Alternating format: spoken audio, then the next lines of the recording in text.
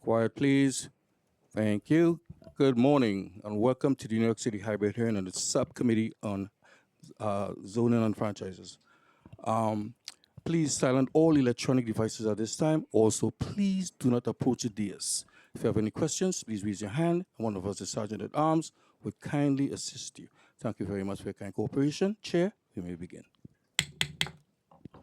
Good morning and welcome to a meeting of the Subcommittee on Zoning and Franchises. I am Councilmember Farrah Lewis, Chair of the Subcommittee. This morning we are joined by Council Members Brewer, Encarnacion, Minority Leader David Carr, Farias, and Felder.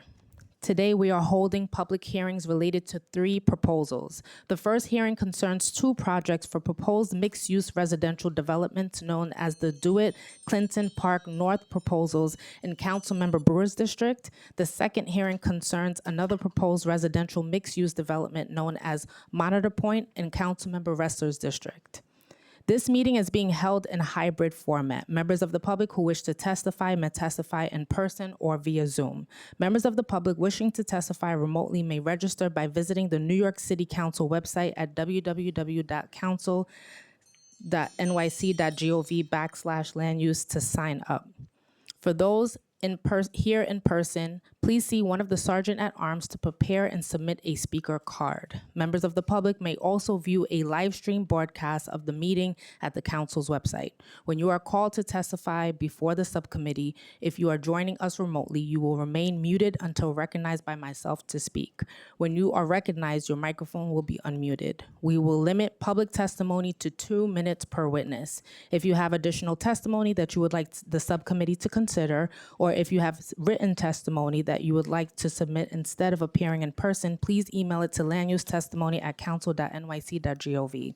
Written testimony may be submitted up to 3 days after the hearing is closed. Please indicate the LU number and/or project name in the subject line of your email. We request that witnesses joining us remotely remain in the meeting until you are excused, as council members may have questions. Lastly, for everyone attending today's meeting, this is a government proceeding, and decorum must be observed at all times. Members of the public are asked not to speak during the meeting unless you are testifying. The witness table is reserved for people who are called to testify, and no video recording or photography is allowed from the witness table.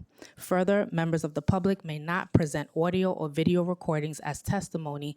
You may submit transcripts of such recordings to the Sergeant-at-Arms for inclusion in the hearing record. I will now open a combined public hearing on LUs 72 through 77 regarding 2 proposals located at 801 11th Avenue and 629 West 59th Street, each proposing a mixed-use residential building in the Midtown West section of Manhattan in Councilmember Brewer's district. Each proposal requires the same set of actions: a zoning map and text amendment and a special permit.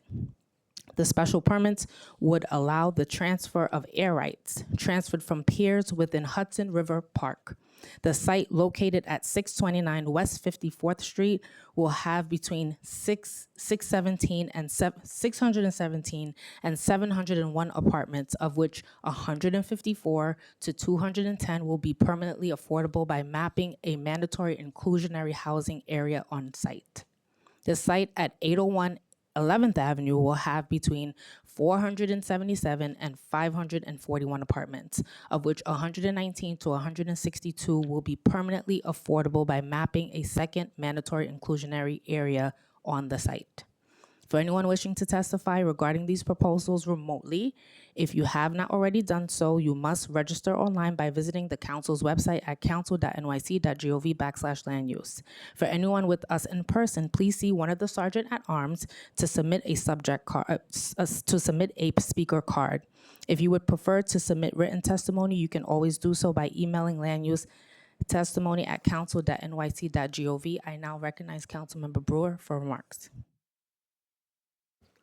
Thank you very much, Madam Chair. So I am Gail Brewer, City Council member, and we look forward to hearing from the applicants.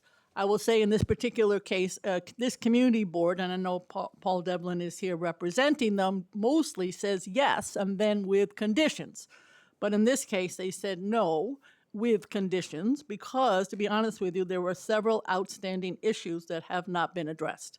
And so I think that we should hear from the individuals who are presenting and then hear what the conditions that were troubling are. I will say that this is unusual in the sense that the Hudson River Park, which is in the river there, is selling ability to go FAR, higher, on this building. And so that's a good thing for the park because they will then get the money and the building gets to go higher. However, we are concerned about how it goes higher. We are concerned about the number of affordable. We want more. And we also have some concerns about the park that is nearby, which does need some support. Not Hudson River Park, it's DeWitt Clinton Park. So we look forward to hearing from the applicants, and then I will have questions afterwards. But that's the general notion. Generally, Community Board 4 and I support the idea of housing at this location. However, we have certain conditions that have not been addressed. Thank you very much. Thank you, Councilmember. I will now call the applicant panel for the two proposals, which consist of Wesley O'Brien and David West. Yes, 1 second, I'm just going to administer the oath, if that's okay. Sure. Could you please raise your right hand and state your name for the record? Wesley O'Brien. David West. Do you swear to tell the truth and nothing but the truth in your testimony this morning in response to council member questions? Yes. Yes. Thank you. Thank you. You may now begin your testimony, which is limited to 10 minutes, and we will ask you to start wrapping up your presentation after 8 minutes. When you begin your presentation, please restate your name and organization and clarify whether you'll be presenting as both applications. Yes, and good morning, Chair Lewis. Good morning, council members. Wesley O'Brien of Freed Frank. I am land use counsel to both applicants, and I'm joined by David West of Hill West Architects, also representing both applicants. Let's see, next slide, please. The applicants are owners of two sites shown here in red. An affiliate of Friedland Properties owns the site to the west along 12th Avenue, and an affiliate of Chapman Group owns the site to the east along 11th Avenue. So we are here to discuss both of these applications that are for rezoning of the sites from manufacturing to general commercial districts. This would facilitate the development of two mixed-use, predominantly residential buildings on sites that were identified by Community Board 4 for high-density development.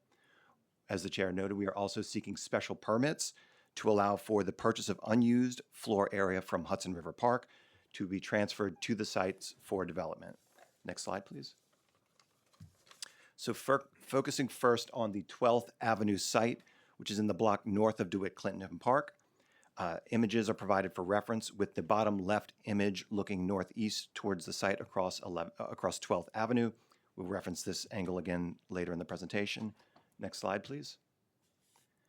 The proposed building at this site is a 44-story mixed-use development with 84,394 square feet of commercial auto showroom in the 3-story base and 435 square feet of residential use above. This would yield approximately 617 residential units, of which 463 would be market rate and approximately 154 would be affordable in accordance with the mandatory inclusionary housing program. Next slide, please. The building is shown here in section, rising up to a maximum roof height of 550 feet with a 3-story commercial base shown in pink and the residential tower above that. Next slide, please. And this slide shows the building's ground floor layout with the residential lobby located to the east along 54th Street facing the park and the auto dealership fronting along 12th Avenue. Loading would be located on the north of the site, facing the DOT facility across 55th Street. Next slide. Here in the center is a rendering of the building shown in axonometric view. Next slide, please. And we have another rendering at ground level. This is looking northeast across 12th Avenue with a 3-story commercial base shown at the bottom and the residential units located above that. Next slide, please. Now turning to the 11th Avenue site, outlined in red, it is located 2 blocks north of DeWitt Clinton Park, and the view at the upper left, which looks northwest to the site, from the intersection of 11th and 55th Street. Will be referenced again later in this presentation. Next slide. And here is a site plan of the proposed 38-story mixed-use building, which would include 64,392 square feet of auto showroom in the base and 321,958 square feet of residential use above that. This would yield approximately 477 units, of which 358 would be market rate and 119 would be affordable units in accordance with the mandatory inclusionary housing program. Next slide, please. And here is this building, the 11th Avenue building, shown in section, rising up to a maximum roof height of 485 feet, with a 3-story commercial base shown in pink and the residential tower above it. Next slide, please. And here is the 11th Avenue building's ground floor layout, with a residential lobby located at the corner of 55th Street and 11th Avenue. It is set back slightly at that intersection to provide more pedestrian circulation space. The auto dealership use is located shown in pink at the north end of the site. Next slide, please. Here, set back in the center, is a rendering of the 11th Avenue building, and this is shown without the 12th Avenue building. Next slide, please. And here is a rendering of the building at ground level, again looking northwest from the intersection of 11th Avenue and 55th Street. The corner recess is clearly visible at ground level in the foreground. Next slide, please. And then here we have axonometric views of the two buildings shown in the surrounding context to the north of, DeWitt Clinton Park. Next slide, please. Turning now to the zoning actions. The zoning actions are essentially the same for the two projects. I will note a couple of minor differences between them. Both of these applications are seeking zoning map amendments from M2 districts to C47 districts. And also, we're seeking to map these within the special Hudson River Park district. We're also seeking zoning text amendments to allow for the projects, for the proposed projects, and importantly, to require mandatory inclusionary housing at these sites. We are also seeking special permits, first to allow for the transfer of approximately 84,000 square feet from Hudson River Park to the 12th Avenue site, and then 64,000 square feet from Hudson River Park to the 11th Avenue site. And finally, we are seeking bulk modifications to allow for each of these projects. Next slide, please. So the transfers would shift unused floor area from Hudson River Park, and we've identified the piers here in which the floor area could come from. It would be from Chelsea Piers, Circle Line Piers at Piers 81 and 83, and or the Con Ed Pier at Pier 98.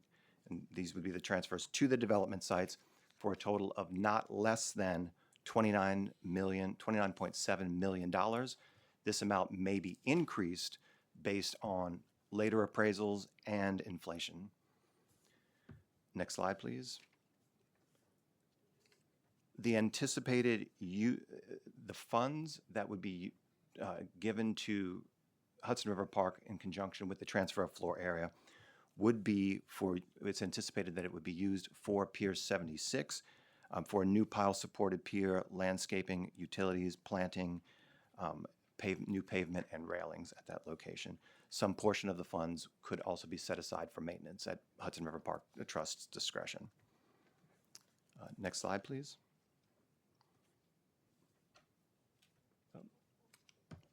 There we are. So we have the renderings of the two sites here. In conclusion, I'll just note again that the applicants are seeking to facilitate a total of 1,094 new residential units on sites that have been identified by Community Board 4 for high-density development. Approximately 273 units would be permanently affordable pursuant to the mandatory inclusionary housing program. We have committed to a construction task force to work with the Community Board during the construction process. The project would facilitate a good service worker jobs pursuant to an agreement with 32BJ, as well as including good auto repair jobs in the commercial spaces. This is all in conjunction with the payment of not less than $5.7 million to Hudson River Park. And with that, we would be happy to take any questions. Thank you. I have a few questions before I hand it over to Councilmember Brewer. I just want to announce we've also been joined by Councilmember Jay Sanchez and Councilmember Thomas Henry.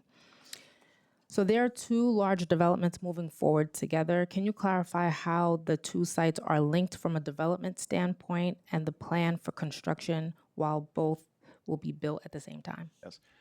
They are separately owned and will be separately constructed.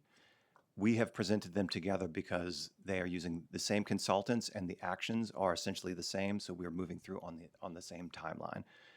We anticipate that they would both be constructed in overlapping timeframes, and we have planned for that and would work with the community board and the construction task force jointly, but they are separate applications and applicants. All right. These applications would allow high-density commercial and residential buildings. Is there a precedent in this area for such density and height? Yes, it is similar to the density that's located further to the north. At the VIA building, which you see there, the Durst VIA building, and also the TF Cornerstone building in the blocks directly to the north. Riverside Center, further north of that, also has similar high-density development. This proposal includes a substantial transfer of development rights from the Hudson River Park. Have there been such large transfers in the past from the park? Yes, there have been 3 transfers to date to the park that totaled, I believe, approximately $150 million to the park, and these were to facilitate the St. John's Terminal project, as well as the Douglaston and Lalazarian projects at Block 675. All right, I will now recognize Councilmember Brewer for questions. I guess I've been around a long time because I signed off on every one of those damn ULURPs that you just mentioned. And I can give them to you every inch. So Community Board 4, as you know, recommended disapproval. And I have to say this is very unusual for Board 4. Unless several key conditions are met, particularly around building height, affordability, and family-sized units. So can you walk us through of those requests, what you have agreed to? Obviously, we're concerned about, as you know, the height and also the bulk, the affordability, and the family-sized units. I know that you know have your position on these, but if you could begin to walk people through, I think I know the answers, and I think we may not agree so far, but I'd love to hear your response. Sure. So with respect to the height, the comment was focused on the 12th Avenue building. So the roof height, as proposed in the application, was at 550 feet. We have been asked by the community board to reduce that to 450 feet. We have studied and confirmed that we can reduce it to 510 without losing any floor area, which is the height that is consistent with the borough president's recommendation for the site. Okay, that's your response. That's what we may or may not agree, but I appreciate the responsibility. In terms of affordability, I mean, this is the issue of we want to count the number of, not just the number of units, but the square footage. And I think, again, Community Board 4 is unusual because they also believe in workforce housing, which is higher income. Right. So we would like to see the delta between those that are units and the square footage to be workforce housing. Yeah. What's your response? Yes. So New York City, when you are developing mandatory inclusionary housing pursuant to the New York City programs, there's option 1 or option 2. We've provided for both of those in the application. Option 1 is the one that aligns with 485X. So while we would like the flexibility in case the program changes later and accommodates option 2 better, at this time, in order to construct these buildings, we would need to build pursuant to option 1. And I'll note that between MIH and 485X, New York City has the most ambitious and rigorous affordable housing program in the country for any large city. And we are committed to meeting that. But that is a reach, but we are committed to it. All right, so you're not basing it on the number of square footage. You're still basing it on the number of units. It would be based on a percentage of the residential floor area. Okay, but all right, we'll have a further discussion about that. And what about family size versus, we prefer family size units. What's your response to that? Yes, the applicant has not settled on exact sizes for the unit layouts, but have committed that we could provide not less than 15% of family size units. Okay. We have to, again, to be discussed. In terms of the step down toward the waterfront, we talked about reducing the height, but how have you modified the design to better reflect the neighborhood context concerns, particularly the step down at the waterfront? Yeah. So the project includes a deep setback from the waterfront. So the height would come down to 5'10", as According I've to your discussed. proposal, Correct. yes. And then it sets down to the base at 60 feet. And then the tower is set back from 12th Avenue approximately 60 feet there. Yeah, I think the community board wanted more, my understanding. So you're not willing to go even further in terms of the setback? The setback, the issue was not with the setback on that side. The issue was with the setback on the other side. They were focused on height on that side. If we go further, there's a likelihood that we will have to reduce the amount of floor area and thereby housing both market rate and affordable that would be constructed at the site. Okay, again, further discussion. Yes. The other issue is, as we, maybe this is already decided, but the units would be spread around the buildings, or would they be in one location? We prefer that they be integrated. The units would be integrated. So as part of the mandatory inclusionary housing program, when it was initially proposed by the city, it would have been required that they be spread on 50% of the floors throughout the building. City council pushed it to 65% of the floors throughout the building. We would absolutely comply with that. Okay, we just need more units, just so you know. There is, this, you know, we don't want to look too much like a glass building. We want to be more representative of the neighborhood. So what are your finishes? How are you making it as, I think you've agreed to some of this, but how do you make it more representative of what the rest of the neighborhood looks like in terms of the finishes? Yeah, hi. The rendering you see of the 12th Avenue building has actually been changed from when we initially presented it to the community board. It's a more masonry facade with a more contextual base. The base of the building relates very nicely, I think, with the industrial buildings that fill out the rest of the block. And the tower is not a glass tower at this point. The initial design was far glassier and a more vertical emphasis. And this is shown in slide 14, if you'd like to. Yeah, so the image you see here is actually a response to the community board's request. Okay, well, it looks like a lot of glass to me, but I'm willing to work with the community board, to be honest with you. I hate glass. I like brick and preservation looking. If I may, council member, just 1 second. Could we please go to slide 14? Yeah, So it's more clearly shown at the street level.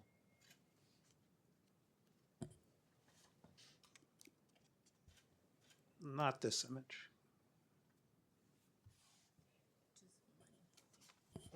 Actually, I would preserve the whole city if I could, just so you know. It's not 14. No, it's not 14. Okay. If you could just direct them where? Couple sorry, more. slide 8, if you would. Slide 8, if you would. Slide 8. Sorry about Apologies. that. Thank you.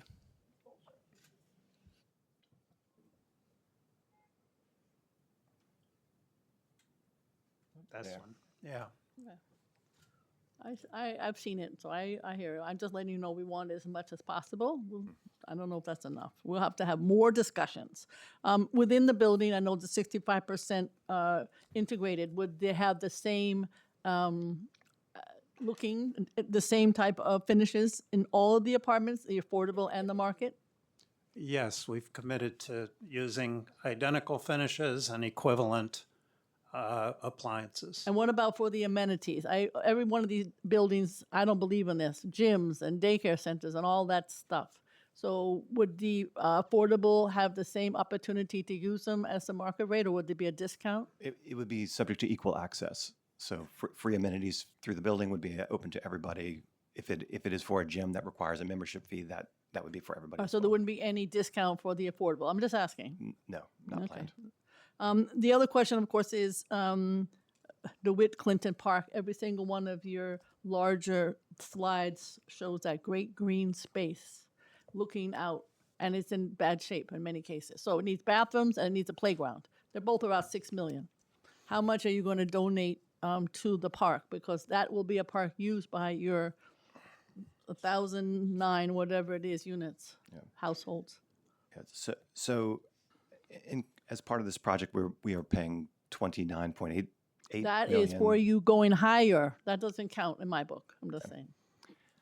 That's not a donation. That's like development Yes. higher. Yes, Councilmember Brewer, I think this is an area we look forward to discussing with you further. Okay, then we have ongoing discussions. All right, so those are basically my questions. I have to say that I appreciate the discussion. Who are the actual development for the two different buildings, the names of the companies? It's Friedland Properties Freeland is one, yeah? and Chapman Group. Okay, so those are the two, just so for the record. All right, so I'm done with my questions. I have to say that these issues that I brought up still need to be addressed. Working with Community Board 4 is a pleasure. No other community board, with all due respect, has the expertise of land use that Community Board 4 does. I don't care who you are. So it's a pleasure to work with them, and I will do so, and we will continue the discussion. But we really do need some of the issues that I brought up today to be realized. Having done 250 ULURPs in my past, we will be talking. Thank you very much. Thank you. Thank you, council members. So being no council member has questions, this panel is now excused. Thank you for your time. Council, are there any members of the public who wish to testify remotely or in person regarding this proposal? Yes, Chair, we have a few people in person and also a couple people online. We will start with the in-person testimony. For members of the public here to testify, please note that witnesses will generally be called in panels of 3. If you are a member of the public signed up to testify, please stand by when you hear your name being called and prepare to speak when I indicate that you may begin. Please also note that once all panelists in your group have completed their testimony, if remotely, you will be removed from the meeting as a group and the next group of speakers will be introduced. Once removed, participants may continue to view the live stream broadcast of this hearing on the council website. Members of the public will be given 2 minutes to speak. Please do not begin until the sergeant at arms has started the clock. The following individuals who signed up to testify should now come to the witness table. We'll start with Jason Diaz. Sorry, not Jason Diaz? Okay, sorry. Paul Dalvin, not Jason Diaz. Theo Perez and Shahaski Shamahasha. Sorry for butchering your name.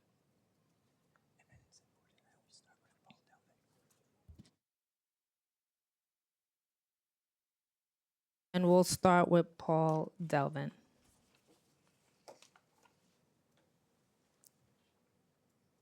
Paul? Paul? Okay. You may. All good? You may begin. No oath, no swearing in? Oh, okay, all right, my apologies. I'm Paul Devlin. I'm the co-chair of the Clinton Hell's Kitchen Land Use Committee of Manhattan Community Board 4. Thank you all very much for the opportunity to testify today. Councilmember Brewer, thank you very much for your kind comments. This developer has put our board in a very awkward position. We are known as a pro-housing board.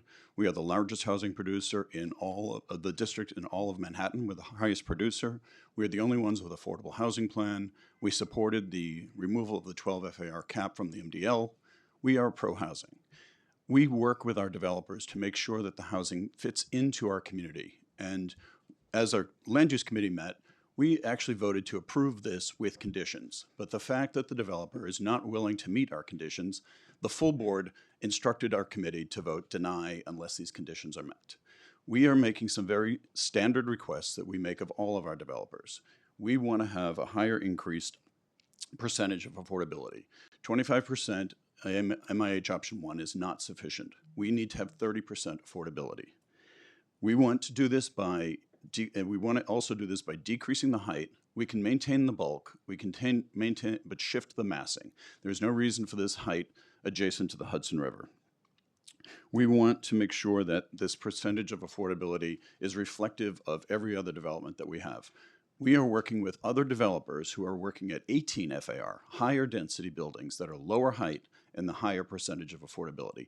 For this development team to say they cannot do it does not make sense in a district where we actually are successful at doing that with other developers. So we urge you to work with this development team to make sure that we increase this percentage. Also, I want to have a comment about this contribution to the Hudson River Park. They are purchasing development rights at $200 a square foot. The gentleman compared this to Block 675 at Douglas and Lillis area. I was part of that negotiation. Those development rights sold at $300 a square foot. They're now purchasing these development rights at $200 a square foot and saying that $30 million is sufficient for a contribution. They need to make a greater contribution to the park across the street from them. Time. I have more. Thank you. Now we're going to hear from Theo Perez. Good morning, Chair Lewis, Member Brewer, and to the rest of the council members. My name is Theo Perez. I'm here today representing SEIU Local 32BJ. 32BJ is the largest union of property service workers in the country. We represent over 175,000 members across the East Coast, including tens of thousands of commercial property service workers, residential workers, and security officers here in New York City. So at 32BJ, we support responsible developers who invest in the communities where they build, and I'm happy to report that the developers behind these proposed projects, Friedland Properties and Chapman Group, have made credible commitments to creating good jobs for the workers who will permanently staff these buildings. These good jobs mean prevailing wages, they mean meaningful benefits, they mean a pathway to the middle class for the community members who fill them. And beyond this, 32BJ believes that we need housing to be built in every neighborhood of New York City to ensure working families are not displaced by dwindling supply and skyrocketing rents. The proposed development, which will include roughly 1,000 residential units, hundreds of which will be permanently income restricted for low to middle income New Yorkers. So as the cost of living rises and working New Yorkers struggle to stay in their homes, it's important to support those projects that create both affordable housing and good jobs, which uphold the industry standard. And for these reasons, 32BJ supports both 801 11th Avenue and 629 West 54th Street. Thank you for your time. Thank you, Theo. And the next, if you could please pronounce it. Hey, how are you? Good afternoon. Wow. My name is Shashank Shamshabad from the New York Building Congress. The New York Building Congress represents over 500 constituent organizations and more than 250,000 skilled tradespeople and professionals dedicated to the growth and prosperity of New York City. We write to express strong support for the project, and we are here to discuss that. As New York City continues to confront a severe housing shortage, projects like Clinton Park North are essential in expanding the city's housing supply while generating substantial economic and community benefits. Together, these developments would develop more than 1,000 new residential units, including 25% permanently affordable homes in a transit-rich neighborhood on Manhattan's west side. These projects represent the type of thoughtful, high-density development New York City needs to address affordability challenges and support long-term economic growth. In addition to creating much more needed housing, the developments will generate hundreds of construction jobs and permanent building operations and maintenance positions while supporting local businesses and economic activity in the surrounding community. Importantly, the projects will also preserve auto showrooms, uses that have been long part of the neighborhood's economic character, helping retain quality jobs and commercial activity in the area. In addition, the project's significant air rights purchase from Hudson River Park Trust will help fund critically needed infrastructure improvements within Hudson River Park, benefiting residents and visitors alike. The New York Building Congress believes the Clinton Park North represents a strong example of how New York can responsibly advance new housing production, support economic opportunity, and invest in critical public infrastructure simultaneously. We respectfully urge the Council's zoning subcommittee to support these applications. Thank you.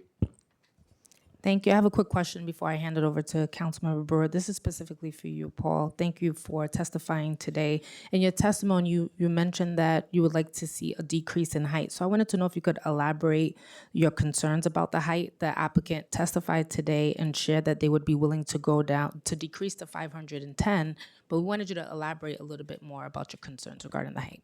The concerns we have are that across our district, we try to taper the height from inland down towards the river, so that as the city, as you're on the river, the experience, you don't experience a wall of housing. And so we've asked for them to taper it down as you approach the river. The massing that they currently have has a significant setback away from 12th Avenue. We truly believe that if they increase the massing at the base, and extend the base closer to 12th Avenue, they can cut some of the top off and push the units out closer to the river. When we presented that option to them, they complained about the noise levels from 12th Avenue as the reason why they wanted to be further set back from the 12th Avenue. I don't know about you, but noise 50 feet away and 10 feet away is the same noise unless there's something between you. So that argument didn't hold water with us. And one other additional point. We have a proposed development now on 57th Street at the 18 FAR. Their height is at 385 feet. So it is possible to have high density without high height. Thank you. I'm going to now call on Councilmember Brewer. Thank you. I hope, Paul, you will talk to us a little bit about the fact that the difference between 25 and 30, how it was determined, and the importance of workforce housing. With all due respect to 32BJ, I'm supportive, and I'm glad to hear from the Building Congress. Guess what? Your workers would be able to get into this building with that extra 10%. So just if you could talk about the importance of it, and other developments have done it. The one on 57th Street, TJ Cornerstone, as an example, did. So this is not unusual. No, it's not unusual at all. We have had many developers come through with a higher percentage of affordability, and we have worked with different development teams to figure out if the MIH option 1 formula aligns best with 485X. Maybe there's a way to introduce some additional housing, as we're now using the term workforce housing. We are not looking for affordability at the 60% AMI or lower. We have a lot of that. We can accommodate in our community AMI bands that are higher. We can go up to 125% AMI. That will generate enough rental income to support the finances of a building like this if you can math in the 5% at a higher percentage of AMI. We're not looking for an additional 5% at 60% AMI or even 80% AMI. We're looking for workforce housing, and that can be at the 125% AMI, which will generate enough rental income for the developer. The real issues. I think we will continue the discussion about DeWitt Clinton Park, perhaps offline. I would love 32BJ to help us with this extra affordability that would generate workforce housing. I know you're supportive. I'm glad you're supportive. Do you think you could bring that back to Manny and company and see if they would support the extra?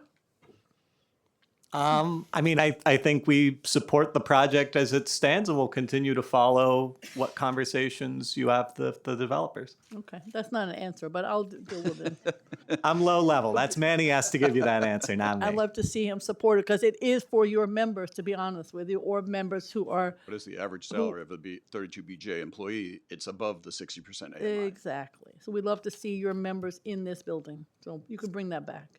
All right, I don't have any other questions, Madam Chair. I would say that we have a lot of negotiation still to do. Thank you very much. Thank you all very much. Thank you, Councilmember. Switching to in-person, I will now, this panel's not excused, sorry. Switching to in-person, I will now call on the next panel of individuals who will testify in person. We will now call on Noreen Doyle and Daniel Kurtz. Noreen Doyle and Daniel Kurtz.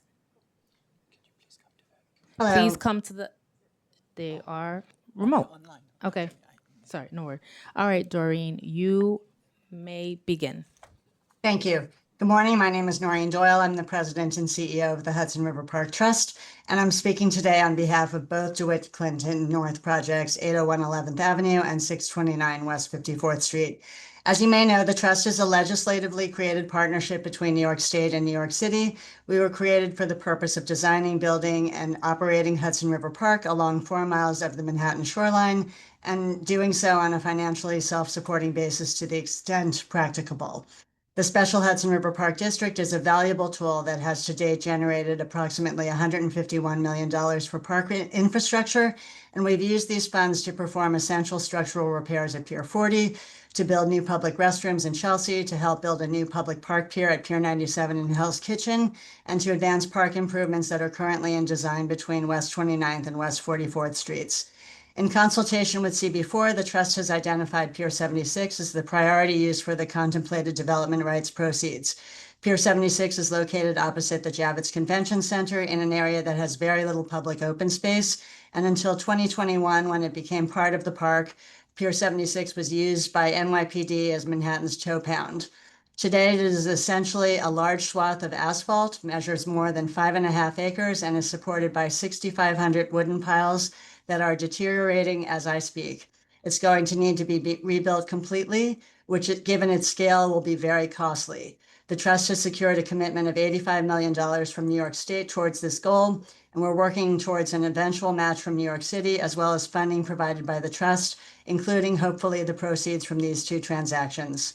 At present, the trust cannot conduct our own legislatively required public significant action process concurrently with ULURP, as the developers do not yet have a committed closing or construction schedule for their projects. For this reason, and with the encouragement of CB4 and the cooperation of the developers as well, we built certain protections into our agreements, including minimum prices for purchases. Thank you, Noreen. Now we're going to hear from Daniel Hertz. Daniel Kurtz. You may begin. Daniel Kurtz. Hello, can you hear me? We can hear you. You may begin. Just picking up on where President Doyle left off. Excuse me. Yes, the trust has entered into a number of protective agreements with the developer, as this the commencement of the project will likely extend beyond the well beyond the approval date of the ULURP. And included among them is an agreement by the developer that notwithstanding other opportunities to secure additional development rights for the site, that they will always use these development rights to be purchased from Hudson River Park. In the rather unlikely event, as President Doyle indicated, that we have sufficient funds to pay for the extremely expensive Pier 76 renovation and reconstruction, Hudson River Park has committed to Community Board 4 and the City Planning Commission to consult with Community Board 4 with regard to alternate uses for the proceeds from the sale of the air rights, and that the improvements to be funded would be primarily within the Hell's Kitchen area of Community Board 4. Obviously, the sale of development rights will be subject to the ULURP, which is presently before the council here. That's all I have, unless you have a question. Thank you, Daniel. If there are any members of the public who wish to testify regarding this proposal remotely, please press the raise hand button now. If you are in person, please identify yourself to one of the sergeant at arms. This is the last call. Being that there are no members of the public who wish to testify. Oh, we do. Oh, sorry. Come on down. Did you fill a speaker's card? Okay.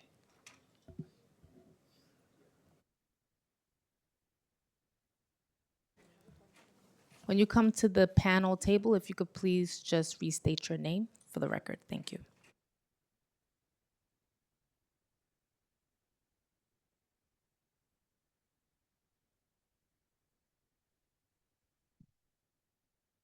Hello, good morning. My name is Jack Connors. Should I start? Good, I'm okay, I'm starting. I'm Jack Connors, the City Legislative Manager at Open New York, a statewide grassroots advocacy group that advocates for abundant homes and lower rents. Thank you to Chair Lewis and members of the committee for the opportunity to speak in support of land use items 67 to 77, DeWitt Clinton and Monitor Point. Combined, these projects would construct more than 2,100 new homes, over 700 of them affordable. In the 7 years since talks around Monitor Point began, in the years since the talks around DeWitt Clinton began, our housing crisis has only worsened, and New Yorkers have made it clear that they're tired of the financial stress placed of our city's ever-increasing rents, and tired of seeing friends, family, and neighbors displaced because of rising housing costs, and tired. I'm sorry, Jack. You could only testify right now on the first project, not on Monitor Point. Oh, okay. Okay? Okay. You could continue your testimony for the first project, but not the second project. Got it. Okay. Tired of seeing friends, families, and neighbors displaced because of rising housing costs, and tired of being unable to see a future for themselves and their families in a city they love because it doesn't seem to love them back. That's why this past November, New Yorkers went to the polls in unprecedented numbers and said yes to affordable housing. In a city where disagreement is a way of life, New Yorkers handed these questions the highest yes vote of any odd-year ballot proposition this millennium. The message is clear. Voters want a lot more homes built, quickly. Sites like DeWitt Clinton are exactly the places we need to be building housing all across the city, close to transit, in a high amenity area with good jobs, in an underutilized land that currently houses no housing. Further delay of either of these, of this project will leave it walled off to the community and will delay badly needed park improvements for residents. I urge you to vote yes on these proposals, yes to housing, yes to green space, and yes to a city New Yorkers can afford. Thanks again. Thank you. If there are any, oh yeah, I just want to share that we've been joined by Councilmember Ressler. Oh, sorry, Councilmember Ressler has a question. Thank you so much. I appreciate it. So Open New York does advocacy in support of housing projects across the city of New York, correct? That's correct, yeah. And you engage with council members on those projects in their districts? Yes. Have you reached out to Councilmember Brewer about the DeWitt Clinton project? I don't know. Have we been in contact? Well, No. Okay. not Have you, has Open New York been in contact with, well, I'm not supposed to ask about Monitor Point, but you can see where this is going. So thank you for joining us today and for sharing your insights. Thanks. Would welcome the opportunity to meet with either of your offices and discuss this project and the homes New Yorkers need. Thank you. Thank you. This panel is now excused. We have another person online that wants to testify, Leo Gutman. Leo Gutman. Leo Gutman, online. You may begin.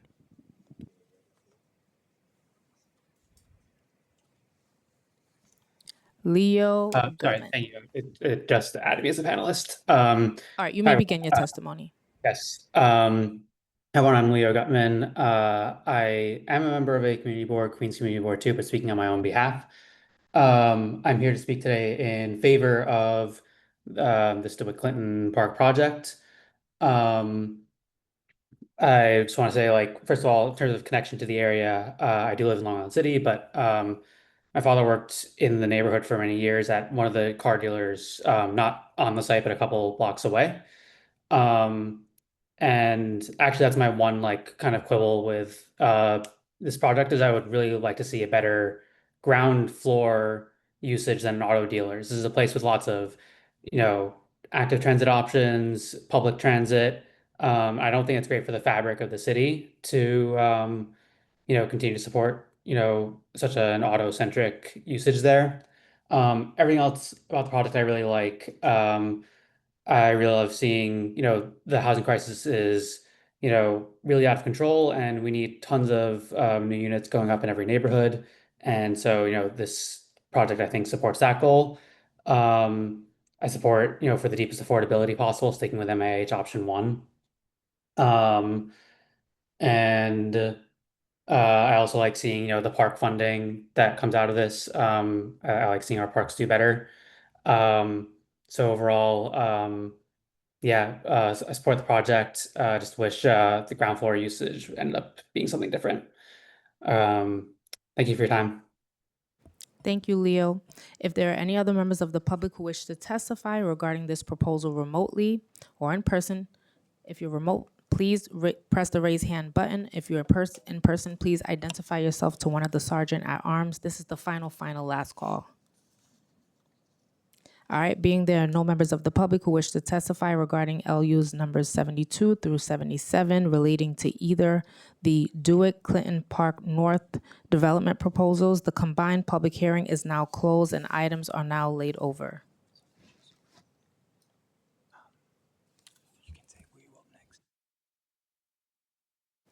We will now hear next Monitor Point.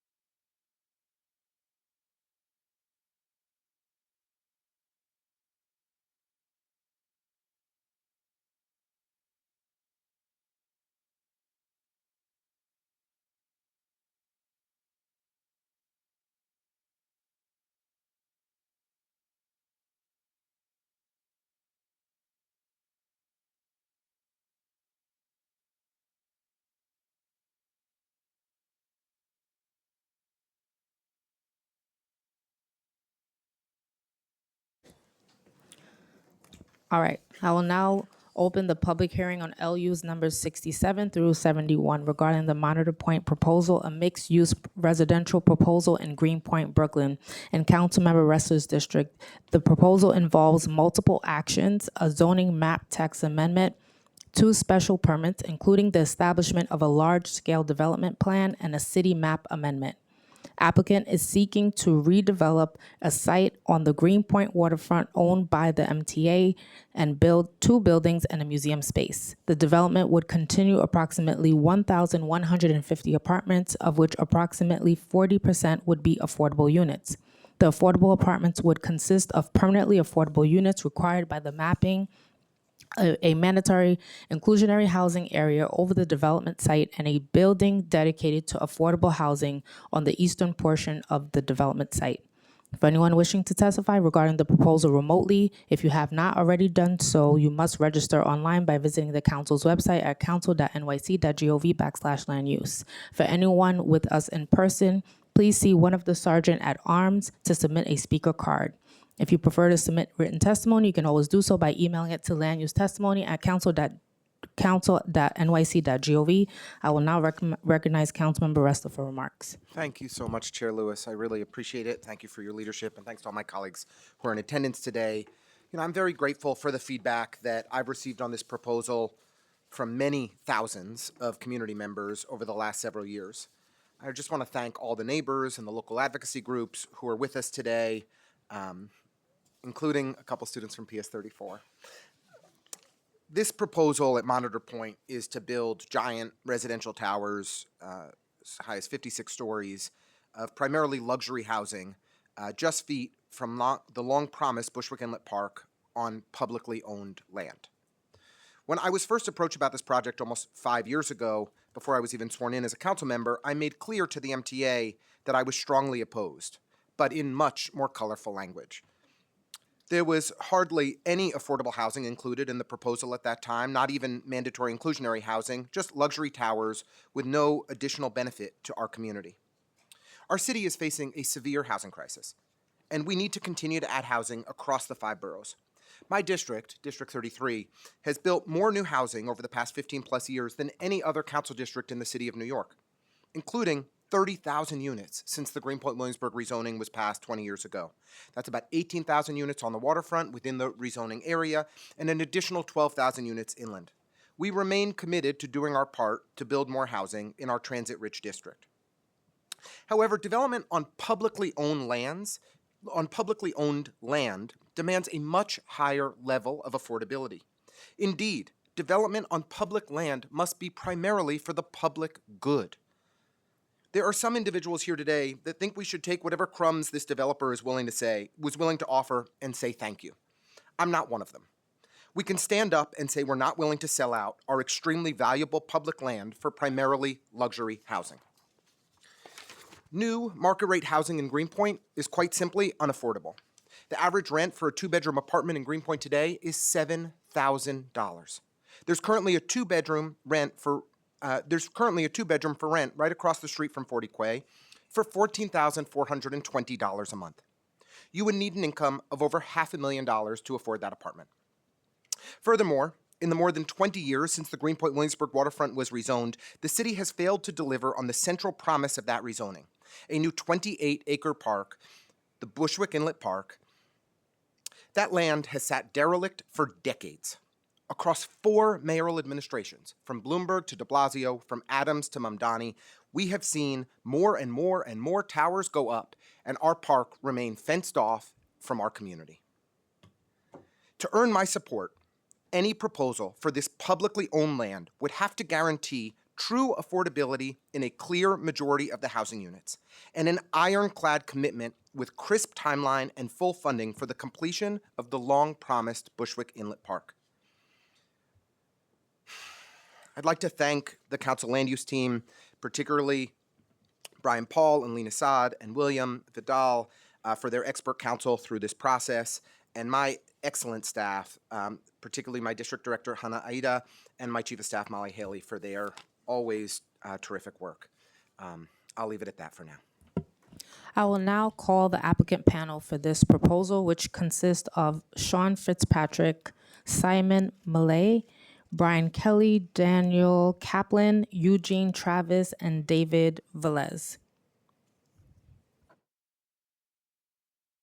Could you, 1 second, could you please raise your right hand? We're going to administer VO first. Thank you. Oh, okay, well, going from right to left, could you please state your name for your record? Adam Taubman. Sean Fitzpatrick. Simeon Mala. Brian Kelly with Gotham. Dan Kaplan. Eugene Travers. David Velez. Do you swear to tell the truth and nothing but the truth in your testimony this morning and in response to council member questions? Yes. Yes. Thank you. Thank you. You may begin your testimony, which is limited to 10 minutes. We will ask you to start wrapping up your presentation within 8 minutes. When you begin your presentation, please restate your name and organization. You may begin. Yes. Brian Kelly with Gotham. Gotham organization is leading this project, which I believe is the definition of a public-private partnership. The MTA and Greenpoint Monitor Museum are co-applicants. We have the experienced team to execute upon this plan and to try and work with Councilmember Ressler to close the gap here on the housing. Proof is in the pudding. From rezonings, we built the Suffolk and the Lower East Side with the Chinese American Planning Council. That was a ULURP, more than 40% affordable. We built Covenant House's new home in the West Side and the Innovative Urban Village in East New York, which within 2 years of rezoning, 900 units in the ground. So we're here to testify that we're ready to execute. The site, next slide, please, is 2 properties. One is publicly owned land, which is owned by the MTA. It has hindrances to development. It's been zoned for housing since 2005, but hasn't been tapped. The other parcel is owned by the Greenpoint Monitor Museum. It is an irregular shaped lot, which, although the museum has fought resiliently to try and preserve it, it is subject to erosion. Next slide, please. Next slide, please. Next slide, please. Previous slide, please. The existing conditions are a hindrance. There's environmental disrepair. The MTA facility is a wall to the waterfront. There's industrious traffic, no public access or improvement, no shoreline resilience, and the Motiva parcel just completed is fenced off. Next slide, please. In summary, 1,150 homes, of which 40% would be permanently affordable to lower income households. 51,500 square feet of public waterfront access. Unlocking Box Street Park by removing the emergency response unit from that location. A new MTA facility for the mobile wash unit. Critical funding for the MTA through ground rent. We are not buying the land. We do not own the land. We'll be a tenant under a lease. Critical funding for the park. Resiliency and native habitat investment. And a permanent home for the Greenpoint Monitor Museum. This is not a mutually exclusive proposal on just housing or open space. It's cumulative. What does new lower income homes mean on the next slide?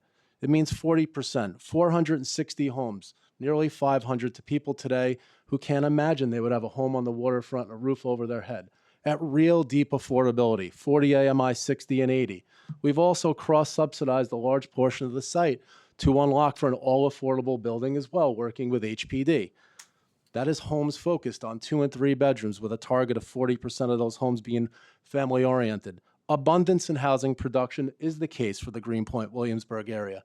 However, according to HRNA, only 11% of those homes have been for a lower income. This project as a single standalone project will nearly quadruple that. Next slide. What does affordability mean in terms of rent? At 40 AMI, a 2-bedroom for $1,458. That is a massive discount to the market. 60% AMI for a 1-bedroom, $1,822. This is based on the 2025 published AMI. Next slide. What does that mean case study-wise? A warehouse manager married with 2 children making nearly $60,000 could have a 3-bedroom for $1,685. Or a mental health counselor, single person making $67,000 at 60 AMI, 1-bedroom for $1,822. Next slide. What does a zoning change mean? Density unlocks affordability. The site today that the MTA owns is zoned for only market rate condos. The zoning change does add a tremendous amount of density in light of a housing crisis, but 50% of the new floor area will go to deep affordability. Next slide, Simeon, please. Hello, Simeon Mala from Gotham Organization. Monitor Point and its open space is made possible only through the construction of the new MTA facility, on-site remediation, and investment in resilient infrastructure. The project creates a singular opportunity to open the waterfront here to the public. The project will deliver and exceed the goals of the 2005 rezoning through the delivery of 51,000 square feet of publicly accessible open space. Next slide, please. West Street will end in a wide park portal connecting the public from the street to the Bushwick Inlet. The design includes pathways, benches, elevated grove, seating areas, an interactive water feature, and native plantings. Next slide, please. A dry creek bed will help mitigate against stormwater, in addition to on-site retention tanks and permeable ground surfaces. Next slide. The south end of the park portal will be raised in elevation to connect with the new Bushwick Inlet Park. The open space is not just hard paved surfaces, rather includes landscape planted areas and trees specified to create a continuous landscape with the new Bushwick Inlet Park. Next slide, please. The waterfront is made available through the installation of a new bulkhead that will allow for the grade to be raised across the two sites, protecting against future flooding and storm surge. Additionally, the bulkhead will stem on-site erosion, helping to improve the inlet's water quality. The design here includes industrial materials, signage speaking to the site's maritime history, pathways, benches, and seating areas, including a picnic area overlooking the Bushwick Inlet. Next slide, please. At the south end, the landscape steps down to connect to the Bushwick Inlet Park, providing accessibility for all visitors. Next slide, please. In addition to the on-site open space, the relocation of the MTA's ERU from Box Street and North Greenpoint to the new facility that we will be constructing will provide for the full realization of an additional 25,000 square feet of open space at the new Box Street Park's front door. Next slide, please. Good morning, Dan Kaplan, Senior Partner, FX Collaborative Architects. Starting with the East River skyline from Hunters Point South to River Ring and Domino, the height and scale of the project is appropriate, especially given its considerable public benefits. Next slide, please. Moving from skyline to street, we are amplifying the benefits of the public open space that Simeon just described by framing them with community and cultural uses, bringing people and activity to the waterfront. On the right is a park-related use, an asterisk, with public toilet rooms, and on the left is the home of the Greenpoint Monitor Museum with pride of place, 270-degree exposures, views of the East River, and at the site of the historic launching of the U.S. Monitor Museum. Next slide, please. The massing has been pushed away from Bushwick Inlet and opened up to the upland. Next slide. We have provided 3 orientations to avoid a wall to the waterfront. Next slide. And we have stepped down to the community, tapered the buildings, and gaining them a profile. Next slide, please. Finally, we have avoided the all-glass formulation of the towers, providing color, texture, depth, and materiality that will complement the neighborhood. As mentioned earlier, the museum retains land ownership. Gotham will build out the waterfront. The waterfront areas will be publicly accessible and maintained and funded by the Gotham affiliate. We will work, next slide, please. We will work with the museum to purpose-build the facility, right-sizing it as well, and building it concurrently with the housing to make it a year-round cultural and educational space. Their land will serve a double bottom line, open space and culture. Next slide, please. As mentioned, the MTA site has been a housing site for 20 years that doesn't require affordability. In order to unlock that and turn potential into reality, we have to construct for them a new home for 3 You guys have 2 agency more functions. minutes. That would be the mobile wash unit, the material control storage unit, and the emergency response unit. A nearly cumulative $60 million investment before we can put a shovel in the ground. Next slide, please. This development will lead to direct and indirect benefits exceeding $1 billion. Jobs, income taxes, property taxes, local spending versus today with no housing units, no solution for the site, nowhere to move the MTA. We have worked arduously to identify the site to relocate them. Before we can pour 1 ounce of concrete to go vertical, we have to spend $130 million to get to that point in time. It is a lot of work, a lot of risk, a lot of energy, but also resulting from community and collaborative efforts. Next slide, please. We didn't get here today 6 days later by accident. We've heard constituents loud and clear. Affordability, real affordability. We have 4,300 project supporters in a petition. Although with conditions, the project was approved by the community board, the borough president, and then it was approved by the commission. We take every condition very seriously. We can meet many, and others we will work together through this process to try and adhere to as well. Next slide, please. Next slide, just to reinforce the actions that were mentioned by Chair Lewis. I thank you, council members, so much for the opportunity. I realize there's a lot of moving parts, and thank you for your open ear. Thank you. I have a few questions before I hand it over to Councilmember Ressler.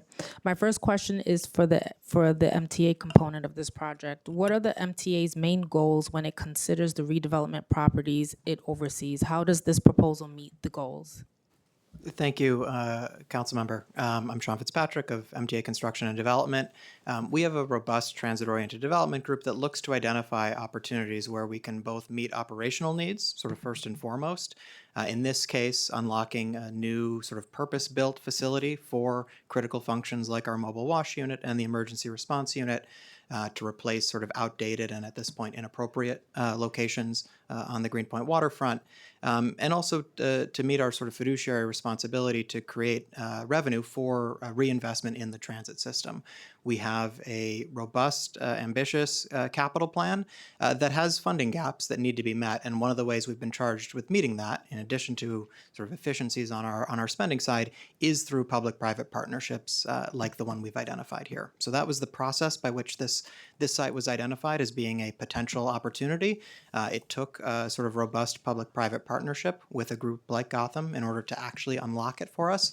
And we're excited to continue to work, both to meet the sort of two goals of the MTA and also figure out how we can best meet other public goals in partnership with the council and with the city. Thank you. Second question regarding the MTA. This question is both for the MTA and the applicant. What happens to the MTA property if this application is not approved? Does the mobile wash unit stay in place? Yes, until there is an identified other location, and the only way we've come up with that is through this process, the mobile wash unit would remain in that building. We will eventually reach a point, the building is from the 1970s, it has some state of good repair needs. We would eventually reach the point where we need to make additional investments to make sure it continues to function. I would answer in further of that. It is not what Gotham does. It's not our objective. We're very interested in building inclusive mixed income housing and appreciate the charge to try and do more. It's at the heart of what we do. The highest and best use without the zoning change is market rate housing on the site. Thank you.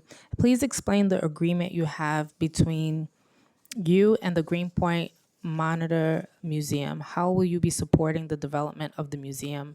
Does the organization have the means to manage a museum of over 30,000 square feet, which will make for quite a large museum? Yeah, I can start, and Gene Travers, representing the museum, can answer in furtherance. We actually are revisiting the size of the museum to right size it to make it about 18 to 20,000 square feet. That program would focus on inclusion of artifacts or certain replications of the USS Monitor, classrooms, program space, and a way to really make it an inviting cultural hub. In terms of executing upon that business plan, development rights purchased by the Gotham organization affiliate from the museum would establish the proof of concept, meaning there would be the funds to do it. Exemplary, when we built Covenant House, their new facility on the west side, we bought land from them, and the dollars from the land was what enabled us to build their purpose-built facility. It is important that when we come in front of the public, we propose things that we could actually effectuate. So that establishes the proof of concept. Moreover, by right-sizing the facility, it will enable a net endowment to the museum to have sufficient capital for operations.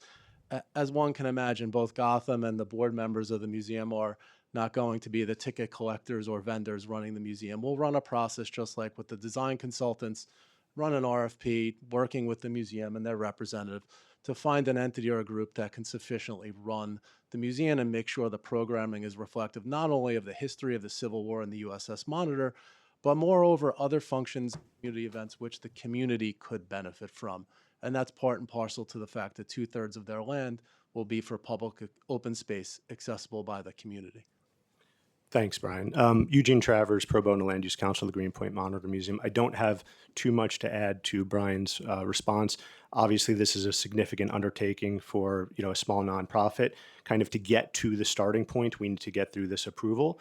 We have been working with FX Collaborative, world-renowned architect, to right-size the museum, and our agreement with Gotham will give us the funding necessary to construct the museum, share the waterfront, open space, and have an endowment, to make sure the ongoing viability of the museum. Gotham is responsible for the maintenance and insurance of the waterfront open space in perpetuity, so there won't be a financial drag on the museum. So we're really excited about this. We think it's going to be, a local and regional destination and really the crown jewel of the Brooklyn waterfront. Thank you. The project as proposed would have 40% of the apartments as affordable housing by developing one of the buildings as buildings as 100% affordable with HPD. But unlike MIH, this is not actually required by zoning. What guarantee do you have that this HPD finance building is will actually happen? Well, I think it starts with setting aside the land to do that. And Gotham, working with the MTA, has essentially navigated and pushed all the significant costs of the development, which includes the waterfront costs, building the replacement facility, the vast majority of the development rights being purchased from the museum, the demolition of the existing facility, and the ongoing ground rent to the MTA. So there is essentially, comparative to the overall project, a nominal amount of land cost that would be allocated to the east site. So it's very accretive to develop HPD-sponsored housing on that site. We can enforce that in a variety of mechanisms, including in a large-scale restrictive declaration or some other form of binding document, which includes the fact that we have binding documents with the MTA. In terms of the reality of it happening, the first is the land and the cost of the land, because that establishes the amount of subsidy that an all-affordable building needs. This administration, just like past ones, has billions of dollars programmatically allocated to the new construction program for deep affordability. HPD has issued us what they call a soft commitment letter, just like they did on Urban Village, as well as the Broome Street development. So key one, having the land at a price that works within program term sheets. That's established. 2, strings attached that we're obligated to do it, meaning we don't develop that site in the future as market. And 3 is having the administration on board. We think we have all 3 components.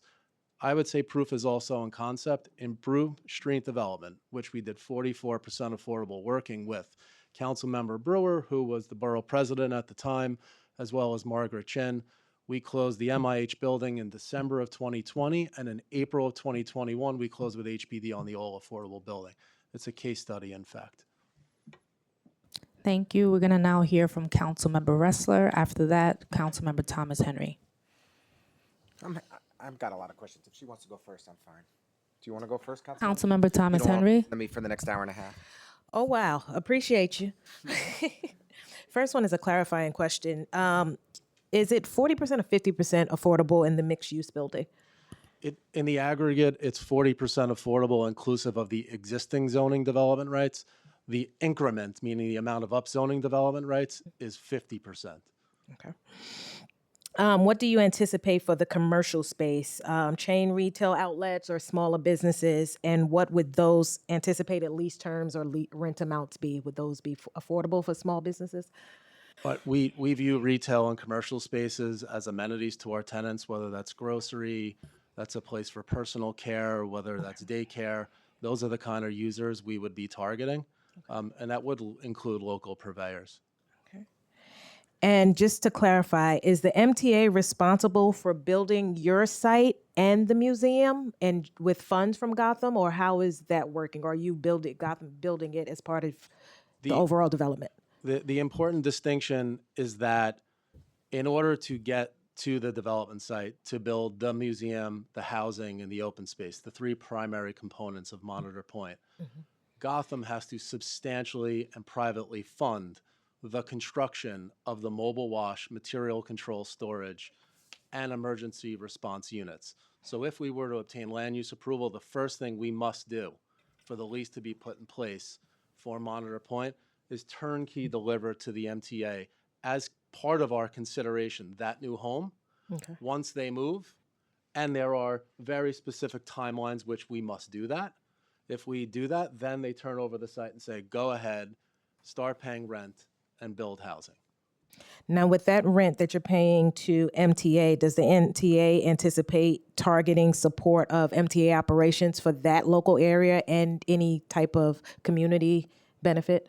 So the money will go into our 2025 to 2029 capital plan, Okay. which supports a broad range of investments, to rebuild, improve, and expand our transit network. That being said, we're very open to conversations. There's a lot of investment that has happened in this neighborhood, and we're happy to continue to fortify the G train and all the other services that run through this area. And my last question, for the East Building at 100% affordable, what does that look like in terms of rent? Was that the commitment on those homes in alignment with the term sheet from HPD allows for income averaging, but the vast majority, at least 80% of them, would be 40 to 80 AMI. No more than 20% of them, as currently proposed today, would be between 80 and 100. But the 80% between 40 and 80 AMI, the vast majority would be at really lower income bands, 40, 50, and 60% of AMI. Thank you.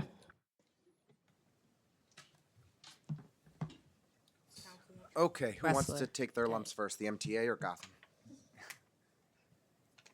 I don't care. Your call.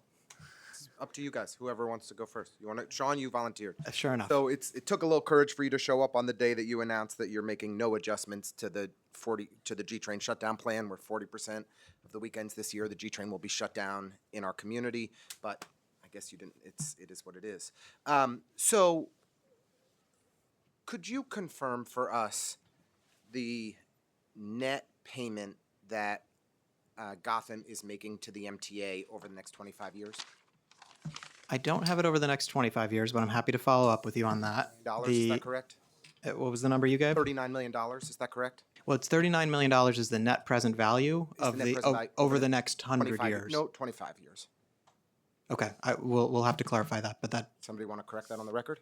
I have a council member. I have a summary of the entire compensation for the 99-year lease. I can give you a copy of the letter. You wouldn't be able to determine the compensation for the 100-year lease because the lease renewals after 25 years haven't yet been determined. So how could you possibly have that number? We can summarize for you as a follow-up. You could provide a range, but you don't know the exact number because the leases haven't been determined for the amounts in years 26 through 50, years 51 through 75, and years 76 through 99. It's collared, so every 5 years, it's no less than 10%, and then this reset. Could be 10% increase to a 20% increase for each of the ensuing 25-year periods, but you don't know what that amount will be at this time. So for the next 25 years, which we do know the amount, the net amount that the MTA is receiving is we didn't summarize 25 years, but we can follow up in writing.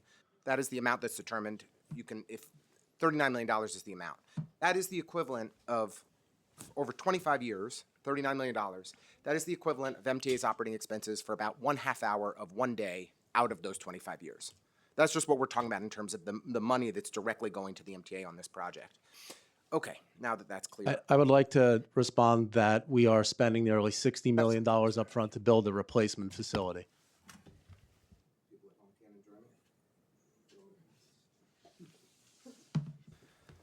Thank you, William. Okay, so you mentioned the MTA capital plan. We just had the most recent capital plan approved last year. There was a substantial increase in the MTA capital plan, is that right? On sort of inflation adjusted dollars, it was 4% lower than the prior capital plan. It's a 25% increase overall, but on inflation adjusted, 25% increase, you're saying that inflation adjusted, it was a decline in the If you actual compare, capital plan? that's right, yes. In real dollars, it was a 4% So decrease. the relocation of the MTA bus facility, the estimated cost is almost $27 million. Is that right?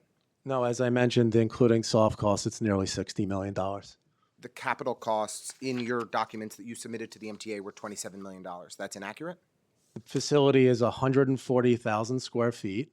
And in today's dollars, including soft costs and hard costs, to build a 140,000 square foot facility, it's upwards of $60 million. Okay. I mean, in the documents that have been submitted to the MTA, the numbers are dramatically different than that. So we welcome any updated documentation that you can have that backs up that price. In the information that was submitted to the MTA, the relocation of the bus facility was estimated to cost $27 million. Just to give context on that, that is 0.038% of the MTA capital plan. So a almost infinitesimal number out of the broader $64 billion plus MTA capital plan over these 5 years. Council member, I suspect that did not include the emergency response unit, which Emergency was response unit is a different cost, which Okay, was a so commitment that was made. added. Okay, so the emergency response unit was a commitment that was made to my community 20 years ago in the Greenpoint Williamsburg rezoning. The MTA committed in 2005 in writing to relocate that facility. Still, it sits. We are breaking ground this summer to finally build Box Street Park. We are only building on 85% of the park because the MTA has refused to relocate the ERU facility from our promised park space. So if you're telling me that you're doing me some sort of favor, I'm confused. 20 years ago, this was promised to us. Jay Walder has a letter sent to my community, sent to the elected officials in my community 15 years ago, that they were relocating the ERU facility, and we've seen no movement from the MTA, no cooperation from the MTA. The MTA has been a bad partner for my neighborhood and my community, not in failing to follow through on the promises you made to us in the Greenpoint Williamsburg rezoning. So if you're going to tell me that you're doing me some sort of favor, you're confused. Councilmember, I respect your sort of sense of you obviously know the history better than anyone. I think that there is there's a lot of things that went wrong over the course of that period of time and the attempts at partnership with the city and with other actors. I'm not saying the MTA has no responsibility there. From our perspective, we identified this as a way to meet that responsibility, meet that commitment, and that's why we were excited to sort of find a way to finally fulfill it. So I hear your frustration that it's taken us this long. This is our opportunity to do that. The MTA has had many opportunities over many years to fulfill that obligation and to tell us that we need to build predominantly luxury housing on publicly owned land to fulfill that is pretty outrageous. So, if the MTA cared about our community, they would have moved. They would have said, we're going to cooperate. We're going to work together. We're going to see this park move forward. We recognize that there have been 30,000 additional units of housing built in our community, and essentially none of the new park spaces have opened since this rezoning 20 years ago. And the MTA has said, we don't care. That has been your loud and clear message to everybody in Williamsburg and Greenpoint. We don't care. So, with that, we know the MTA's goal is to use its real estate to raise revenue for the citywide capital program. How does the MTA balance that goal with making sure that a project on MTA land actually benefits the local community? Yeah, so we work very closely to try to make sure that we are achieving both sort of the MTA's goals and public goals. So the way that we typically do that is through public-private partnerships. We like to see, especially in a city with a housing crisis like New York City faces, we like to see opportunities to build housing on land that it could be better utilized than sort of existing MTA uses. In this case, as Brian sort of outlined earlier, we were able to structure our agreement with Gotham to enable the construction of in addition to sort of the value being created by the mandatory inclusionary housing building, to enable the construction with support from HPD and with partnership with HPD, a 100% affordable building. This is somewhat similar. In fact, in many ways, it has a great analogy with a similar agreement that we reached with council members Hudson and Osei as part of the Atlantic Avenue rezoning, where we had an MTA site that sort of was not the right location anymore, had some structural issues, sort of similar situation. We were able to work with the city and with the council members to enable the construction of a 100% affordable HPD building on one portion of the site and enable the MTA to meet our fiduciary responsibilities through an MIH building on the other portion. So that's a model that we've turned to in the past. We're obviously, every site is different. We're very, very happy to work with you to figure out how to sort of maximize the benefits on both sides of the ledger as much as we possibly can. But that's been our MO both in the city and across the region where we've done transit-oriented development projects on Long Island and Westchester. When the MTA put this RFP out back in 2019, is that right? Yes. The plan was less than even MIH? The way that we structured the RFP, so there is existing sort of pre-MIH housing zoning in place, the R6 zone designation that's there today. The way we put the RFP out, sort of asked for responses, both in terms of what somebody could do if they were to build an as-of-right project. That was sort of to set a baseline for it, as well as we encouraged, and Gotham and other applicants came in with proposals that would have added MIH to the site. And in fact, Gotham's proposal, including MIH, and then ultimately, obviously, we were able to work with them to go beyond MIH, was the one that we chose. So yes, it was something that we solicited responses on. That being said, we always anticipated that there would be a better and higher use to go through a rezoning process and have MIH applied. So you understood that there'd be some givebacks through a rezoning process, but the proposal that you put, the request for proposals that you put out was focused on maximizing revenue for the MTA. We always, and I think there was language in the RFP related to sort of other needs and other balances, but yes, the MTA's bottom line is the sort of revenue for our capital program. Councilmember, This is for Sean. Thank you. So specifically, the MTA does have a requirement to maximize revenue when disposing of land to a private property owner, right? Yes. But there is an expressed exception in state law, specifically Section 2897 of the New York Public Authorities Act, that provides an exemption if that land is being provided to the City of New York, for whether HPD or the Parks Department. Disposal of property for less than fair market value is permitted when no asset is owned, leased, or otherwise in the control of the public authority may be sold, leased, or otherwise alienated for less than fair market value, except if the transferee is a government or other public entity and the terms and conditions of the transfer require that the ownership and use of that asset would remain with the government or any other public entity. So the purpose of that transfer is within the purpose, mission, or governing statute of the public authority. So I guess my question is, MTA is a public entity. You could have worked with our community to transfer some of this property to HPD or the Parks Department to work with us, all of this property, to work with us on a plan that actually met the needs of our community, that would have been beneficial to Greenpoint and Williamsburg, which, as I stated here earlier in my comments, Councilmember, I'm going to let you finish this question. Just want to give you a heads up because we gave 10 minutes for you to ask questions. I wasn't informed of a 10-minute. Right. After you ask this question, we could give you an extra 5 minutes. That won't be because we have 90 people signed up to testify. Just wanted to give you a heads up. What are we doing? Okay. All right. Nobody informed me of any time restrictions, so I guess that's a new policy. However you all want to handle it, it's your hearing. So the MTA, but it's not helpful to be told about it at this stage in the process. So why did the MTA not work with our community on a plan that actually would benefit our community and meet our priorities? I hear you on the sort of the legal point. There are instances in which the MTA is sort of legally permitted. I think we have a desire and a sort of a policy set by our board to try to meet both MTA fiscal needs and other public needs at the same time. And so, from our perspective, when we put this RFP out, and especially in the sort of negotiations and changes that have happened to the proposal over the intervening years, we think we've put ourselves in a position, again, understanding there's more conversation to be had between now and the end of this process. We think we've put ourselves in a position to be delivering both on the MTA's fiscal needs and on other public needs. Okay. Since it seems like we've got some time restrictions,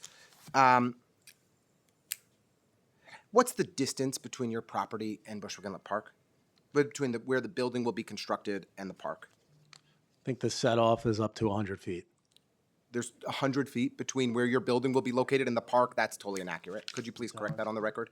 From the towers to the Bushwick Inlet Park shorefront. I believe it's No, not the approximately shorefront, the border, the beginning of the park, where the park begins and your building. What's the distance? in some places it's set on the property line, and other places it's set back. Okay, so as much as zero. But this is just the podium. setback will be as much as 15, 20 feet? Go ahead. No. As much as there's various amounts of setbacks from the property line to the south side of the towers varies, and it averages approximately 30 feet. We can get you the exact dimensions in a. Okay, so between 0 and as much as in a couple spots, 30 feet? No. We'll get you the plan. Okay. My review of the plan was that it's about 20 feet, a 10 feet separation, and then 10 to 15 feet setback. So we're talking about a distance from me to the wall of this building between the park and where your building is located. Approximately accurate? Approximately So- accurate, but just for the base of the building, and the building sets back. The base of the building, that's what we're talking about. You propose, so I just want everyone to understand on the record that the distance between the parkland and the building is the distance between me and the end of and the wall in this room, just to give a sense of proximity. Mr. Kelly, in December, you informed me of your plans to move forward on the ULURP process. Once a project is certified, there are limited changes that can be imposed by the City Planning Commission or the City Council. In December, I encouraged you to wait until the Mamdani administration took office so that we could all meet together, work together, try to find a path forward, see if there were any opportunities for this to be a more sensible proposal. You rejected that. Could you explain why you rejected that on the record? Yeah, council member, we've been at this for 6 years now. Obviously, I've received a lot of feedback from you as well. We have deadlines in our agreements with the MTA. We've made substantial investments to undertake this. We've done over 150 community meetings. And although I know there is resistance from some community members, I would like to highlight that the form and the scope and the substance of these buildings was majority approved by the community board, 24-9. We have also expressed a firm commitment to work with you continually on the affordable housing. We're not abstinent from trying to accomplish that. But we have a housing crisis. We've made an investment. We've collaborated. We've heard the community, and we made changes. And we think stopping the project in its tracks would be a negative. So, but we want to work with you to To get be there. clear, what I suggested was that you wait 2 weeks to talk to the new mayor who was about to take office so that we could see if there was an alternative proposal that might work for all of the parties involved, and you said no.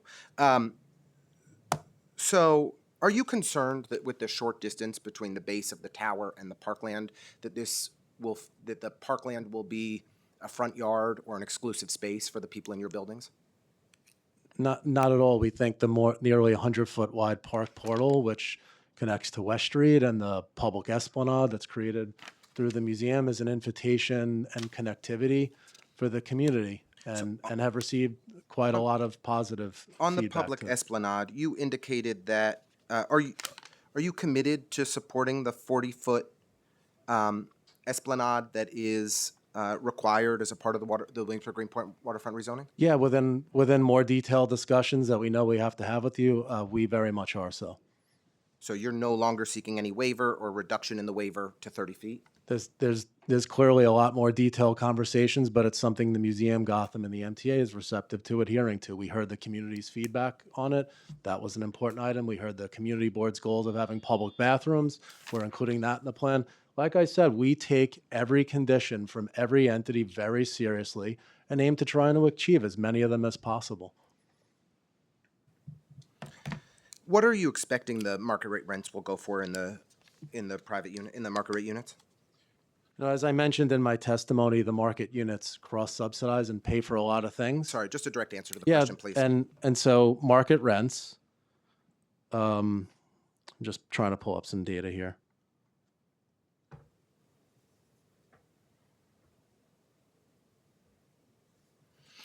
You're looking at studios that would be just short of 4,000, one bedrooms between 5 and 6, two bedrooms could go up to 7,500 to 7,800, and threes north of that. Threes north of? Threes would be, again, these are averages. There's lower prices in the lower part of the building and higher prices. Other parts of the building could be 8,500 to 9,500. Okay, just want to make sure that that's understood on the record. The community board recommended a majority affordable housing. The borough president recommended a majority affordable housing. I've been clear that clear majority affordable housing development is essential for my being open to this. Are you actively evaluating ways to add more affordable housing, and what options are you evaluating? We're looking at and trying to identify ways to either find lower cost capital, credits, bonds, maybe using some floor area from a reduced size of the museum. Council member, you've got our commitment to spend the next 3 to 4 weeks to try and tick that number upward. But to be clear, from our perspective, developers are executing upon a business plan. We also have constraints. Banks, ultimately endowment investors, institutional pension funds that invest the equity, and tax credit investors. With the support of the city, if we can move the needle, we'll move the needle. And I mentioned the projects earlier we've done, not to say, we're greater than thou, but more to show you the flexibility of what we've accomplished in the past. We're proud to try and work with you to do it.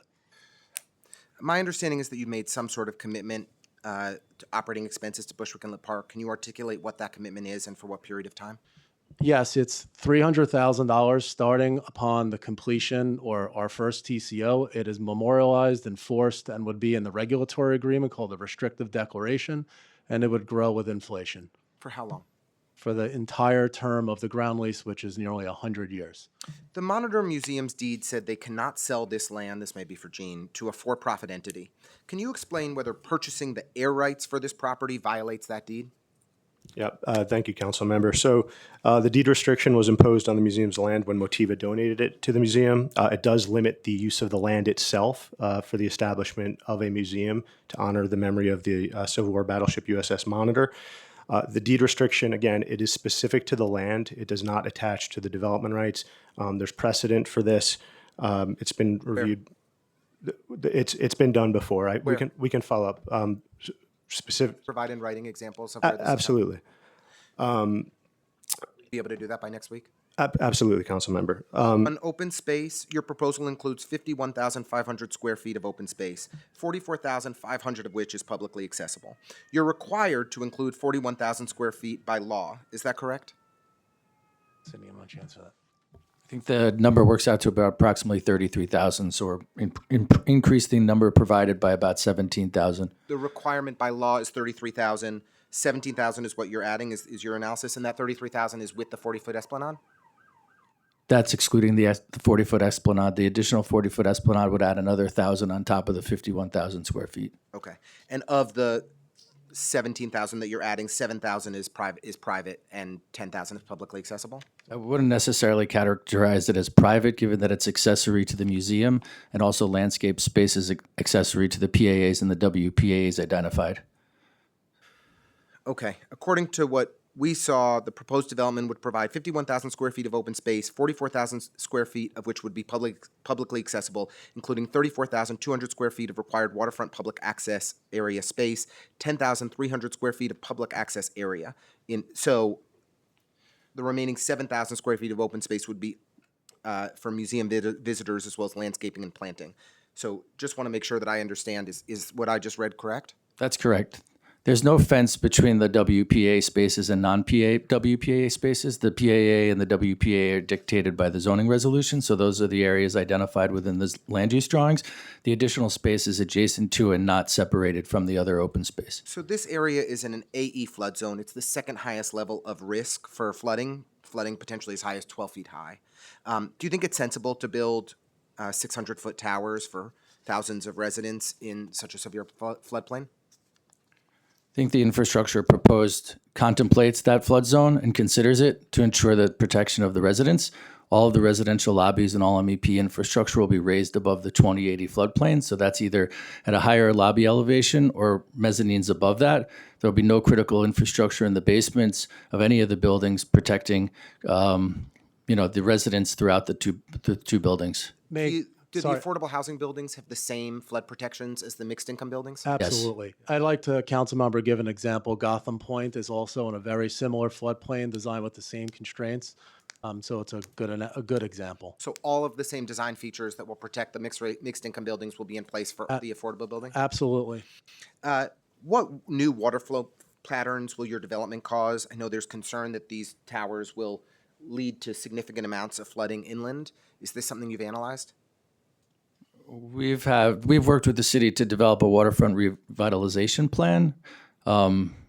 Any specific questions we can? Well, we can give? I would add to Simeon's point. Today, the warehouse is 80,000 square feet, impervious, full lot coverage.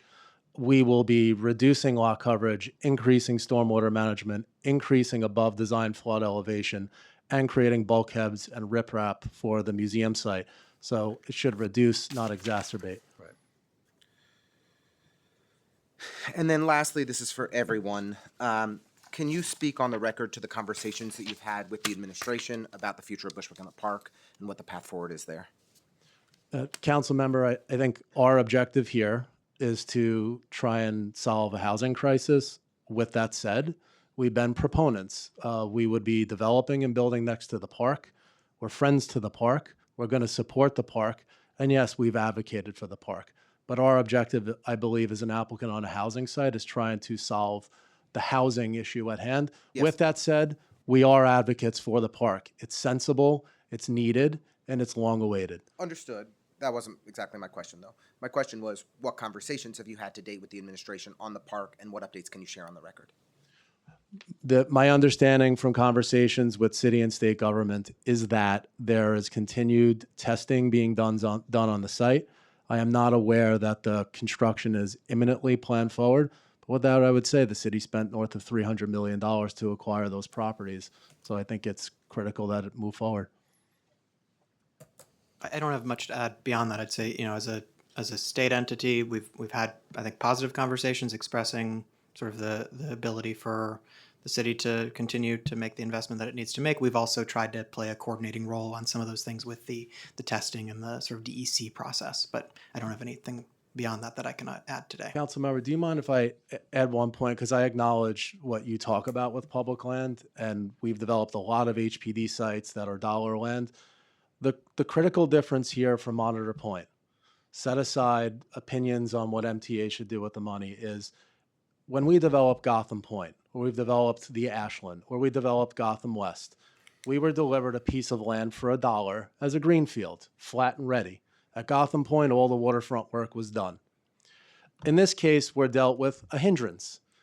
We have to move 3 facilities off the site. Nobody's paying for that. We are. Substantially, we're paying for it. We have to buy the museum development rights. Well, yeah, they own the land. They have a decision what to do with it, so we have to convince them to make a deal. So we had to convince them to make a deal. We have to demolish the warehouse. We can't get a single TCO on a single housing unit till every piece of the waterfront is done under the restrictive declaration. So I just want to say that there is a difference between land as subsidy at $1 versus even if we didn't pay $1 of ground rent, we've got a $130 million ticket just to get to this site. And I just ask that that be acknowledged as a differential point. Although we fight for affordability, that's the main difference. So, to be clear, if there weren't costs associated, I would be insisting that it's 100% affordable housing development, or we wouldn't even be having a conversation. Recognizing there's some costs here, we're trying to figure out a path toward a healthy majority affordable housing that actually meets the needs of our community. The MTA has made, as far as I can tell, no concessions. They're just looking to generate as much revenue for themselves as possible in this process. So we hope that that will change in the weeks to come. We hope the administration will step up in the week to come, and we hope that you will figure out some creative and flexible strategies in the weeks to come that make this a less terrible project.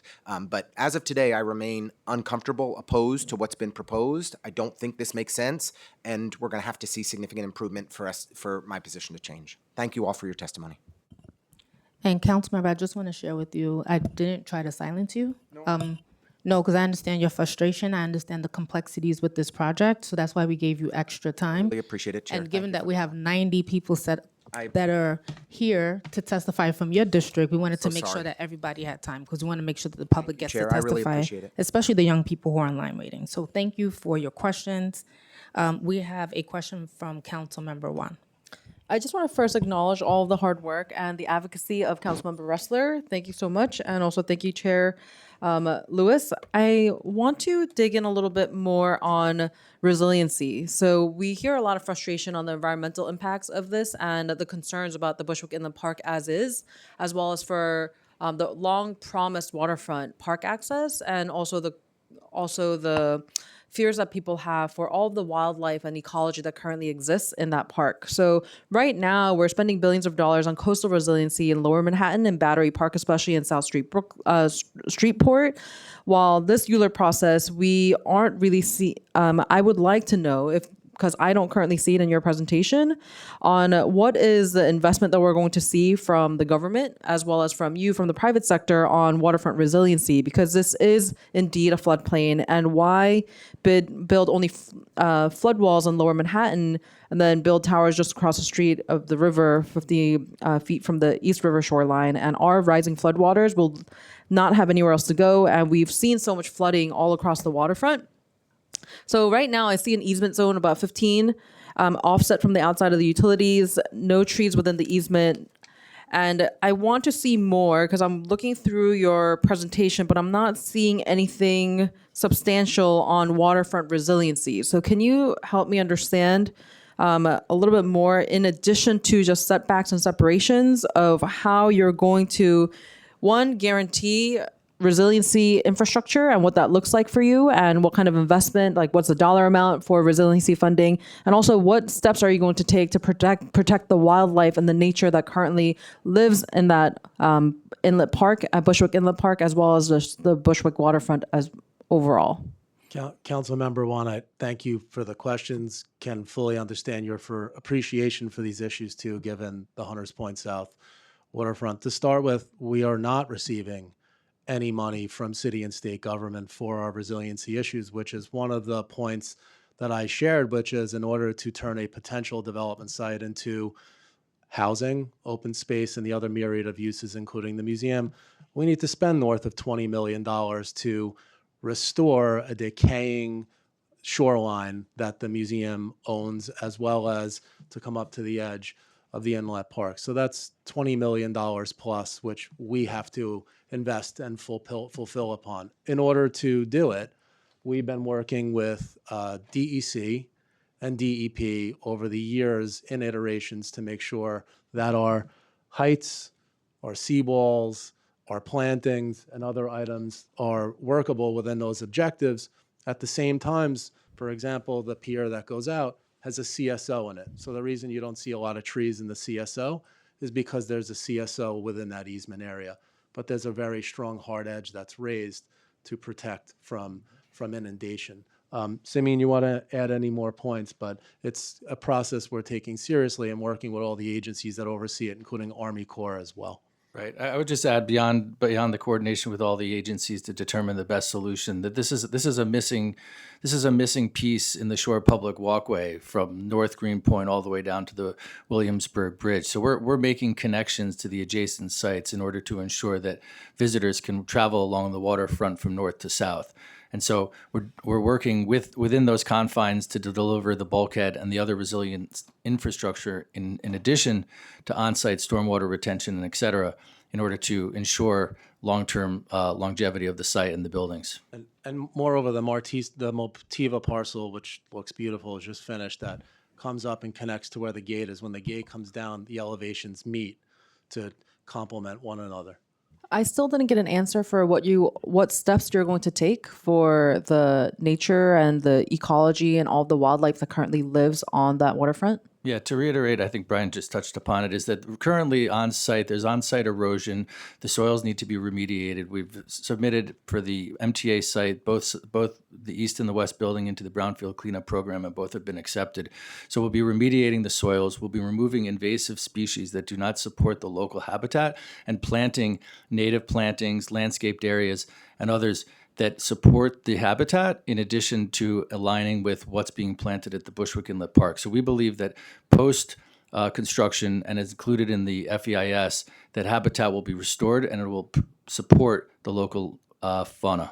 Moreover, including trying to collaborate with entities if they were interested, like a Billy and Oyster project, post completion of the waterfront, fourth habitat like that, and to be encouraging for that kind of use. I believe one of the points of concern is also for the wild birds that migrate towards that area. And there's a big concern of those birds being displaced and not having a place to land while they're migrating.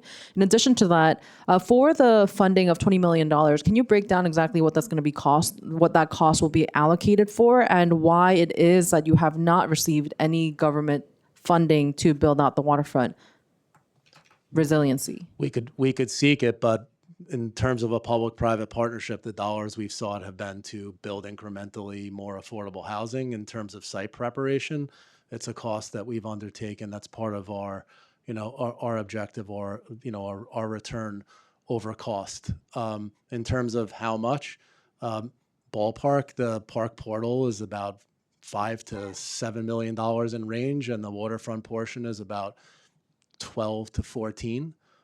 There's significant costs in terms of creating the bulkhead, the riprap, fill, and then the MTA sites need environmental repair, much like any other Greenpoint Williamsburg site. It's not only the warehouse to come down; it's going to be removing soils that have SVOCs in them. So can you just guarantee me that they're not going to be losing the same? Are they going to be gaining any acres of open front water space compared to what is currently available now, even if it's fenced off? That's correct. Right now, the MTA site is 100% lot coverage on the entire site. The park portal, which goes from west and creates a public connection to Bushwick Inlet Park, is part of our plan. So that's new open space. Then the rest of the museum's land, short of its footprint, is going to be publicly accessible, except for some events from time to time when the museum has on its land. It's not publicly accessible. This project unlocks that property for the greater community. We felt strongly one of the benefits of this plan, aside from enhanced affordability, was the public equity access for the larger community to come to this area. I don't feel reassured that this is enough investment for resiliency, especially when I compare it to the Long Island City waterfront of how much resiliency infrastructure funding was put in to build out that waterfront, and the amount of green space that we gained to make sure that there was a certain amount of feet away from the buildings to the waterfront to make sure that we weren't within the flood risk. So I still have a lot of concerns, but I believe my time is up. Happy to follow up in writing with more details and information to try and create the resolution, council member. Thank you. Is that the last call for questions from council members? All right. This panel is now excused. Thank you for your time. Thank you. Council, are there any members of the public who wish to testify remotely or in person regarding this proposal? Yes, Chair. So we have a lot of people signed up, in fact. As you said, we have 60 people in person, and then we have another about 30 people online. For the online people, we're going to first hear it in person. So 60 times 2 is about 120 minutes. So it will be a good hour and a half, I would say, before we get to the online, but we'll try to keep you updated. Thank you. For members of the public here to testify, please note that witnesses will generally be called in panels of 4. If you are a member of the public signed up to testify, please stand by when you hear your name being called and prepare to speak when I indicate that you may begin. Please also note that once all panelists in your group have completed their testimony, if remotely, you will be removed from the meeting as a group, and the next group of speakers will be introduced. Once removed, participants may continue to view the live stream broadcast of this hearing on the council website. Members of the public will be given 2 minutes to speak. Please do not begin until the sergeant at arms has started the clock. The following individuals who are signed up to testify are some of our youngest New Yorkers from Councilmember Ressler's district, and we're happy to have 2 young people with us. We have Coco and Issa.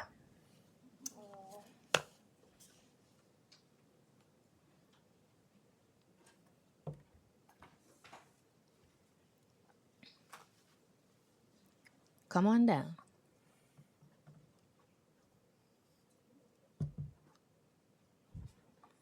All right, we're going to start with Coco and then go with Issa. If you could press the little button on the microphone there. Well, we have a speech together. Yes. Sergeant, if you could get the microphone to go on the other side of her PC.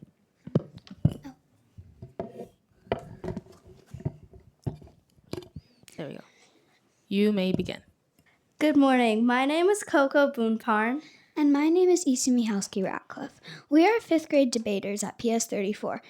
We believe Bushwick Inlet Park is a wonderful place that should not be replaced by luxury condos no one can afford.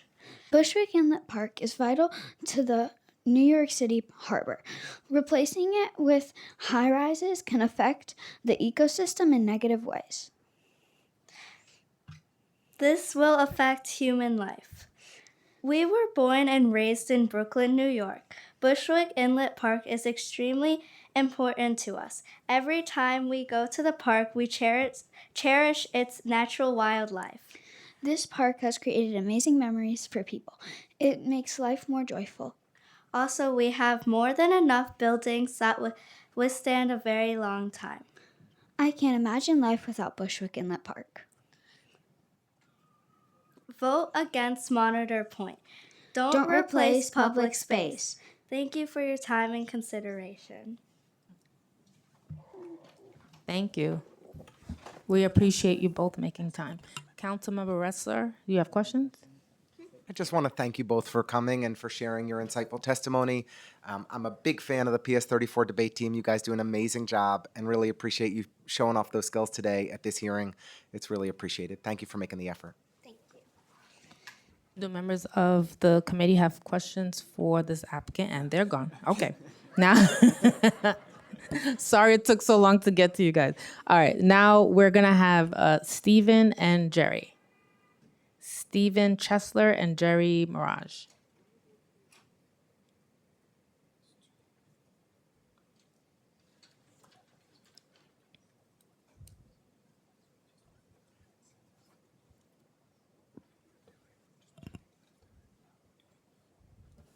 If you could state your name for the record. Yes, I am Stephen Chesler. Hello, Chair Lewis, council members. I'm a 24-year resident of Greenpoint who lives 10 minutes from Bushwick Inlet Park and the 40 Quay site. I'm vice president of Friends of Bushwick Inlet Park and a member of Community Board 1. A member of its land use committee. And first I'll just say, just a point of accuracy, please refer back to the Community Board report. I'm not testifying on behalf of them, but as a witness, the Land Use Committee voted unanimously no with a strong condition for 75% affordable housing. And then the full board opted to vote yes, but also with a strong condition of a healthy majority of affordable housing. I urge Council Member Ressler and his committee to recommend no without conditions for this rezoning application. There are viable and superior alternatives to constructing the tallest residential buildings in Greenpoint abutting Bushwick Inlet and its namesake park that would overwhelm the park and the neighborhood and its infrastructure. At the very least, there could be no action. A low-rise brick building framing the park would be very much a part of the historic architectural landscape of Greenpoint. Also, building as of right at 40K would be more reasonable with adherence to the original thoughtful lower-density zoning designated for this site in 2005. But the best alternative would be for the MTA to dispose of 40 Quay property to state or city agency for the purpose of transforming the site into residential, resilient public open space that would expand Bushwick Inlet Park per the community board's recommended condition in their response to 2005 waterfront rezoning, rebalancing open space infrastructure to meet incredible influx of new local residents while also mitigating future storm surges in a more meaningful way. State law allows for this type of transfer.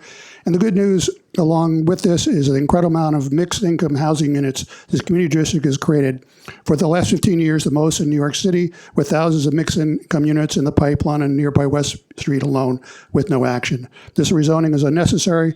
Public land for public use is just the alternative to the plan for an oppressive private for-profit development in the public land. Thank you. We appreciate it. Jerry, you could press the button in the middle of the microphone and then begin. You may begin. Hi. I'll keep it short. I think this project should be majority affordable, or else it shouldn't happen as proposed. It's an eyesore, and there's already way too many rich people in the neighborhood. Make it 100% affordable or bust. That's all I got to say. Thanks. Thank you, Jerry. This panel is now excused. Thank you for making time to be here. Now we will call Maisha Morales, Theo Perez, Teddy Hanks, and Justin Leahy Malone. I'll repeat the names. So the panel we're looking for now is Myasia, Leo, Theo, Teddy, and Justin. They're probably in the other room. After this panel will be Victoria Alexander, Sarah Kaibensoft, Deborah Funkhauser, and Marissa Bach.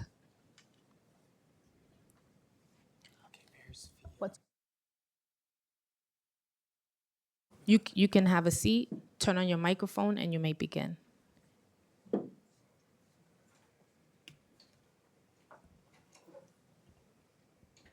You may begin, Maisha. Okay.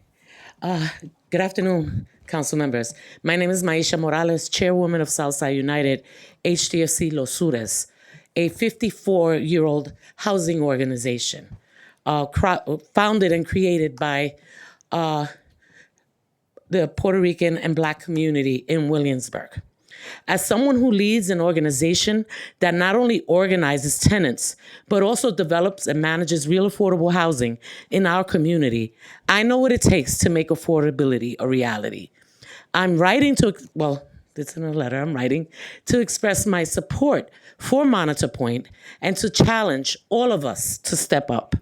At the start of this process, some opponents used offensive language. I would even with racial undertones. For some, this was never about affordability or housing. Many openly stated they did not care whether affordable housing was built or whether this site remained stalled for years. Their focus was solely on securing funding for Bushwick Inlet Park. Let me be clear, I support Bushwick Inlet Park. Our community deserves quality parks and open space. The City of New York should fully fund the completion of the park. However, affordable housing should not be sacrificed in the process. The funding of Bushwick Inlet Park is the responsibility of the city and should be addressed separately from this project. For transparency, many of the same voices now raising affordability concerns were not advocating for deeper affordability at the beginning of this process. Meanwhile, organizations like St. Nick's and Los Sures and community members have been fighting from the beginning to secure as much permanent affordability as possible for North Brooklyn families.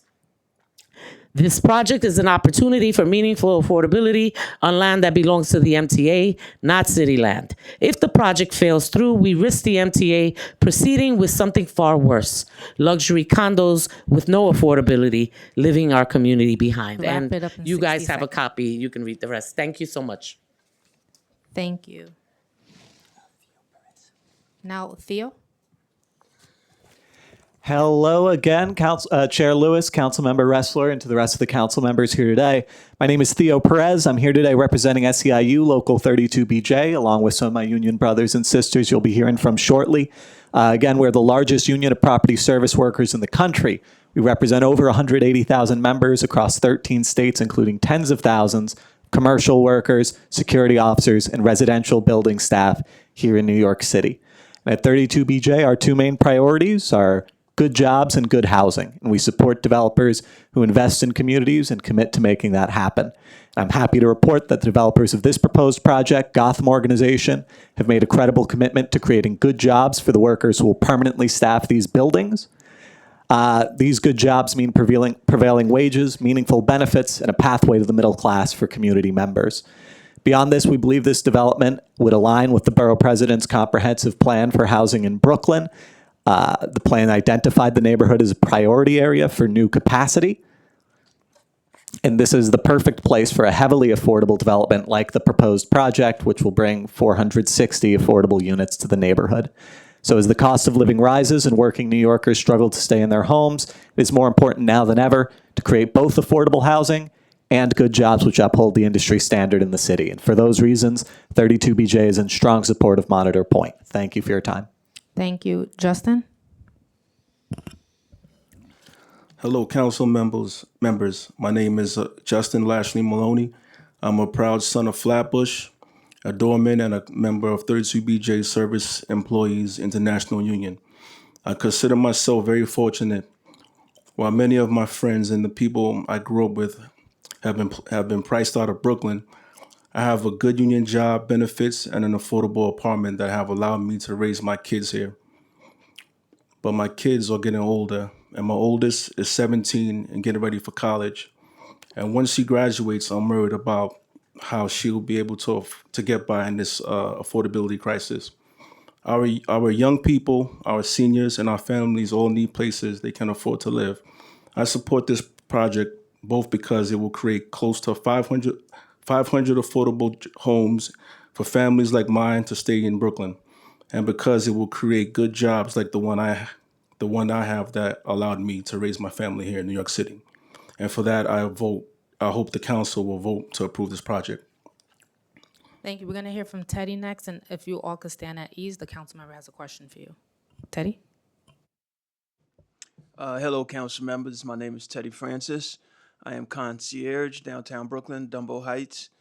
I'm a Brooklynite, Brooklyn native, and a proud 32 BJ member for the last 16 years.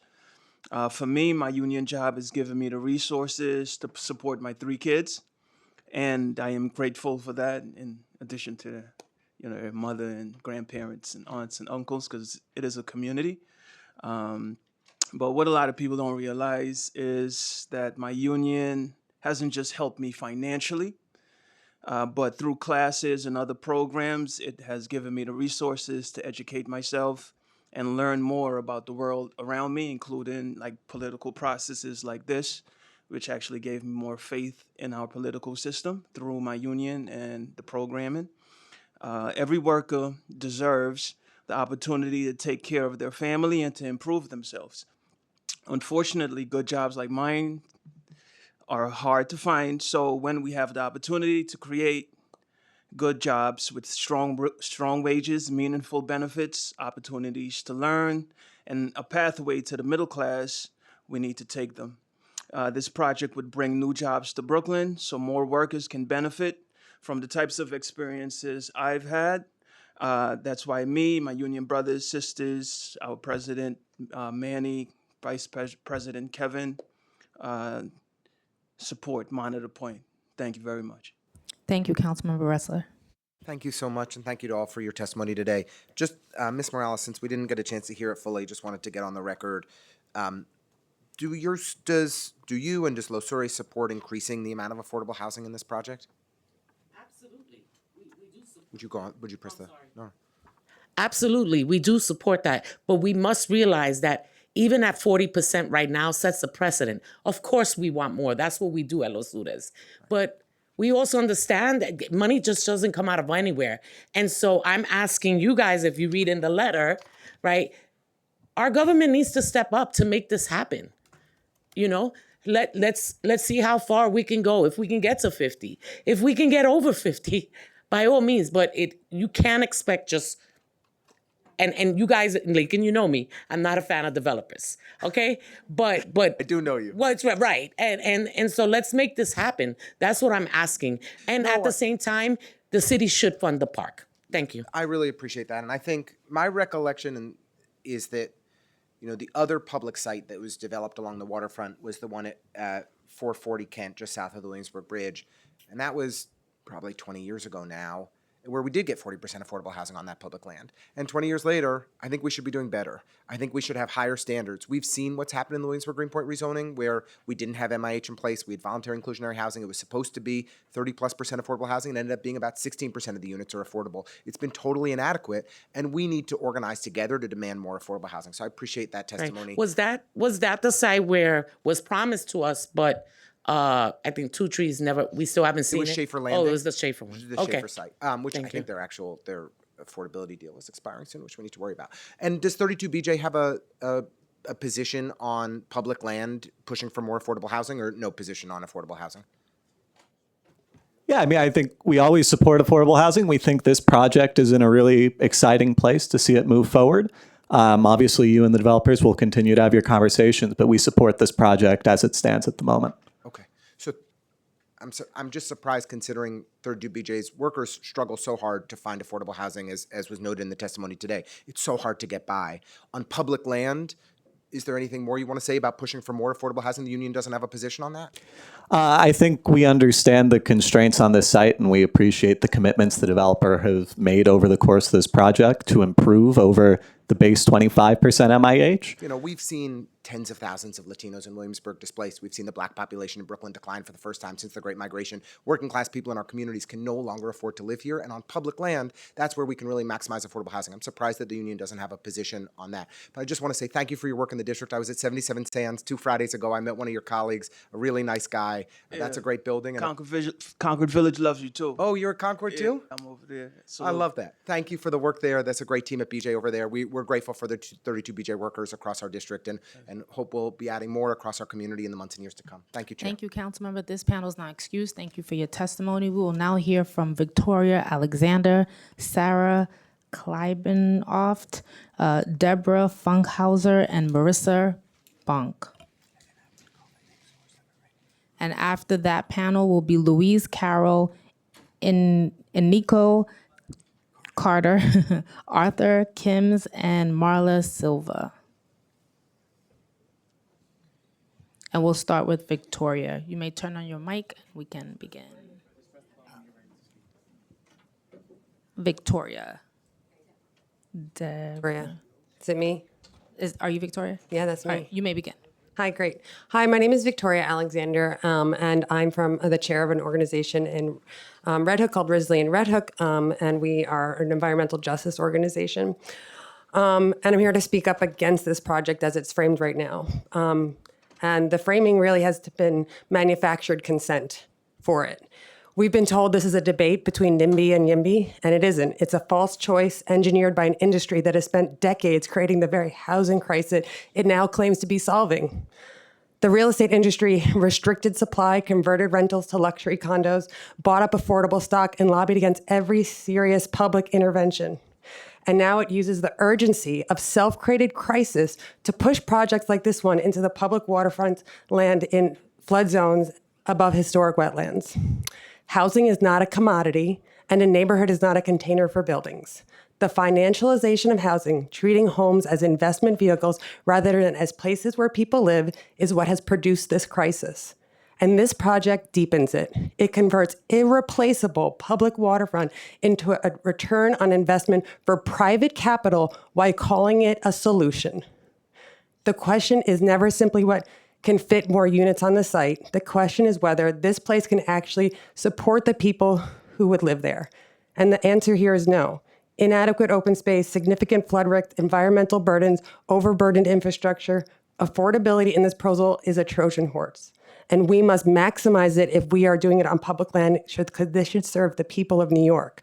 This is the only resource and the commodity that the people own. And we are handing that commodity over to real estate investors. And we have done this for decades. And that is why we're in this situation, is because we have financialized housing.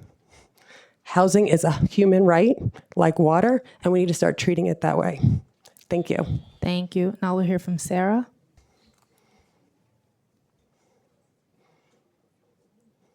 Good afternoon. I'm a resident of Williamsburg and Greenpoint for the past 20 years, and I've seen the density of the neighborhood grow and expand, but the lack of green space is not keeping up with the immense construction that is apparent and relentless. I'm here to support more parks and protect the waterfront and its precious ecosystem. As a local resident, I see the expansion of the parks as an improvement to the neighborhood, not hindering housing, which, let's be honest, is barely considered what we call affordable. And it sounds like affordable housing is still being negotiated based on this panel. I do think that parks are for everyday New Yorkers. The city was promised to the neighborhood years ago. Parks give back to the city, improve the quality of life for local communities, and more importantly, for generations. Ultimately, there needs to be an equal amount of greenery and nature and relents to immense construction. Williamsburg and Greenpoint have plenty of luxury looming towers, but what we really need is parks that everyone can enjoy. Thank you so much. Thank you. Now we'll hear from Deborah. Good afternoon, Council. Thank you for this opportunity. My name is Deborah Funkhauser, and I have lived on the south side of Williamsburg for 30 years.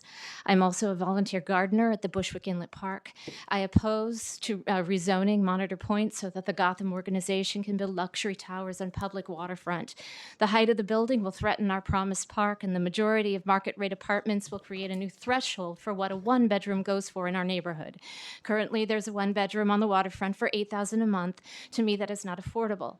The Brooklyn Borough President's Comprehensive Plan reports that Brooklyn is ill-prepared to face sea level rises and extreme weather events. Our stormwater system is built to handle 1.75 inches of rain per hour. Hurricane Ida saw 3.5 inches of rain per hour. Basements are flooding, and our subway stations and our streets are compromised. A New York Times piece called "The Future of New York" offered 3 solutions. The first suggests that the city increase its ability to absorb water by leveraging the city's natural landscape. The Bushwick Inlet is already doing this, and though our zoning may distinguish the land on the northern edge as separate, nature knows no boundaries. Historically, this land has been a waterway all the way through McCarran Park. The third option is to retreat, which means that we relocate people out of hazardous areas. So why at this moment would we choose to put our affordable housing in such a vulnerable place? It seems irresponsible. Bushwick Inlet is a rarity in our city. If you haven't come, it's open now. I would encourage you to come visit it before making this decision. It has been fenced off for over 100 years, and because of its isolation from the currents of the East River, it supports a variety of life. I worry how an additional 3,000 residents will affect the 2 combined sewer outlets that empty into the inlet. The developers claim to be adding open space, but that's we should have 300 square feet of space to increase density. And now, just as we have opened access to the public, we are being asked to remove park designation on Lot 25. This land should stay a buffer zone per the 2005 agreement. Thank you. Now we'll hear from Marissa. Hi, thank you. I am a born and raised New Yorker, and I live in Williamsburg. And in my opinion, Williamsburg Greenpoint has been single-handedly tackling the housing crisis. And it is, the city's opportunity now to acknowledge that by voting no to this upzoning. In 2005, the city of New York decided to respond to our community's needs and created a 27 to 28 acre park.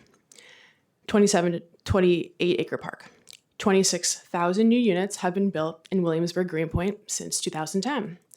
That means almost 50,000 new residents have been welcomed into our community gladly. Bushwick Inlet Park is a direct response to the influx of neighbors we have taken on. Our neighborhood is critically underserved for green space. We have 0.6 acres for every 1,000 people. The city recommends 2.5 acres for every 1,000 people. That's a huge difference. Our District 33 is one of the most densely populated in New York City, squeezing over 170,000 residents in 5 square miles.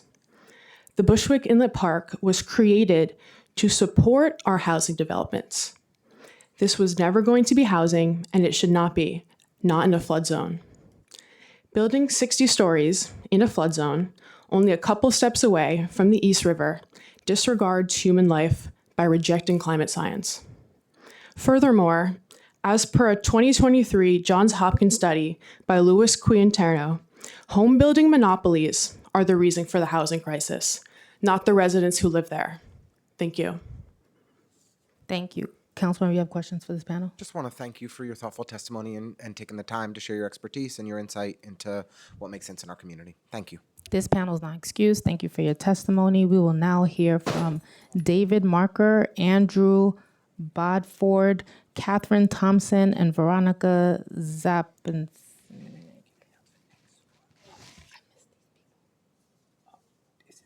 Oh, sorry. I missed this.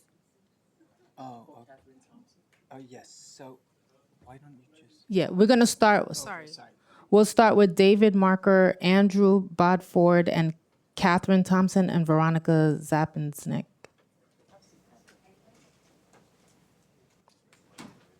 Sorry, I missed the gold, green, purple thing.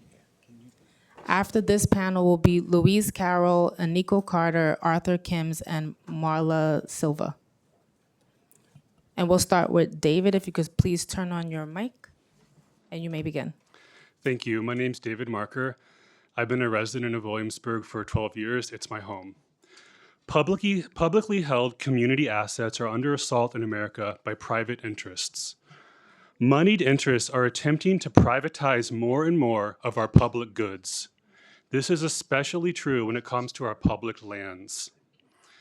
There has been much news recently about the exploitation and attempted sell-off of our public lands across America. Most of these news stories focus on federal lands out west, such as our national parks, forests, and monuments. Unfortunately, this is also happening in New York City.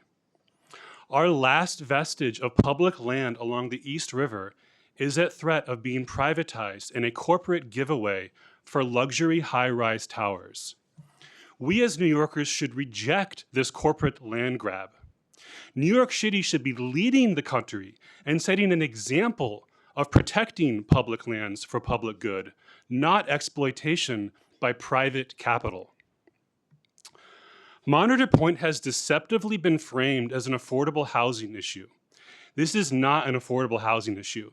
The real issue at stake here is the privatization of public land that benefits a corporate interest to build luxury skyscrapers in a flood zone. Vote no on Monitor Point to protect our flood zone and tidal inlet from private development. And vote no to send a message to the rest of America that New York City does not give away its public land for private profit. Thank you. Now we'll hear from Andrew. Good afternoon to the council. My name is Andrew Boniford. I am a candidate for New York State Assembly District 50. This would be in my constituency if I were to be elected. First of all, I'd like to say that there's maybe one thing that Gotham got correct, which is that we have a housing crisis. The problem is that Gotham is going to make this crisis significantly worse for many of the reasons which we've already heard today, particularly because so many of the units which they're proposing to build would be not just not affordable, but astronomically unaffordable, up to $10,000 a month for rent, which no ordinary person in New York City can afford. And the effects of this are going to spread way beyond just the building itself. It's going to affect the character of the neighborhood. As Council Member Ressler has said himself, we've had a 60% rise in the rent in Greenpoint over the last years since the coronavirus pandemic. This development would only make the problems associated with this much worse. We desperately need affordable housing. This is the greatest problem that we face in Greenpoint and Williamsburg in New York City overall. The problem is that this development is not going to make it better, it's going to make it worse. And I think that we need a threshold of 100% guaranteed affordable units for buildings that are going to be built on this site. The Willets Point Commons building in Queens achieved this, and for any deviation from this, we need to have some sort of a justification that actually makes sense for why it should be less than 100%. 100% should be the baseline, and anything less than that without justification should be rejected. Thank you. We'll now hear from Catherine.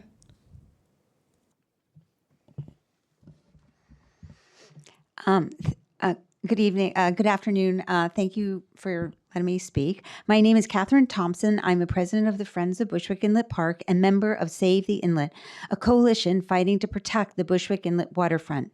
Save the Inlet represents more than 5,000 community members who have signed our petition and submitted hundreds of letters opposing the Monitor Point rezoning proposal. This is broad grassroots opposition shared by residents, environmental advocates, and our local council member, Lincoln Ressler, so far. Our opposition is grounded in many compelling concerns. First, Monitor Point is an existential threat to Bushwick Inlet Park. After decades of public effort, investment, this waterfront is finally becoming accessible to New Yorkers. Public land must serve the public good, not private luxury development. Let's get real. This proposal is roughly 120 stories of mostly luxury housing built for private profit, not community need. This will not help solve the housing crisis for the thousands of rent-burdened New Yorkers. Second, the weight of climate science. The climate change is real. Building massive towers 60 feet from the water's edge in a FEMA-designated flood zone on a historic wetland, a vulnerable shoreline, is reckless planning that puts thousands of people at risk while undermining resiliency. Third, affordable housing cannot justify destroying one of North Brooklyn's most important public-owned open spaces, especially when Williamsburg and Greenpoint have already added tens of thousands of new residents over the past 15 years. The 2005 rezoning has ushered in over 42,000 new neighbors. This community has fought for Bushwick Inlet Park for more than 25 years. We've opposed this project from day one, and we will continue fighting until it's defeated. Thank you. And with my 12 seconds, I want to invite everybody here, all the council members, to come and see. Just come and visit before you vote. Come and have a look at this new park that just opened. It's extraordinary. It's so special. Thank you so much. Now we'll hear from Veronica. Yes, just press that middle button there. Hi, my name is Veronica Zapaznik. I'm a Greenpoint resident. I have 35 years of history in the neighborhood. I'm also a Polish immigrant.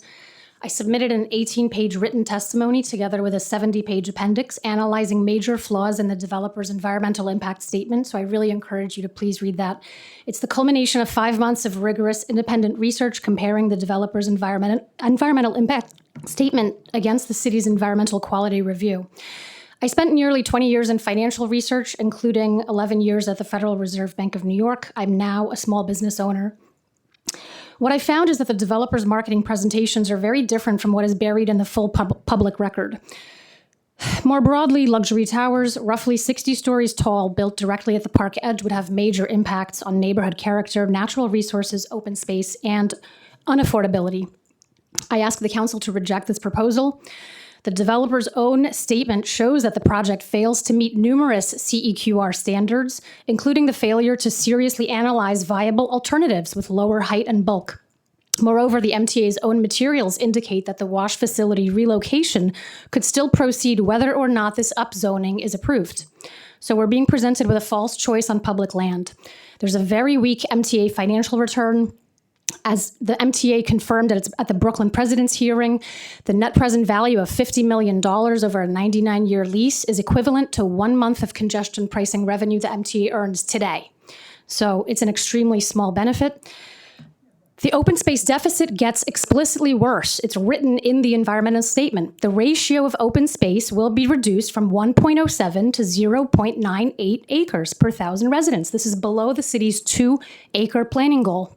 It's a real natural resource, which the developer claims in its DIS that there's no natural resources nearby. The public open space benefits are overstated. The applicants use an existing deficiency to excuse making it even worse. And there's a lot more in my 18-page testimony that I emailed. Thank you so much. We appreciate everybody's testimony. Councilmember, you have. Just want to thank you for your testimony, and I promise I will read the 18 pages. Thank you all. Thank you. This panel is now excused. We will now hear from Louise Carroll, and Nico Carter, Arthur Kims, and Marla Silva. Excuse me, it's Arthur Kerms. Arthur Kerms. Hi. After this panel, the next panel will be Luz Rosario, Rolanda Guzman, Matthew Trump, and Natasha Ben. We will now start with Louise Carroll.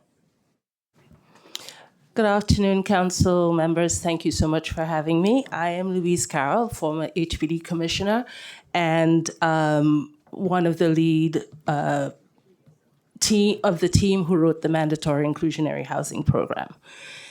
In all my years of public service, including when I ran HPD, I've learned that the city cannot build its way out of a housing crisis on its own.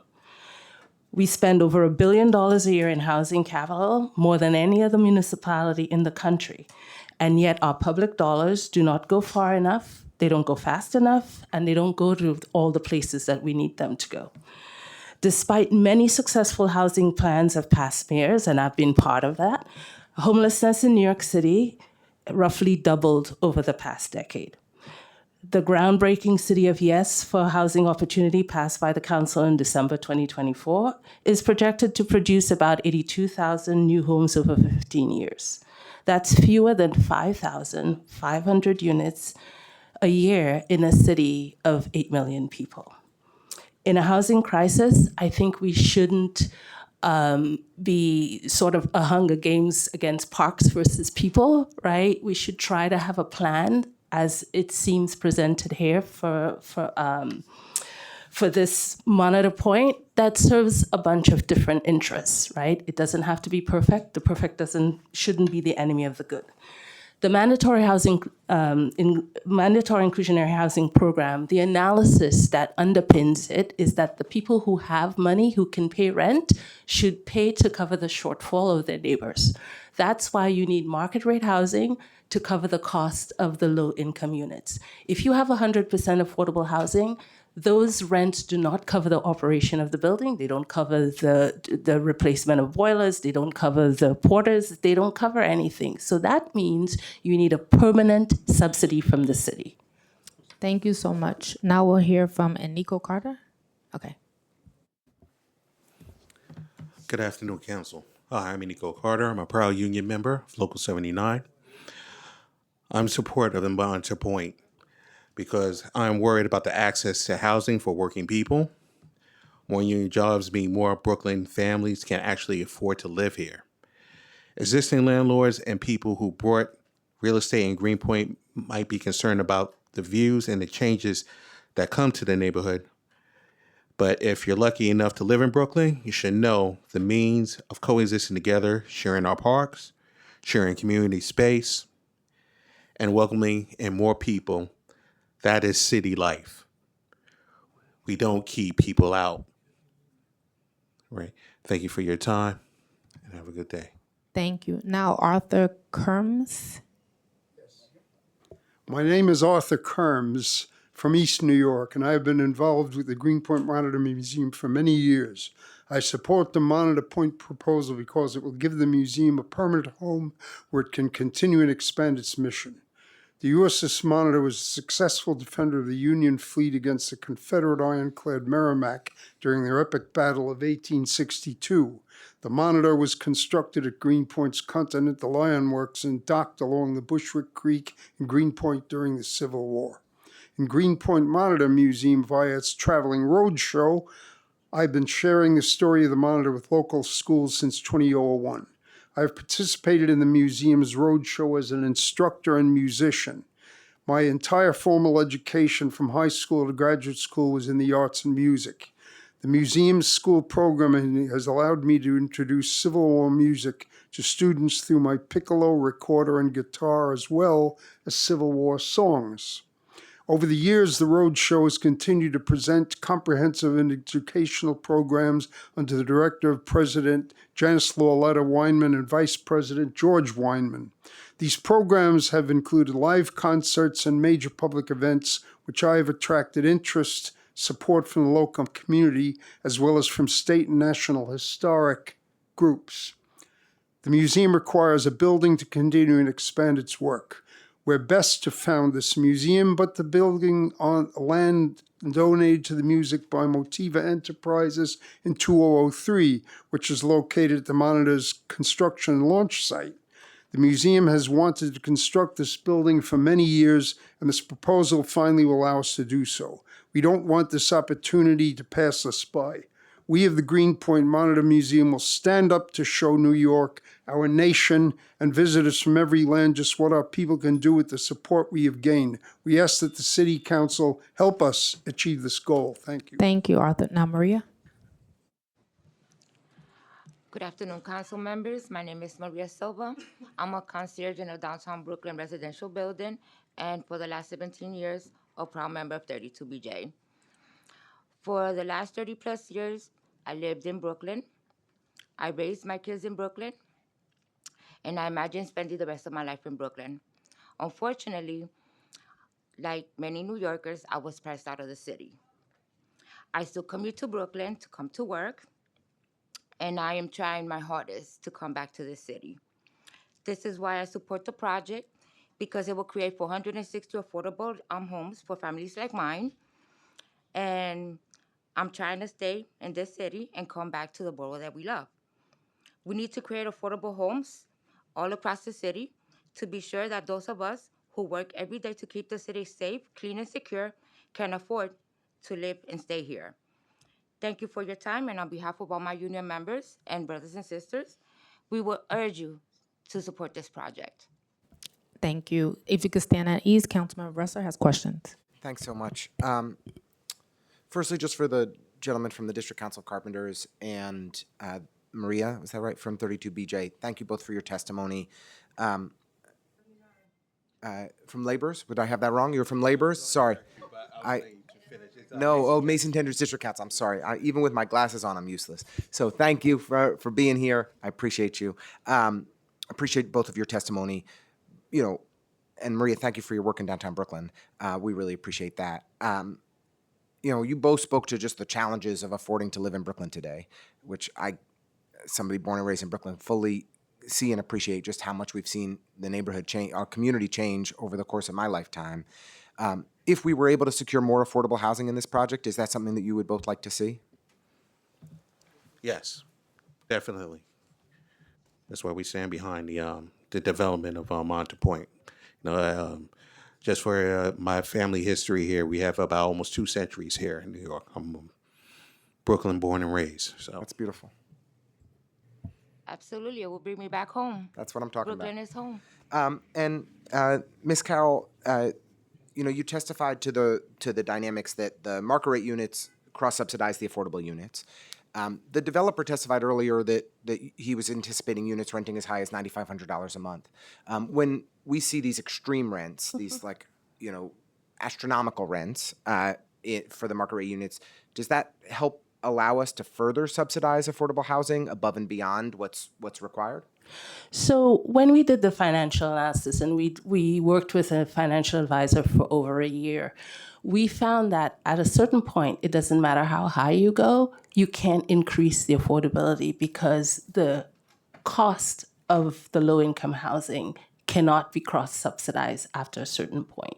And so 30% of the floor area was the most that it would support. Oh. This is getting to 40%. No, they're at 25% in the MIH building. They have a separate affordable building. That's just to clarify on the record. So, but there's a toggle, right? If you could get to 30%, you had to increase the AMIs. So there's a toggle between how low you can go with AMIs, right? So if the lower AMIs, the less floor area you can afford, and the higher AMIs, I understand the more MIH floor options area 1, you 2, can and 3. afford.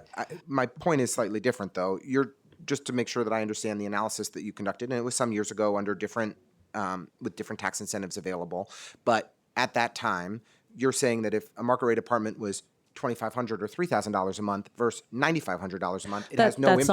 That's not what I'm saying. I just want to make sure that's clarified. No, that is not what I'm saying. Okay. First of all, the tax exemption that was in existence back then is better than it is now. Yes, so in understood. fact, buildings are less I understand. well off. That's why I Interest caveated rates that. are worse, right? So buildings are less well off. Insurance and other expenses are true. increasing. So when we did this analysis, But we were the in a analysis you did was predated all we of were that. in a perfect economic world, which we're not in right now. So so putting that aside, what we're saying is when you look at the cost of producing a unit per square foot, right, you need a certain rent to cover that cost. If you're going to lower the rent, right, as you lower the rent, there's a gap in the cost of operating that per square foot. So you have to make it up on the other side. You're going to do a rent study Right. and bring it to a bank. In the intervening years, you mentioned some of the changes that we've seen. In Greenpoint and Williamsburg, we've seen rents increase by over 60% just since the pandemic. They've gone up even higher since MIH was passed. They've more than doubled. So we've also seen significant changes on the other side. There's an apartment renting across the street for $14,420 a month for a 2-bedroom. The average rent for a 2-bedroom in Greenpoint is $7,000. In a waterfront luxury new building like this one, it'll be higher, as the developer testified. I just want to be clear, that helps cross-subsidize more affordable housing, so Well, the people you- like the you- people sitting to your but you have left, to your look right, at- will you be have able to look live at there. the numbers, right?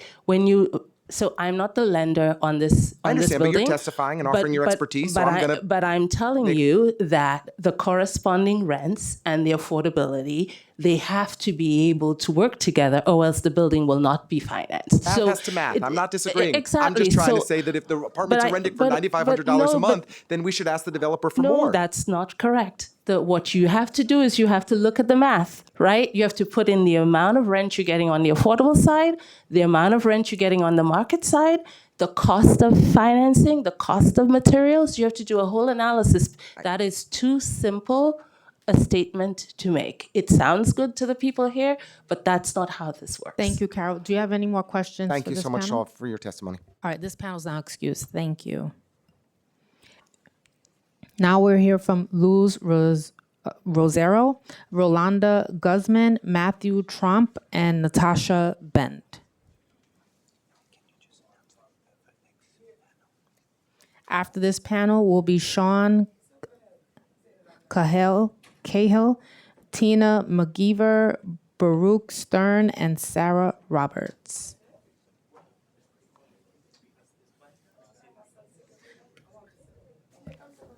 Luz Rosero left already. She had to. No problem. So we'll start with Rolando Guzman, and you may turn on your mic to start. Good afternoon, Chair Lewis, Councilmember Ressler. Thank you so much for having me here. My name is Rolando Guzman, and I'm the Deputy Director for Community Preservation at St. Nick's Alliance. My department works in North Brooklyn preventing the displacement of low-income families from their units. We provide one-to-one counseling, and we organize tenant associations and fight against displacement.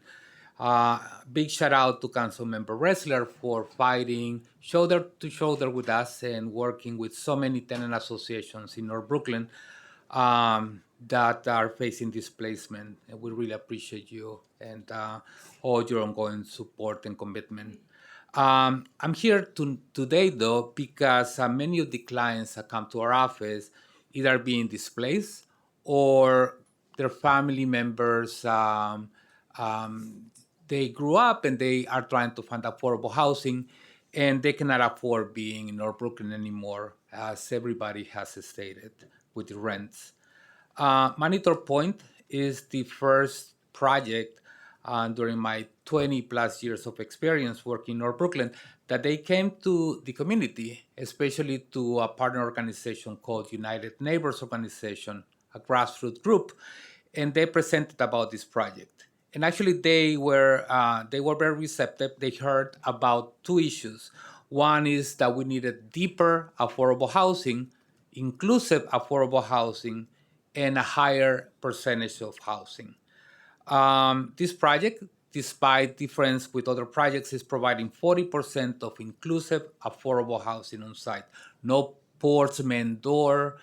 Tenants will receive the same type of amenities. And the last thing is that we cannot wait any longer. We need this affordable housing right now. I thank you all for your time. Thank you. We'll now hear from Matthew.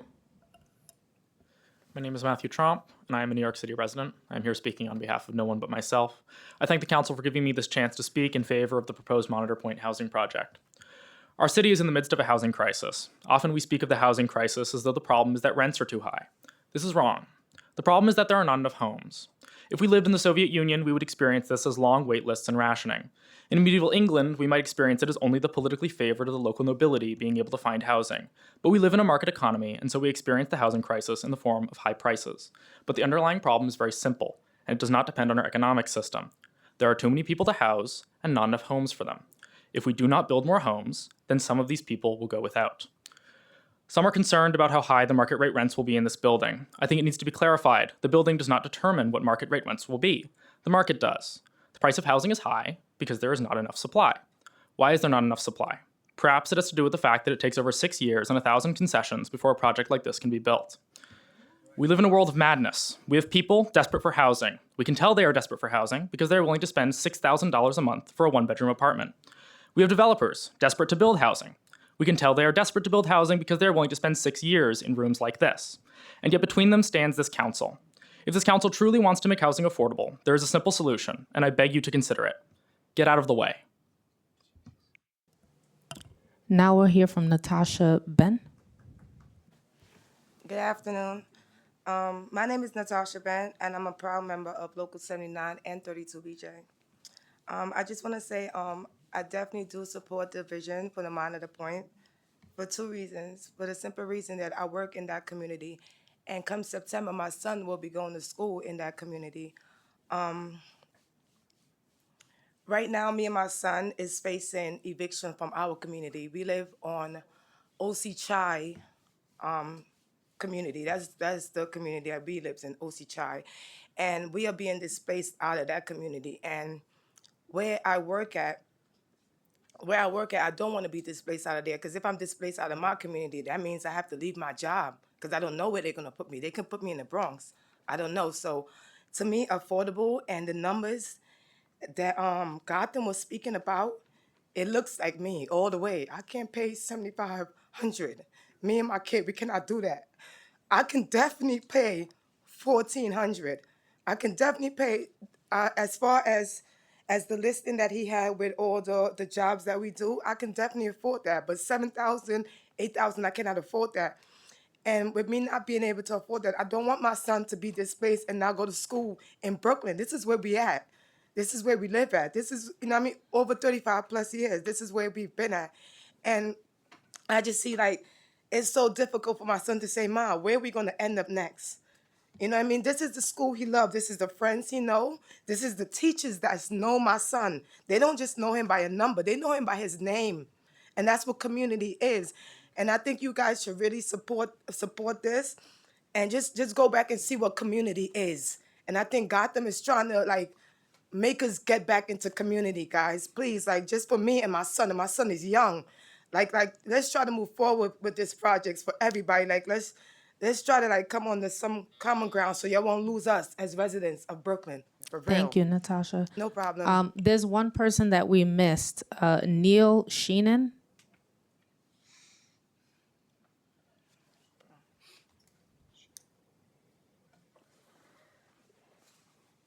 Oh, she. I gotta stop it. You could begin, Neil. Hello, my name's Neil Sheen. I'm a lifelong resident of Greenpoint. I'm the founder of the Pete McGinnis Senior Center. I'm the co-founder of the North Brooklyn Angels. I'm the president of the Vincent DePaul Society. I was going to come and give my regular testimony, but I'm going to take a chance and do something different. This community needs to come together. We have real needs in two different places. One of them is in our parks. For 20 years, I've watched my neighbors, good people behind me, fight to see their park fixed. I've watched our councilman step up and work real hard for them. Oh, and what I know is that most of the people who need affordable housing want a park, and they want to support that park. We need to get both things done. We need everything done. You know, luckily we have a councilman who we're going to ask to do everything. And you know what? If anyone can do it, it'll be him. But the community needs to come together. People need to understand that we're losing people every day. All kinds of people, young people, brilliant people who volunteer in our community, people who are growing up and can't leave their families, other people whose wonderful landlord dies and they're gone. We need it. And Gotham's got to sit down. We're in the end game. They got to sit down with the Lincoln. And guess what? Yesterday, I read this wonderful report. It's called the New York City's Affordable Housing Report. It was put out by this administration.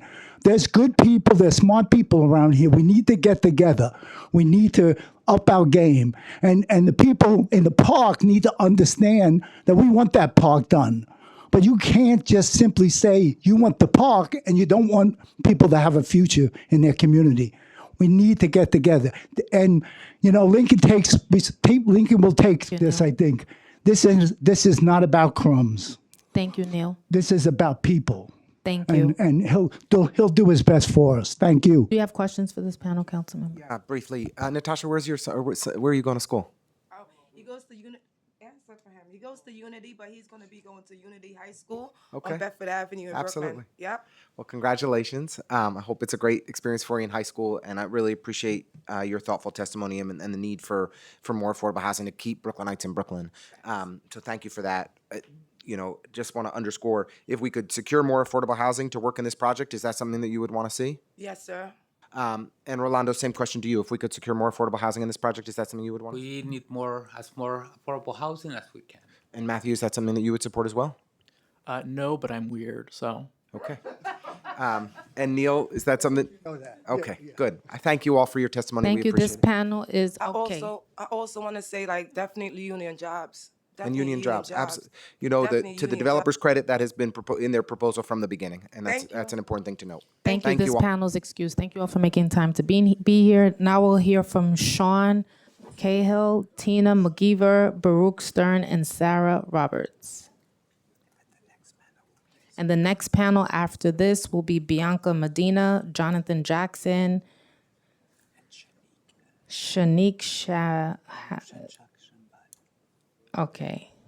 Oh, yeah, he was here earlier. Okay. We'll start with Sean. You can turn on your microphone. Thank you. Good afternoon. My name's Sean Cahill. I live in Greenpoint. I'm a small business owner, active member of the community, and I'm here on behalf of Brooklyn Community Kitchen at St. John's Lutheran Church. I'll just say I have a lot of social anxiety, so this is quite a lot. So anyway, I've been attending the meetings about Monitor Point in 2026, listening carefully, observing both sides.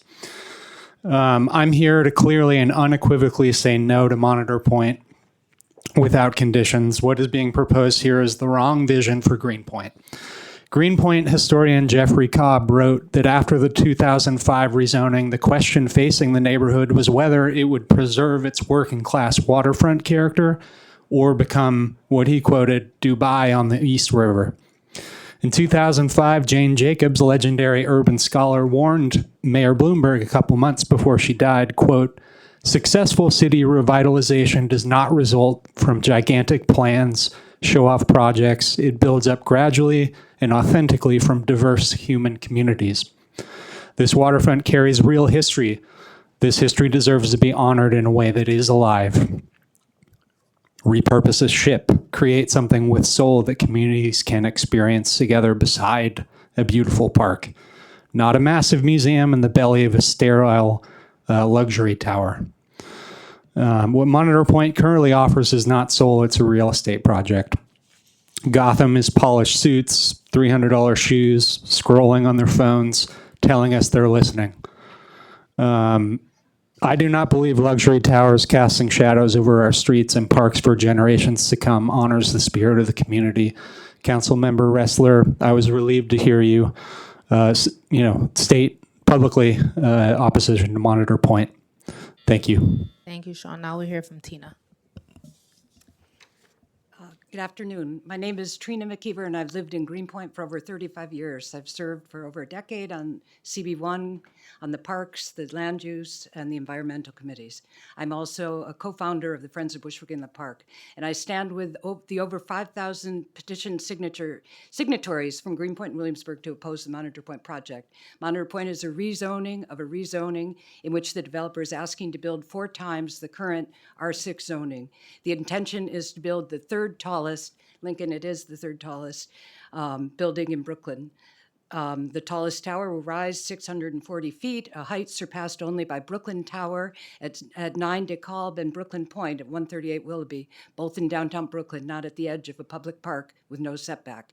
The 2005 rezoning mandates that residential developments along the East River, buildings that rise 40 stories, not 60 stories, include a setback, a 40-foot public esplanade, a waterfront access zone. Monitor Point is on the Bushwick Inlet, not the East River, and does not include a setback. Bushwick Inlet Park, in essence, becomes the public esplanade for the luxury development. The thin, magnificent 50-foot sliver of the park, which just last month opened to the public. To the west of the towers, where the developers are offering open space, they are asking the ULURP to reduce the public access from 40 to 30 feet. The adjacent acre of land included in the Gotham proposal was donated in 2003 by the Motiva Corporation to a nonprofit Monitor Museum, and with the gift imposed significant deed restrictions, basically that the land be used for public good. Instead, Gotham plans to massively upzone the museum's land to R8, both creating and transferring 340,000 square feet from the rezoned lot to the largely luxury development, allowing for the towers to rise 20 feet over the other East River developments. Furthermore, the contaminated Thank you, Tina. We'll now hear from Baruch. Good afternoon. My name is Baruch Stern. I'm a lifelong Brooklyn resident. been in Greenpoint for about 3 years now. Greenpoint has one of the least amount of green spaces in the entirety of New York City per capita. I represent a small community garden that's located around the proposed building site. And with the size of the towers, the shadow that this building will cast will cover our garden and kind of limit the availability for us to educate and grow. Um, this building can be built in other places. This is a very contentious piece of land just because of the history that comes with it. The only reason they don't want to build in other places is because you can get the most return on investment on a waterfront property. And I mean, I understand people's want for affordable housing, and I want affordable housing. I live in an affordable housing unit. I live in a building in that example that's segregated. The entire affordable housing is segregated from the actual building that it is blended with. And I will say that that is a fault of developers because I'm not able to share any of the amenities that people in the other buildings are able to share in. And if they wanted to truly represent affordable housing, they would blend the affordable housing more into the other buildings and create a more even and diverse space, so that people can share in that, and also so people that are paying $1,100, $1,200, $12,000 for their units could be sharing the perspective of people who are not as well off as them, people that do not have the benefits that they do, so they can be educated and expand their perspective on what it is to come from places that are of less privilege. I would love to see a blend of more affordable housing with the regular units and maybe a decrease of the size of the building. Thank you, Baruch. We'll now hear from Sarah. Good afternoon. My name is Sarah Roberts, and I'm a 5-year resident of Greenpoint, where I live with my partner, who is a 5th-generation resident. I'm also a DEC licensed rehabber and a part of the group Save the Inlet. Before my career in education and wildlife conservation, I worked for an LHITC housing project where deeply affordable housing can actually thrive. I'm also one of this was as of an hour ago, 5,674 individuals who oppose this project for many reasons. However, for my oral testimony, I'm opting to share a part of Jeff Cobb's book that Sean had mentioned. And that's a letter that was actually written 21 years ago in April. And I'm hoping to inspire that the City Council is able to make right of what happened with the 97A plans. But the proposal before you by the city staff is an ambush containing all those destructive consequences, packaged very sneakily with visually tiresome, unimaginative, and imitative luxury project towers. How weird and sad that New York, which has demonstrated successes in lighting to so much of the world, seems unable to learn lessons from itself. I will make 2 predictions for utter consequence. Again, this was 21 years ago. 1, if you follow this community's plan, you will harvest a success. 2, if you follow the proposal before you today, you will enrich a few heedless and ignorant developers, but at the cost of an ugly and irretractable mistake. Even the presumed beneficiaries of the misuse of governmental powers, the developers and the financiers of luxury towers, may not benefit. Misused environments are not good long-term economic backs. Come on, do the right thing. The community really does know what's best. Sincerely, Jane Jacobs. As of April, this year was penned 21 years ago. City Council, respectfully, we can't undo what has happened after Ms. Jacobs' letter and after her death.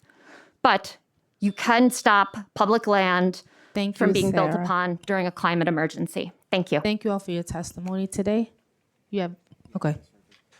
Thank you, Sarah, Baruch, Trina, and Sean for your testimony. Trina, if you'd like to share your written testimony with me, I'm happy to read it. Baruch, you mentioned you're with the community garden at 61 Franklin. We both are. And so we'll take a look at the shadow impacts and circle back with you on that.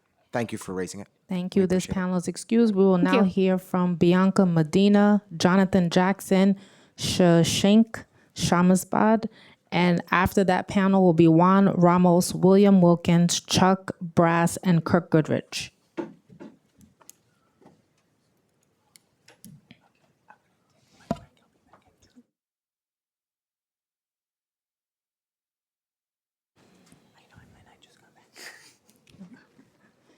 You can begin. Hi, Jonathan Jackson, Greenpoint resident. Local 52 union member and recently a public schools substitute teacher. Lived in Greenpoint for 25 years. Do I have to keep my finger on this? Oh. When you watch a car commercial on TV, you see a sleek, fast-moving car driving through the Rocky Mountains or down a clean city street.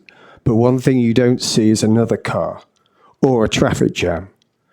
That is the context of my opposition to this development, that this is not about one development, but the accumulated effects of all the other residential towers that have already been built along the waterfront as part of the 2005 rezoning.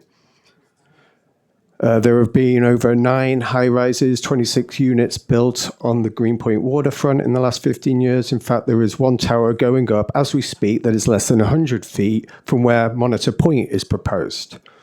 There has been plenty of affordable housing built along the waterfront within this time, even buildings with geothermal innovation, but none on state land that I know of, none that ask for extended air rights that I know of, and none that is on a promised city park. To be honest, whether it's Monitor Point or some other development, building so close to the Bushwick Inlet, a unique piece of shoreland shaped by the tides of the East River, is a big no for me and a tipping point for the area. I suggest before you decide on the fate of this building, you go and visit the park for yourself. It was recently opened for the first time for, well, as far as I know, 20 years last month, and offers a totally new vision for the city. Building another residential tower the size of Godzilla not only compromises the ecology of the insulet, but will continue the downward trend of the open space enjoyed by all the residents that live in the area. To my point, we're being sold the new car, but not the traffic jam. Thank you, Jonathan. Thanks. Good. Good afternoon. My name is Shashank Shamshabad from the New York Building Congress. The New York Building Congress represents more than 500 constituent organizations and 250,000 skilled tradespeople and professionals dedicated to the growth and prosperity of our city. We write in support of the Monitor Point project and urge its approval. Monitor Point is precisely the kind of forward-looking investment New York needs at this time. The $700 million proposal will transform an underutilized, non-conforming MTA warehouse into a vibrant mixed-use waterfront community, unlocking public access, delivering much-needed housing, and creating a pipeline of well-paying jobs. During its construction phase, the project will generate hundreds of union construction jobs. Once complete, it will create permanent positions in building operations, retail, and community services.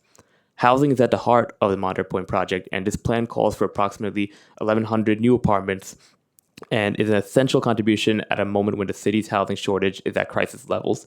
We need approximately around 500,000 homes by 2030, and this project helps us get there step by step.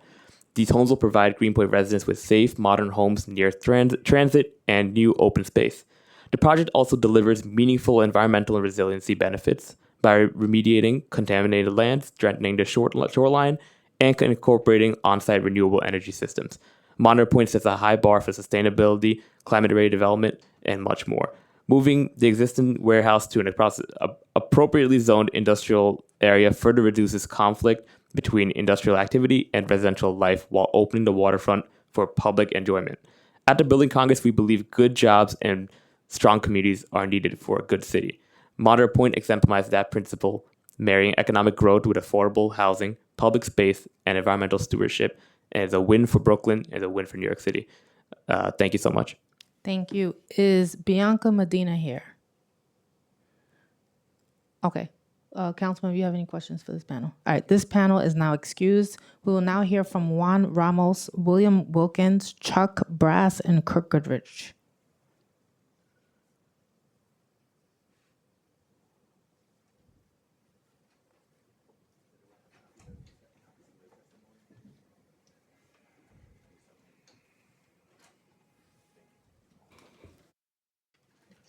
Thank you. You may begin. Greetings, Chair Luis and my council member, and greetings, Council Member Ressler. It's always good to see you both. I'm here today to testify in support of Monitor Point and the Gotham organization. So the development, I think, is the kind of development that we ought to be supporting in the city. Is really large, I know Councilmember Ressler, the conversations about the level of affordability are ongoing. I think you're doing what you ought to do as a steward and representative of folks in the community.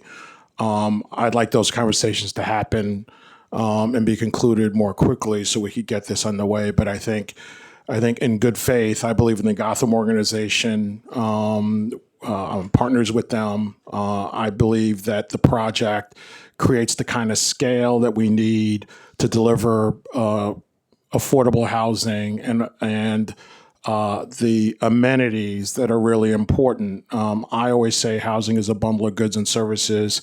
It includes not only the space you live in, but essential amenities to make the community livable.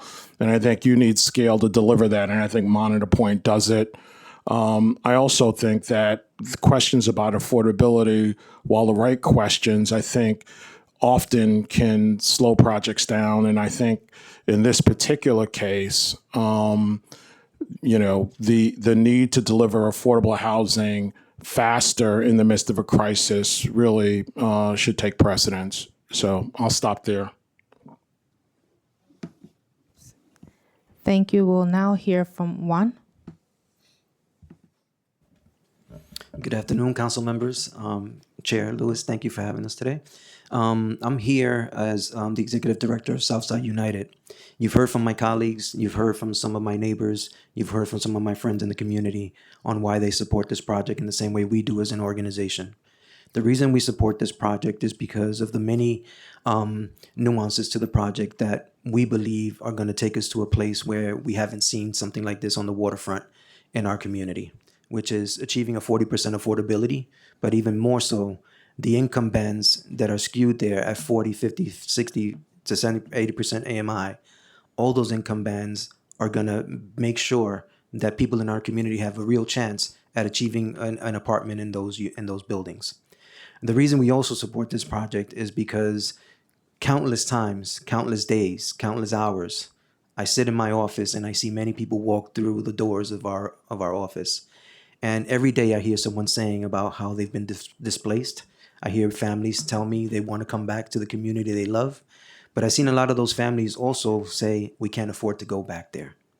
And we have an opportunity here on the waterfront to really state and present an option that says any developer that comes after this has to start at 40% or higher if we can get there. And I want to set that precedent as an organization. I want to set that precedent as a community member. I want to ensure that the people that we countlessly fight for have an opportunity to stay in their homes. Many things could be true at the same time. We need parks. We need green space. But we also need affordable housing. Countless years in our 54-year history, we have seen people in our community displaced. We've seen people in our community come from the very beginning playing in lots filled with garbage, syringes, and things of that nature. They couldn't afford a park. They couldn't have a park, but they wanted housing, and that's why they continued to fight in order for us to create the affordability we have Thank today. you. We appreciate your testimony. William? Once again, it's Zulu time. Zulu time is a geographical measured time across all time zones. Today, we don't need military police. We need Monitor Point. My name is Bill Wilkins. I consider myself Brooklyn royalty by being conceived in Kings County and, of course, born and raised in Crown Heights. I'm the executive director for 4 not-for-profits, a LDC, a BID, and 2 HDCs with over 700 units of housing in our portfolio. Every day, my team and I go to work for 3 reasons: grow businesses, change lives, and strengthening communities. This project aligns perfectly in those 3 buckets. I'm an expert in economic development and housing, which gives me a keen interpretation and perspective on a lot of the different variables. Normally, I can challenge, exploit, and poke holes in a project, but today I cannot. Monitor Point checks all of the boxes simply because it incorporates the ideas, suggestions, and opinions of numerous stakeholders. Gotham's proven willingness to work with local assets will create a $1 billion development in Greenpoint by recycling dollars locally. This is a micro stimulus plan. Today, you have the authority to support waterfront development that will create an urban oasis and will be studied and replicated in years to come. I yield the rest of my time to Councilman Ressler. Chuck? Is it on? Oh, It's on. You can maybe begin.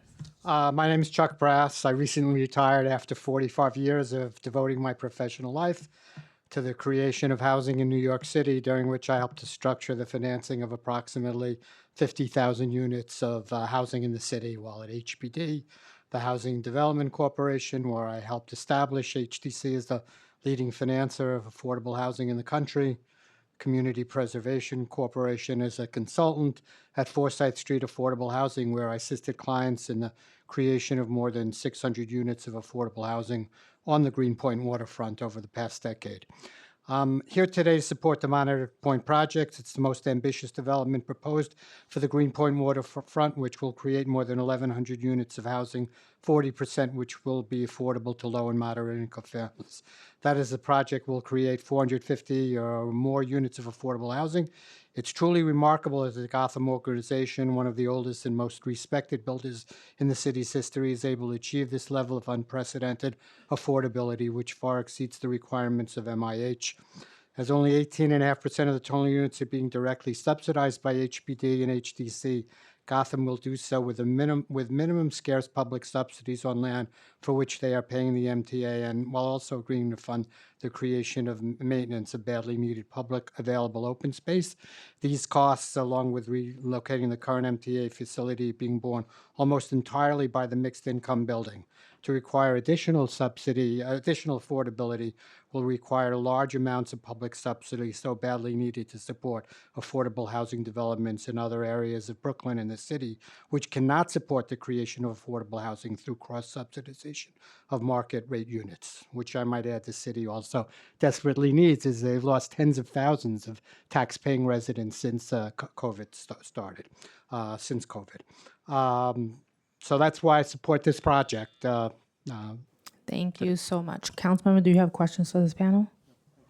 Thank you all. This panel is excused. We will now hear from Zoe Raphael, Kate York, and Christopher Leon Johnson. That's Zoe Raphael, Kate York, and Christopher Leon Johnson.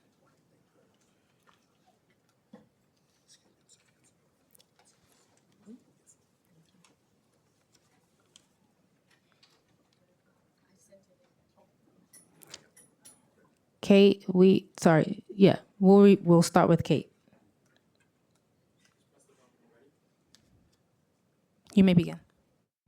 Good afternoon. My name is Kate York. I have lived in Williamsburg for over 40 years, during which time I helped design and implement the process for Williamsburg and Greenpoint's 197A plans for the waterfront, fought garbage transfer stations to create a waterfront park, served on the steering committee for the coalition that stopped the power plant at Bushwick Inlet, and took on many battles for environmental justice, public education, and affordable housing, working closely with some of the same community organizations that support this Monitor Point project.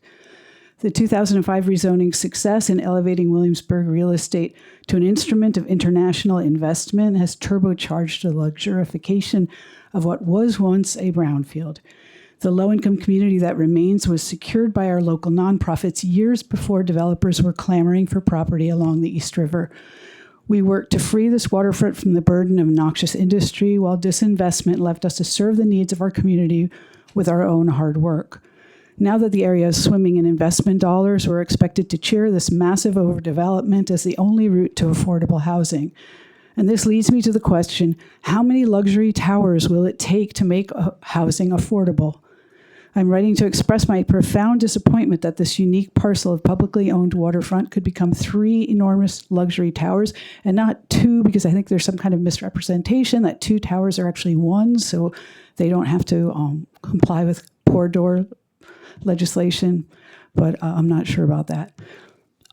Anyway, so yeah, 3 luxury towers and a block of flashy retail. Gotham's presentation minimizes the scale of this development. It is massive, accelerating and exceeding the area's ongoing overdevelopment.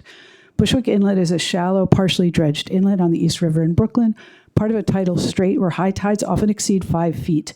The East River currently regularly exceeds 5 knots. The intersection of these dynamic systems is where Gotham is proposing to build their massive development.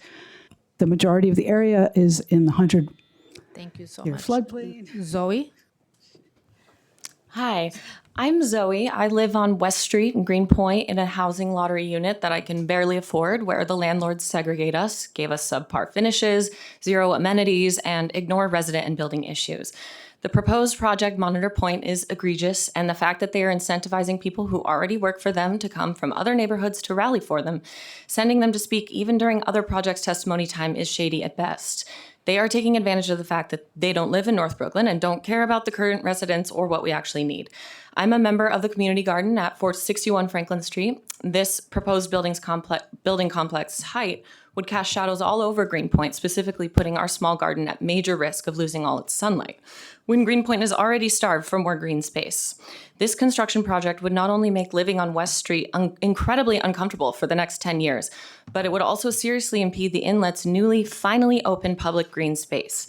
The photos I saw show them building a wall quite literally into the inlet, completely disturbing the natural life there and delaying, again, the use of a park that North Brooklyn has been rallying for over 20 years. Not to mention it will cause more flooding, which is already an issue in the area. With 67 West and 90 West now sold, the whole waterfront will become unrecognizable soon if we don't act. Many small businesses are being pushed out, and the little architectural detail and history that we have left are already in jeopardy of being bulldozed away by people who don't care about this neighborhood or its current residents. They claim that we need more housing, but they just want to capitalize on the popularity of North Brooklyn, like all the other landlords who've built huge towers on the waterfront. This project will only serve to raise rent prices for everyone, price more native New Yorkers out of their homes, and most of the affordable housing units should be the whole building if they want to take public land.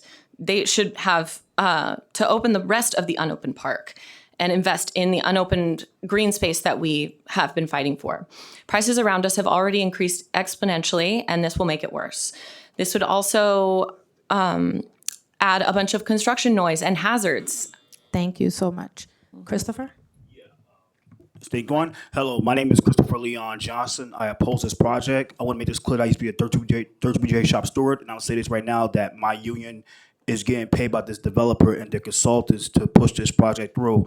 All these unions are. All they care about is their little BS, little $20 hour jobs, which ain't nothing to sit in New York. I want to say this right now that these nonprofits like Southside United don't do shit for the communities at all, and they're getting paid by that developer to push this project and to pull the heartstrings of the community, make it like, oh, it's about displacement, but those nonprofits don't do nothing for the people anyway. I'll make this clear that this project it looked disgusting. It's a disgusting thing. You put it by the waterfront, which destroys the view of Greenpoint. I love Greenpoint. It does nothing at all. This is a disastrous idea. I'm gonna say about the park. I love Bushwick Inlet Park. We need to save that park 100%. This is nothing but a land grab by these corrupt developers to line their pockets up, and all these nonprofits and all these organizations, Open Door for All, and all these organizations and unions, all they care about is line their pockets at the expense of the communities.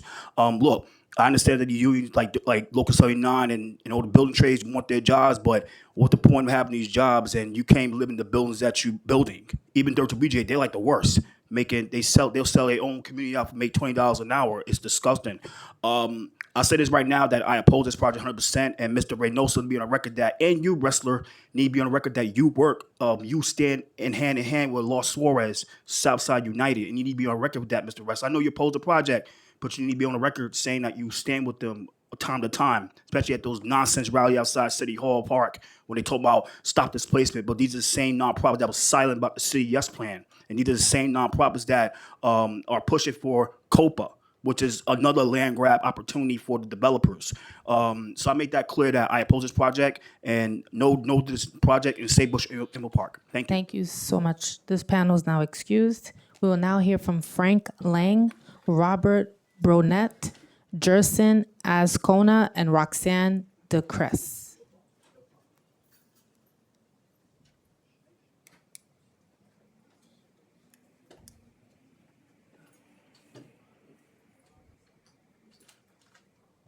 You may begin. Hi, my name is Frank Lang. I'm the Director of Affordable Housing policy and advocacy for St. Nick's Alliance. And despite some of the recent comments to defame the nonprofits and others, I think that what's been said here is creating a false binary choice. That, as Neil Sheehan said, we don't have to have parks versus housing.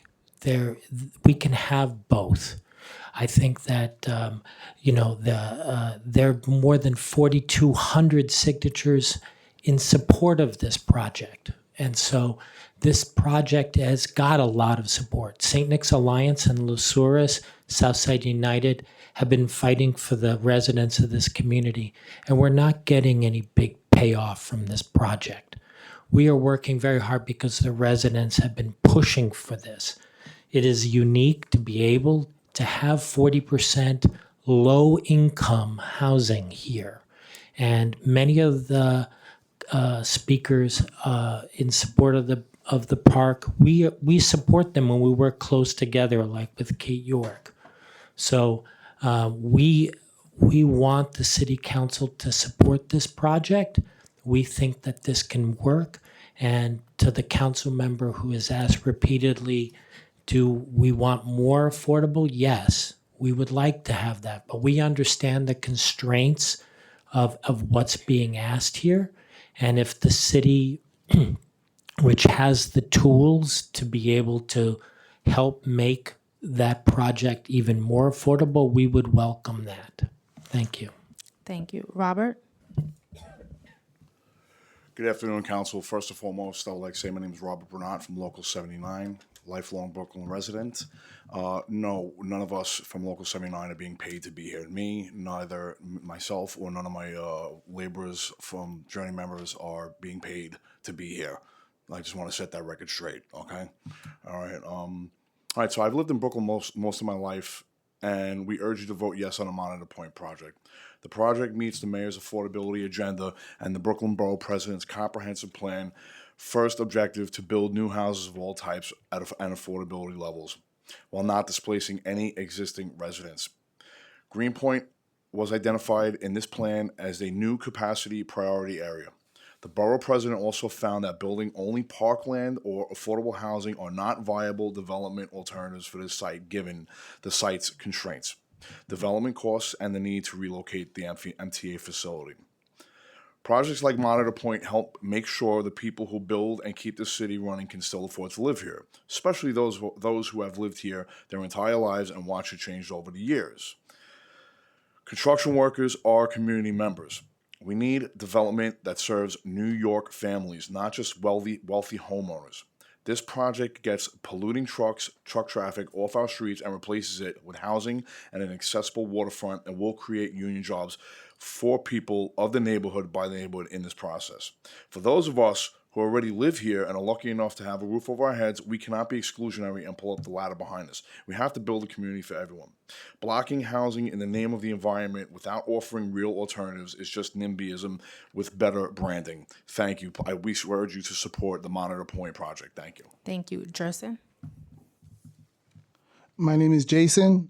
I was born, raised, and live in Brooklyn, New York. I'm a proud Local 79 member. I attended and graduated from Automotive High School. I support the Monitor Point project. Right now, there's a huge industrial building blocking people from getting to the East River. This project will actually going to open up the waterfront and increase the amount of green space, while the MTA and museum will continue to own the land. I'm excited to bring my family here. People need housing and open space right now. We can't wait another 20 years. Thank you. Thank you. Roxanne? Good afternoon, councilors. My name is Roxanne. I live in Brooklyn on Bedford Avenue. I was a participant of the St. Nick's Alliance community-based organization in the district. I've worked all around Brooklyn doing construction, including the Domino Sugar Factory on the waterfront. This was before I became a proud Local 79 union member. I've seen the difference between a dead-end job and a union career.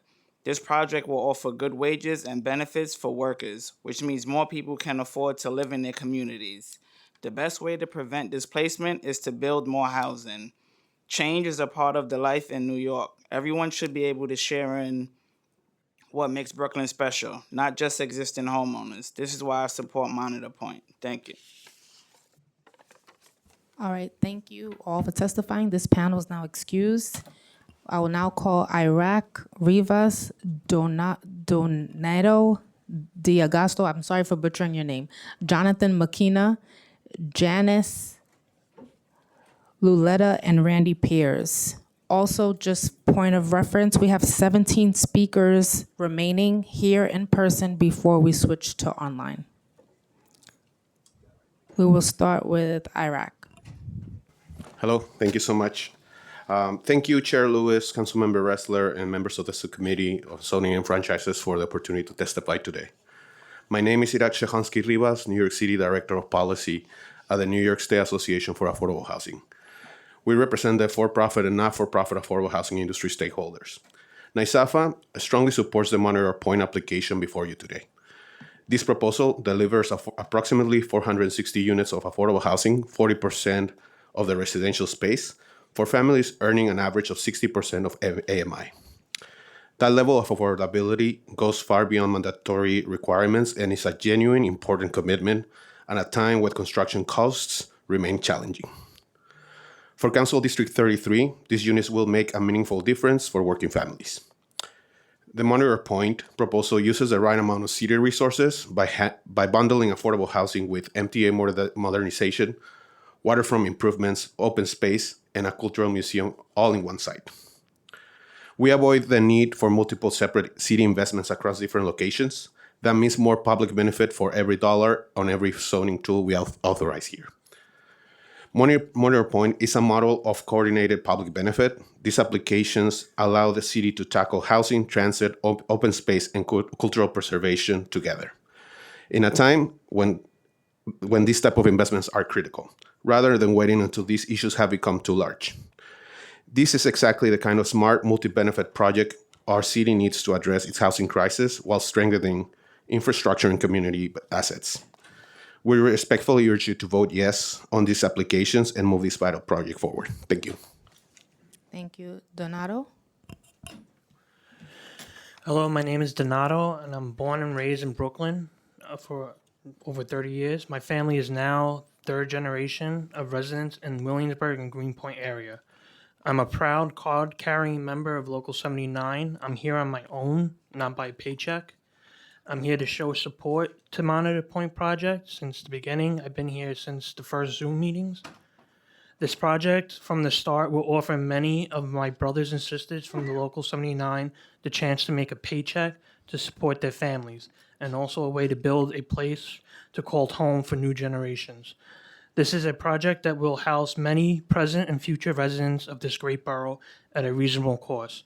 The housing crisis is real. More and more New Yorkers are finding it hard to keep up with the living costs. I understand there may be minor concerns when it comes to this project. I say minor because frankly, that's what they are. Maybe some people have fear for the new look of the neighborhood. Some people want change but won't allow change in their own neighborhood. They're sitting in a rocking chair expecting to move forward by squeaking back and forth. We can work out the minor disagreements, but we can't afford to say no to hundreds of new homes. If Gotham is offering us an umbrella in a rainstorm, we can't sit there and complain that we don't have a tent. I believe this project is the right decision to go forward with. I believe that this project will help bring a brighter future to many of those that only seen darkness while struggling to live here. Thank you for giving me the time to speak. I hope you will consider the transformation potential of Monitor Point project and the working class for Brooklyn. Thank you. We'll now hear from Jonathan. Hi, my name is Jonathan McKenna. I'm a Williamsburg resident since 2020, much better than my hometown of Boston. So happy to be here. And my rent has gone up in an uncontrolled manner, as have my neighbors, many of whom have been forced out of my neighborhood. I'm not speaking in any official capacity, but I'm a board member of the North Brooklyn Angels. Our mission is to help ease the challenges of gentrification and help those fighting food insecurity. Our volunteers have felt these pressures of out-of-control rents so that they cannot live or serve the community they love. Then they move to other neighborhoods that fit their budget, raising the rents and pricing out the residents there, and causing a negative cascading effect of gentrification. Now, I'm not here to hold water for developers. I'm also an ambassador for the Billy and Oyster Project and not speaking on their behalf either. So I want as much remediation, flood protection, waterfront park access as possible. And to proactively answer a possible question here, I support as much affordable housing as possible, especially at compelling annual median income levels. And I want to be realistic. And that way, we can keep the stewards of their communities in the places they belong and allow our neighbors to help our neighbors. And as such, I support the Monitor Point development. Thank you. Janice? Good afternoon, council members. My name is Janice Oletta Wyman. I am president and co-founder of the Greenpoint Modern Museum. I retired from the U.S. Army Corps of Engineers in 2023 after 35 years of service as a civil structural engineer. For the past 30 years, the museum has educated Greenpointers about the USS Monitor and how the people of Greenpoint helped save the Union during the Civil War. That's why the community members are actually building the USS Monitor. We teach students history, engineering, and pride in their community through the story of the Monitor. I have a master's degree also in education. Since 2001, I served as an instructor for the museum's Roadshow School program. We now have our own classroom at MS 126 John Erickson Middle School, which is named for the Monitor's designer and engineer. The museum has owned its land since 2003, when Motiva Enterprises donated the land to be the site of a future Greenpoint Modern Museum building at the launch site of the Monitor. Since then, we have been fighting to make that goal a reality. In 2005, we learned that the city planned to acquire the museum's land by eminent domain. The museum spent the next 12 years fighting the condemnation action. Today, the Parks Department has confirmed in 3 separate letters that the city has no intention of taking the Monitor's property. We are tired of fighting off threats to the museum's land. We want to focus on our educational mission. This is a critical moment for the museum's future. Please help us secure a permanent home for the museum on its land. Please vote yes for Monitor Point and the Greenpoint Monitor Museum. Thank you. We're going to call Randy Pierce. Last call for Randy Pierce.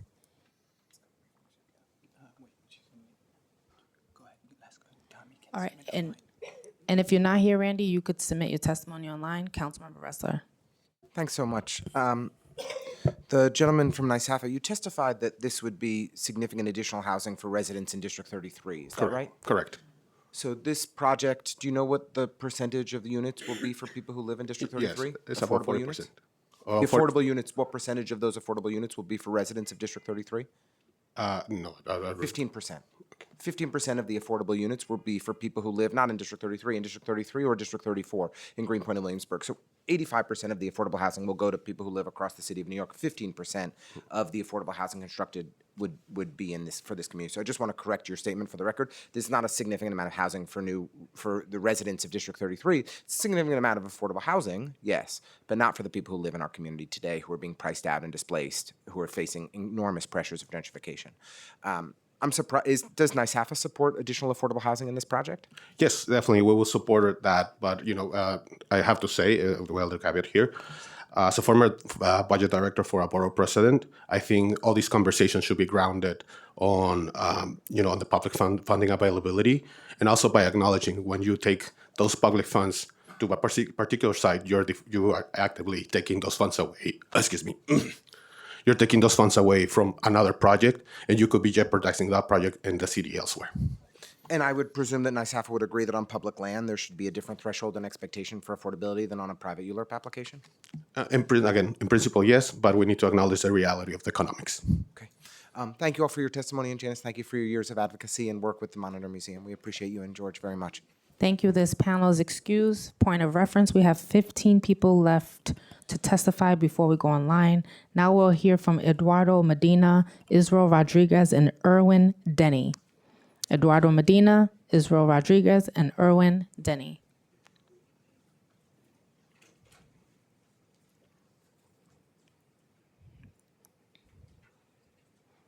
You could turn. Okay. You may turn on your mic and begin. Good afternoon, Council. My name is Erwin Denny. I'm a North Brooklyn resident and Local 79 laborer. I support Monitor Point because I believe new housing and union jobs for local workers will help the community. I've seen this area change from when I was growing up. I've seen decades of people being pushed out and towers going up with no local workers or community benefit. But now that there's finally a project where workers like me and low-income families can actually be part of it, now all the new people who moved to this neighborhood are saying no.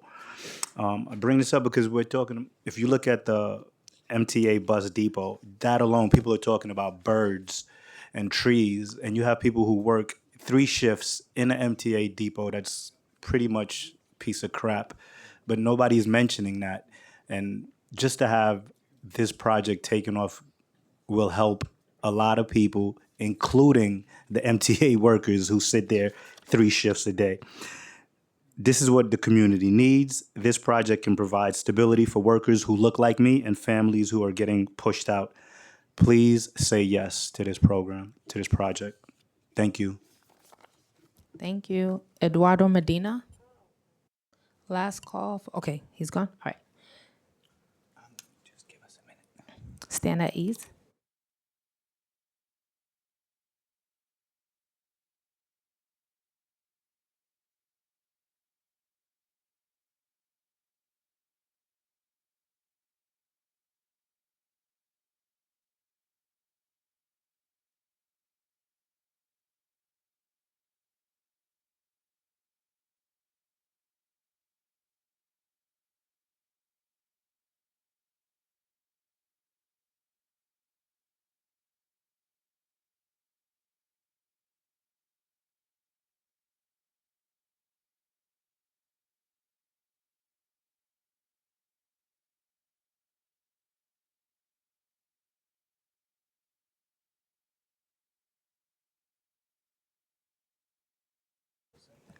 All right, now we'll hear from Jason Thomas Charles Liero.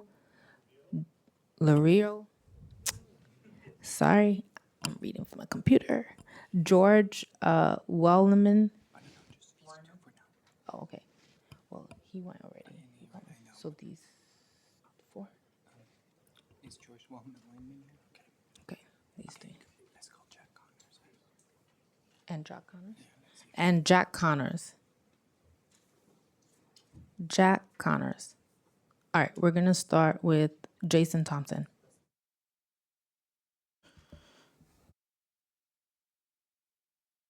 Oh, that's good. You can hear me? Okay. My name is Jason Thompson. I work for Green Cedar Management. I'm the leasing manager of Jamaica Portfolio. I just want to say I'm writing to express my strong support for Monitor Point development and its meaningful investment in the Brooklyn community. Is that me?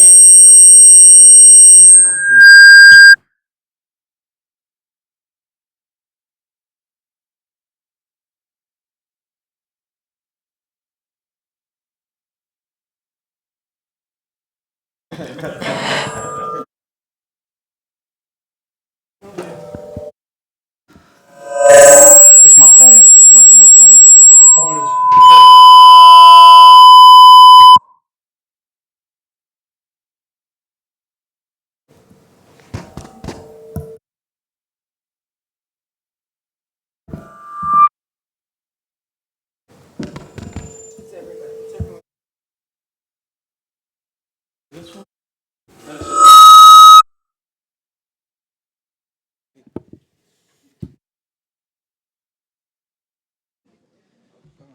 Oh, mine is quiet. All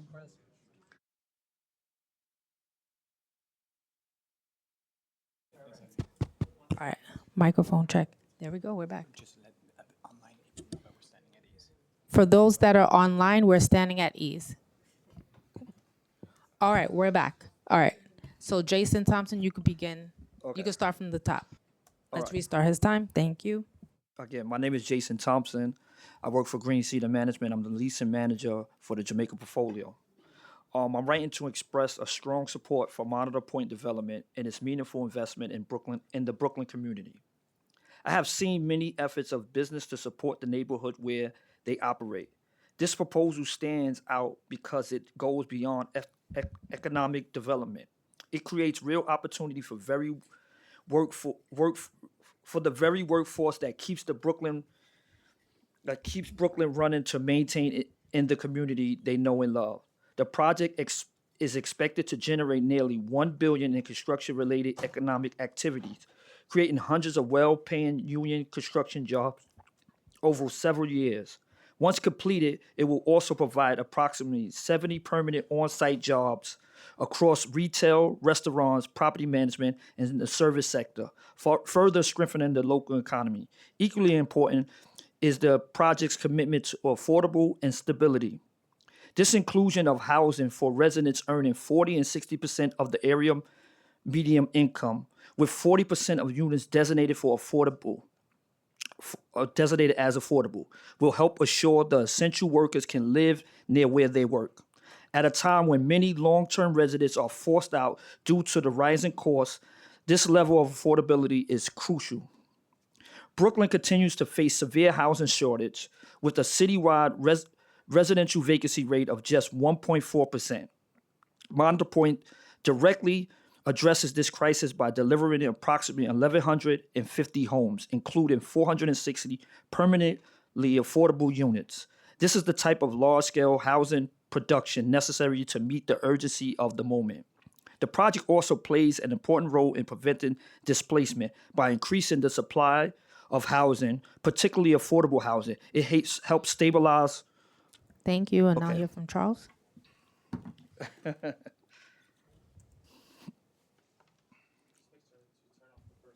Okay. You can start, Charles. My name is Charles Lirio. I support the Monitor Point application because I am a longtime supporter of the Greenpoint Monitor Museum.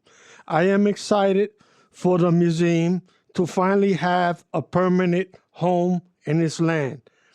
As a former United States Army Reserve and son of a World War II Navy veteran, I am passionate about United States military history, particularly the history of the Civil War. I am associated member of the Sons of Union Veterans of the Civil War and used to be a Civil War reenactor. My love of history drew me to the Greenpoint Monitor Museum. Over the years, I have helped with the museum's annual awards ceremony and students and assisted with special events at the museum land, often while wearing my Civil War reenactor's uniform. I'm also a former MTA employee. I appreciate how this application will move the MTA mobile watch unit facility to a proper industrial area. Once the facility is moved, the MTA land and Monitor Point can be transformed into homes for thousands of New Yorkers. These New Yorkers will be the neighbors of the museum. Their children will grow up in place named USS Monitor. They will live and breathe its history. I ask the honorable council members to remember Memorial Day. Thank you. A We place where appreciate your testimony, Charles. You could submit the rest of your testimony for the record. We'll now hear from George. Okay. Thank you, George. You Good may begin. afternoon, Chair Lewis and hello, Councilman Lincoln. My name is George Wyman, and I'm the Vice President of the Greenpoint Monitor Museum. I was born and raised in Greenpoint, where my family has lived since the 1840s. Many of my ancestors fought for the Union during the Civil War. I even had a relative who served on the USS Monitor, Assistant Surgeon Grenville Weeks. I am proud to be part of Greenpoint and even prouder to help carry forward the legacy of the USS Monitor. Over the years, we have worked very hard to care for the museum's land on Bushwick Inlet and to share the Monitor's story with the community. Since 2001, we have taught thousands of children who have children and grandchildren that attend our classroom. They see me and Janice on the street, and they remember us as the Monitor people. And they ask us, when will the museum be built? We have told them that we are going to build a museum on the land that shares the launch site of the USS Monitor, the ship that saved the Union, and we don't want to let them down. If we do not vote yes today, there will be no museum building or open space on the museum's land. Under the current R6 zoning on the MTA site, a developer could build a luxury building with no or very little affordable housing, but the museum would get nothing. Its land will remain closed off. A no vote does not create anything for the community, but a yes vote will create affordable housing, open space, and a home for the museum. After the Monitor sank, my ancestor and Assistant Surgeon Grenville Weeks wrote, "So long as we remain a people, so long will the work of the Monitor be remembered, and her story told to our children's children." That's what we do. Please help us keep telling that story to the people of Greenpoint and the world. Please vote yes for Monitor Point. You may submit the Thank rest on you. the record. Thank you. And last call for Jack Connors. If you're not here, you can submit your testimony online. Councilman, if you have questions for this panel? All right, this panel is excused. Thank you for your time. We'll now hear from Deborah McAllister, Eugene Travers, Jim Sue, and Howard Slatkin. Last call for Deborah McAllister, Eugene Travers, Jim Sue, Howard Slatkin. Which one is he? Oh, Eugene. Okay, let them know.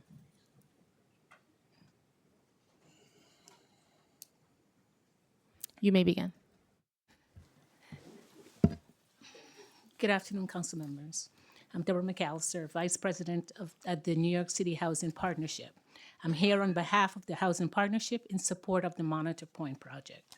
The Housing Partnership is a nonprofit organization that has been in existence for 43 years. It was founded by David Rockefeller and Mayor Edward Koch to advance middle-class housing throughout New York City. Today, the partnership's mission remains the same, and for that reason, we are thrilled to partner with Gotham on the Monitor Point project, which will create much-needed affordable housing for working-class families who are being driven out of the Greenpoint neighborhood because they can no longer afford to live in it. The rents are too high. In North Brooklyn, there is a severe housing shortage. This project would contain over 1,150 new homes, including 460 permanently income-restricted units. The project is considered the largest investment in affordable housing in North Brooklyn waterfront. With this project, there are several benefits to the community. Over 45,000 square feet of public access to waterfront open space, a new home for the Greenpoint Monitor Museum, safer streets, neighborhood retail spaces, and jobs. One of the positive results of having a Monitor Point development on this site is that no one will be displaced from the site because currently the MTA site has no housing units. As a matter of fact, public safety would improve with the relocation of the MTA site, resulting in a residential neighborhood. We can all agree that there is a housing crisis in New York City. The Monitor Point project would increase that housing supply. Families making minimum wages would be able to afford an apartment at Monitor Point, resulting in economic diversity. As stated in Mayor Mamdami's newly released plan, let's build a city where working class people. Thank you, Deborah. can We'll now stay. hear from Jim Sue. You could submit the rest online. You may begin, Jim. Hi, I'm Jim Su. I'm an architectural interior designer working in Long Island City.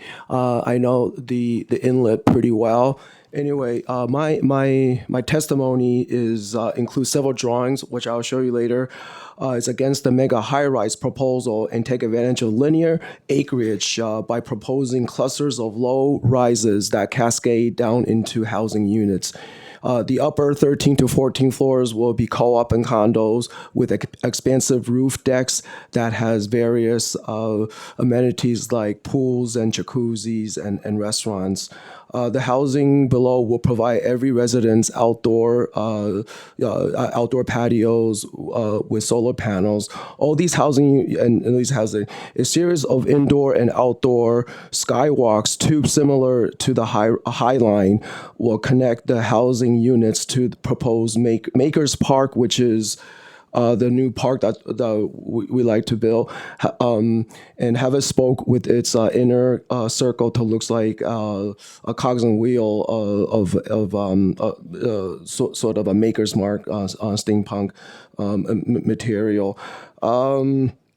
The future phase would also include biodomes that looks out into a tower hexagonal platforms that would juts out, forming future floating miniature cities. I kind of propose to have hexagonal like floating cities, which is also maybe used in Tokyo Bay. I see this project as a future future city of the future in the area. I have drawings here, but it's a lot and the idea is to show how the one area will connect to the other area, the Greenpoint area as well as Williamsburg. The floating city will be the future area where the water is. Thank you very much. Thank you. Now we're going to hear from Howard Slatkin. Good afternoon, excuse me, Chair Lewis, Councilmember Ressler. My name is Howard Slatkin. I'm a planning and housing professional today, testifying in my personal capacity. 21 years ago, in 2005, I was the project manager for the city planning initiative that rezoned this waterfront and the adjacent neighborhoods. And a story for another time, I actually named Bushwick Inlet Park.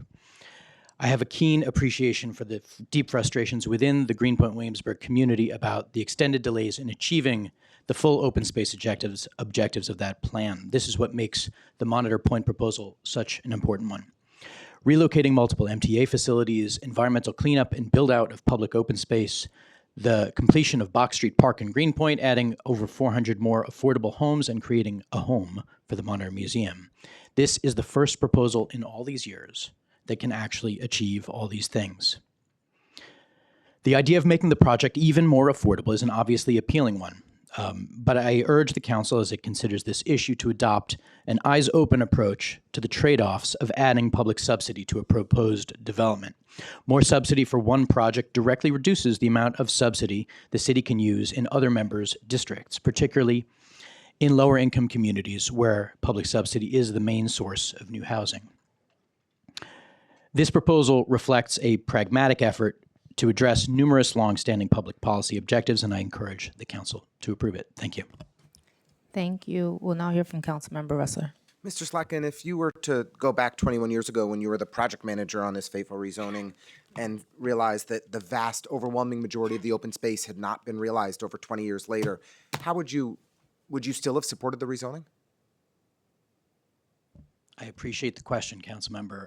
I am not going to speculate on time travel based hypotheses. No, it's a fair question. It's a great question. 20 years ago, adding 30,000 of units of housing, being promised 40 odd acres of parks, seeing almost none of it constructed, would you have supported that rezoning if you were told that the deal the community was getting was totally an empty promise and that none of the core commitments of the rezoning were achieved? So again, not just the time travel aspect, but I will reject the premise of the question because it's not a choice between whether to do something or not, but it's how to do it right.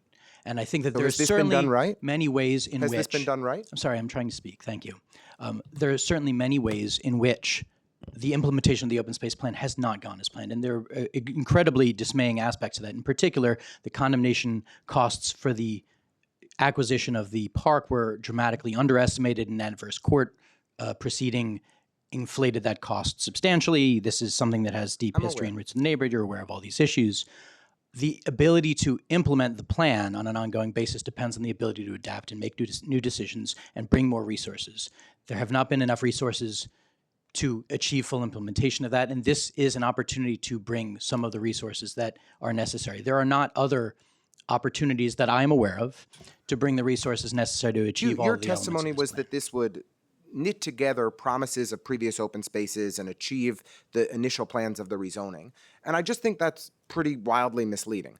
This would address 15% of Brock Street Park being available for design and construction. It is unfunded at this point, but it would allow for that 15% of that park. It would have no other impact on promises made from the 2005 rezoning on open space. So we're talking about a small portion of one park that this would facilitate construction, and that's it in terms of the 2005 promises. There's no commitment to anything beyond that at this stage. I appreciate I think it was a question. I appreciate your point, your question.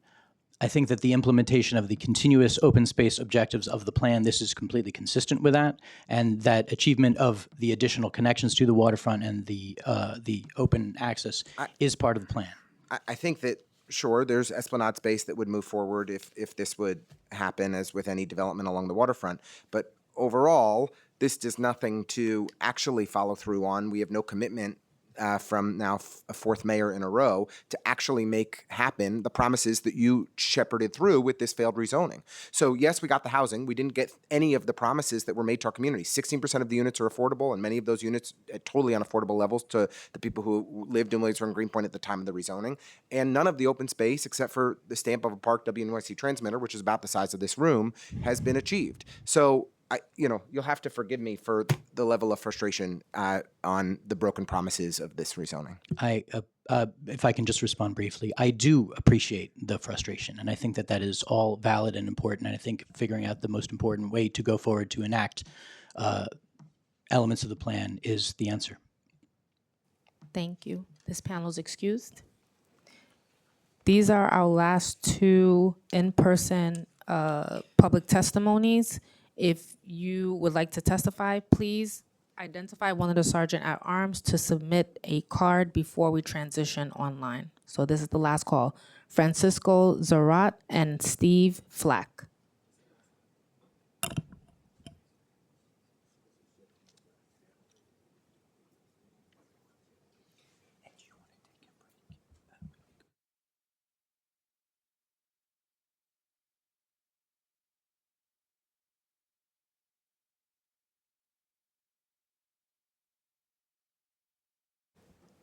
You may begin.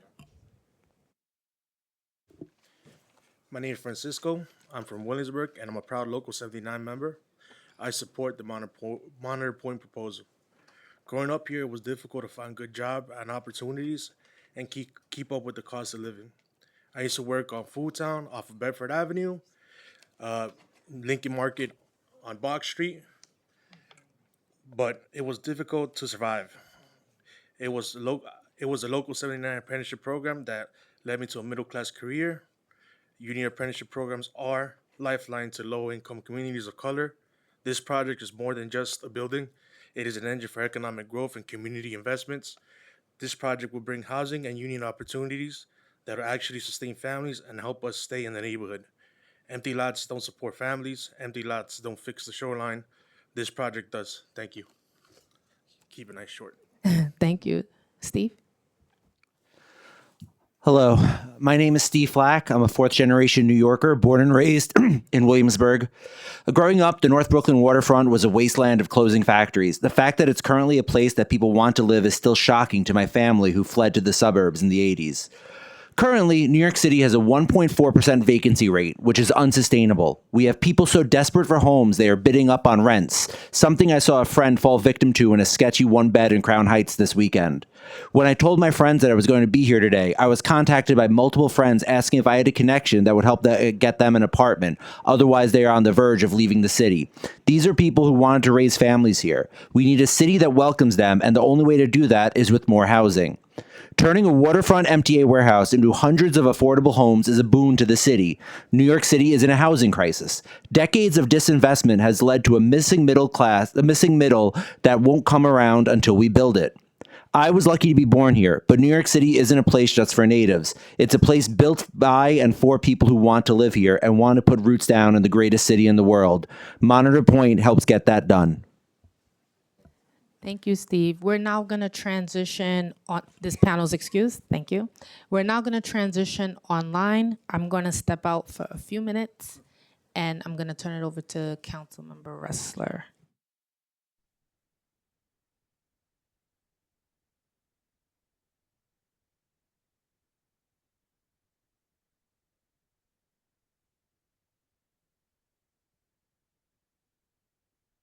We will start the online testimony in just a minute.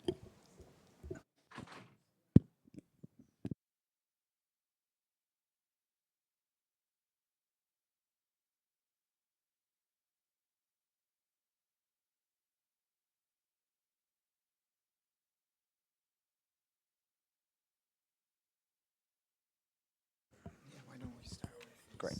The first panel will be Barbara Hertel, Ida Max, Andrea Odezinka, and Rob Solano from Churches United for Fair Housing. The sergeant will unmute you. You may begin.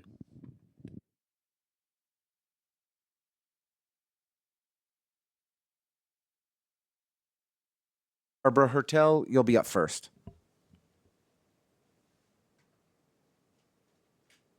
Hopefully.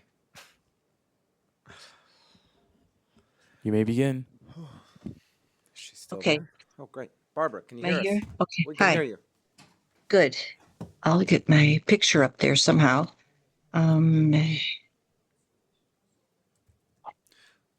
Feel free to get started. We can hear you. Okay. Yeah. Oh, now I Okay. can see Hi. you too. Nice to see you, Hi. Barbara. Good. Hi. Nice to see you too. All right. So, Bushwick Inlet Park should not be used for luxury housing. It is a good project, but not for the inlet. It is a delicate area in the park. The state and city and others should build the Monitor Museum. Also, rezoning is not correct. They should keep the zoning the same. And the MTA should talk to the Parks Department about their land. So please say no to this project. Thank you. Thank you, Ms. Hertel. We appreciate you and your street safety advocacy. Next up, Ida Marks. You may begin.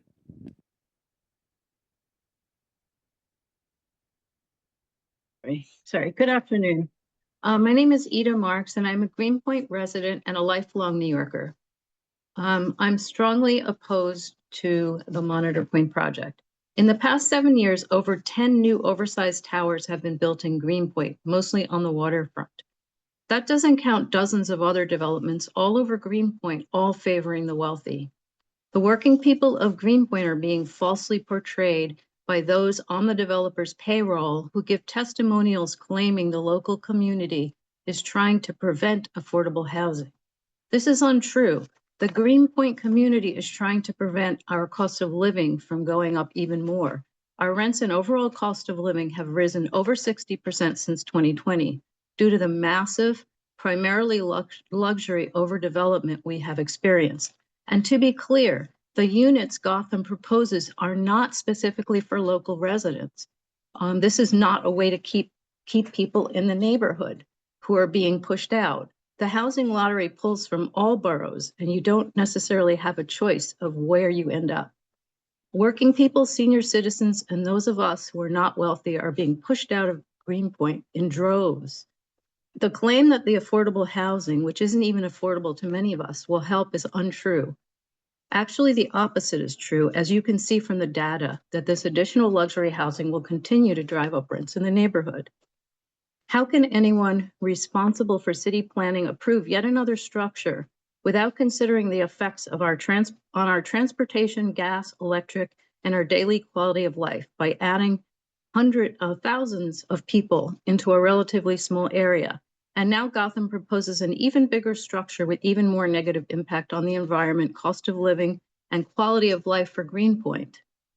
This neighborhood has become a playground for the wealthy, and unfortunately, this means many of us who are working people, senior citizens, and lifelong residents are Time being forced expired. out. Please oppose the Monitor Point project. Thank you. Thank you, Ida. Next up, we'll hear from Andrea Odezinska. I'm sorry, Andrea. I think I butchered your name. You may begin.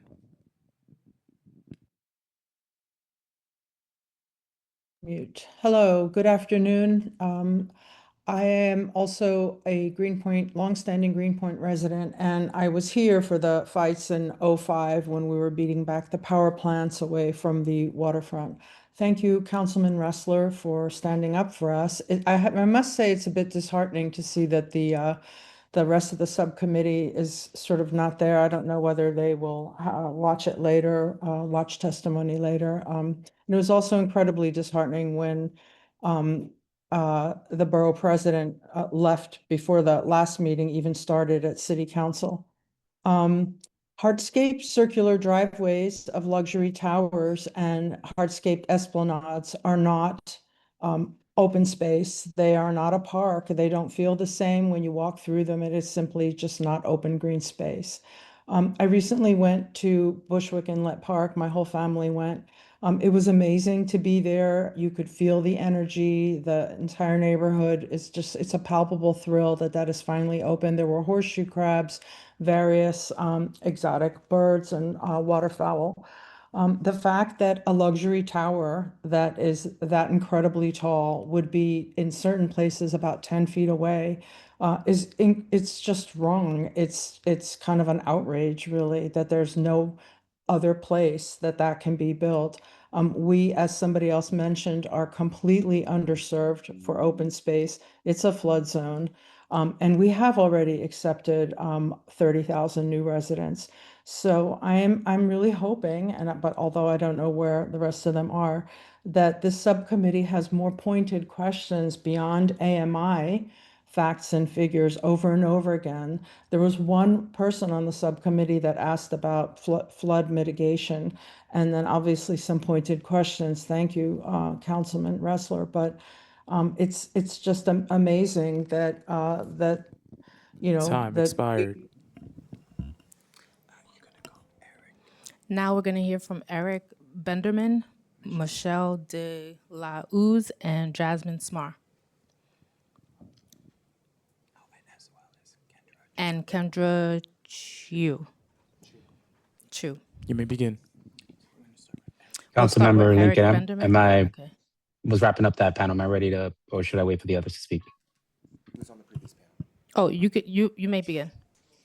Okay, thank you. Good afternoon, Chair and members of the City Council. My name is Rob Solano. I'm the co-founder, executive director of Churches and Fair Housing. We represent 20,000 working class families across Brooklyn, New York City, who are fighting every single day just to stay in the neighborhoods they've helped build.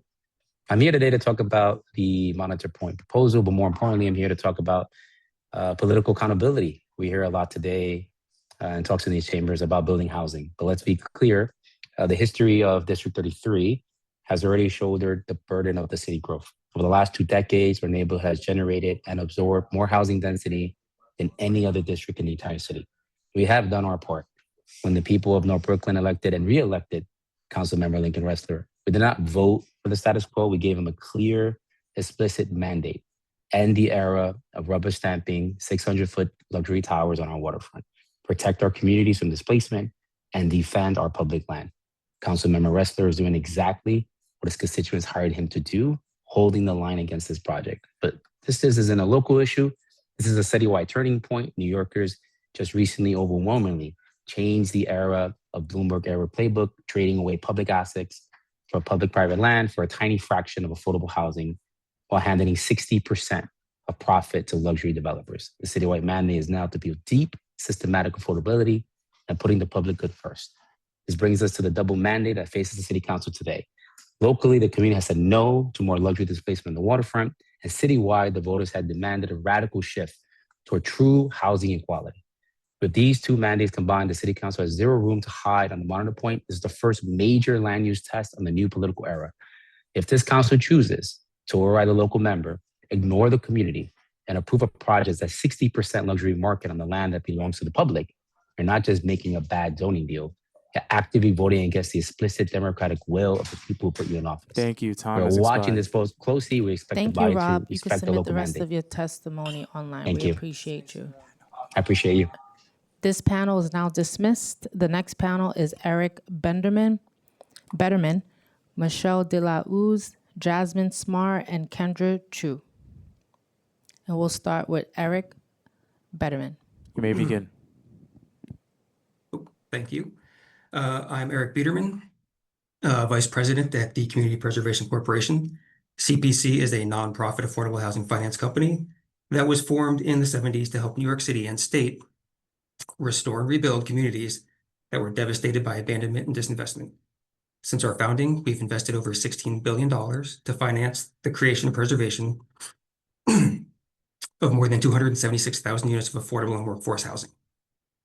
Now, at a time when New York City faces a historic housing shortage, the Monitor Point development proposes to address a unique mix of housing, environmental, and waterfront concerns with intention and resourcefulness. Monitor Point will deliver much-needed new housing, new open space with waterfront access, environmental protection, and resiliency. This project is informed by a public-private partnership led by Gotham Development in partnership with the MTA, HPD, and the Greenpoint Monitor Museum. Critically, the project will bring 1,150 new homes to Greenpoint, 460 of which will be permanently and deeply affordable. This is creating much-needed new housing at rents that working families can afford. On behalf of CPC, I commend the development team at Gotham and their partners at the MTA, HPD, and the Greenpoint Monitor Museum, in addition to the hundreds of community members who have worked tirelessly to develop a new vision for Monitor Point. I respectfully urge the committee and the members of the council to support this project, approve the land use applications, and help deliver affordable housing, open space, and a resilient waterfront to the Brooklyn community. Thank you again for your time and consideration. Thank you. We'll now hear from Michelle. You may begin. Good afternoon, Chair Lewis and Councilmember Ressler. My name is Michelle Dallos, and I'm the Executive Director of the Fifth Avenue Committee, a nonprofit comprehensive community development corporation whose mission is to advance economic, social, and racial justice in New York City. I'm testifying in support of Monitor Point because our housing crisis is urgent. In Gowanus, where I was yesterday with Mayor Mondami, touring the neighborhood and seeing new affordable housing, preservation of existing affordable housing, investment in Nycc, and mixed income projects, and investment in other infrastructure projects, all within a short distance of one another, we can see what it looks like to have community-wide solutions to some of our city's challenges. While I deeply appreciate and support Councilmember Ressler's comments about the need for true housing affordability on a publicly owned site, this project is delivering multiple public benefits beyond the 40% affordable housing at deeper AMIs and includes critical funding for public transit and the Greenpoint Monitor Museum. Monitor Point would deliver 460 permanently affordable units, along with publicly accessible waterfront open space, resiliency improvements, environmental remediation, and major privately funded infrastructure investments. This is a mixed income development that uses market rate housing to help cross-subsidize affordable homes and unlock public benefits that the community would not otherwise receive, and that the city doesn't have sufficient taxpayer dollars to fund on its own. From a community development perspective, this is what equitable growth should look like, transforming an underutilized site into mixed income housing, public waterfront access, safer infrastructure, and long-term neighborhood investment. Adding 460 permanent homes where none exist today is a concrete equitable growth strategy and investment in a more inclusive future. I urge the council to approve Monitor Point. We need this project and all that it brings without needing to use additional taxpayer subsidy. Thank you. Thank you, Michelle. Now we'll hear from Jamie. You begin. Jamie Smar. Hi, good afternoon to the subcommittee on zoning. I am Jamie Smar. I'm the president and CEO of the New York City Housing Partnership. I speak in support of Monitor Point on behalf of the New York City Housing Partnership. The New York City Housing Partnership is an organization founded by Mayor Ed Koch in 1983. And we have spent more than 4 decades working to expand access to true middle-class housing across New York City, representing over 100,000 affordable units created or preserved. The North Brooklyn waterfront has changed substantially over the past 3 decades. What was once an industrial corridor has become one of the most desirable stretches of real estate in the 5 boroughs. But that transformation has not come without cost. The net vacancy rate in Brooklyn sits at 1.27%, below the city average of 1.4%. And the middle-class families who built and sustained North Brooklyn to what it is today are increasingly unable to stay. No one development project can solve the housing shortage that we face. But 460 permanently affordable homes with units reaching as low as minimum wage affordability is a meaningful contribution to true middle-class housing in an area that needs it. What's more, the financing structure behind this project is the kind of creative, disciplined work that does not happen without genuine commitment from the development team and its public partners. The proposed cross-subsidy model, which is using market rate units to finance deep affordability, is not new, but it is hard to execute very well.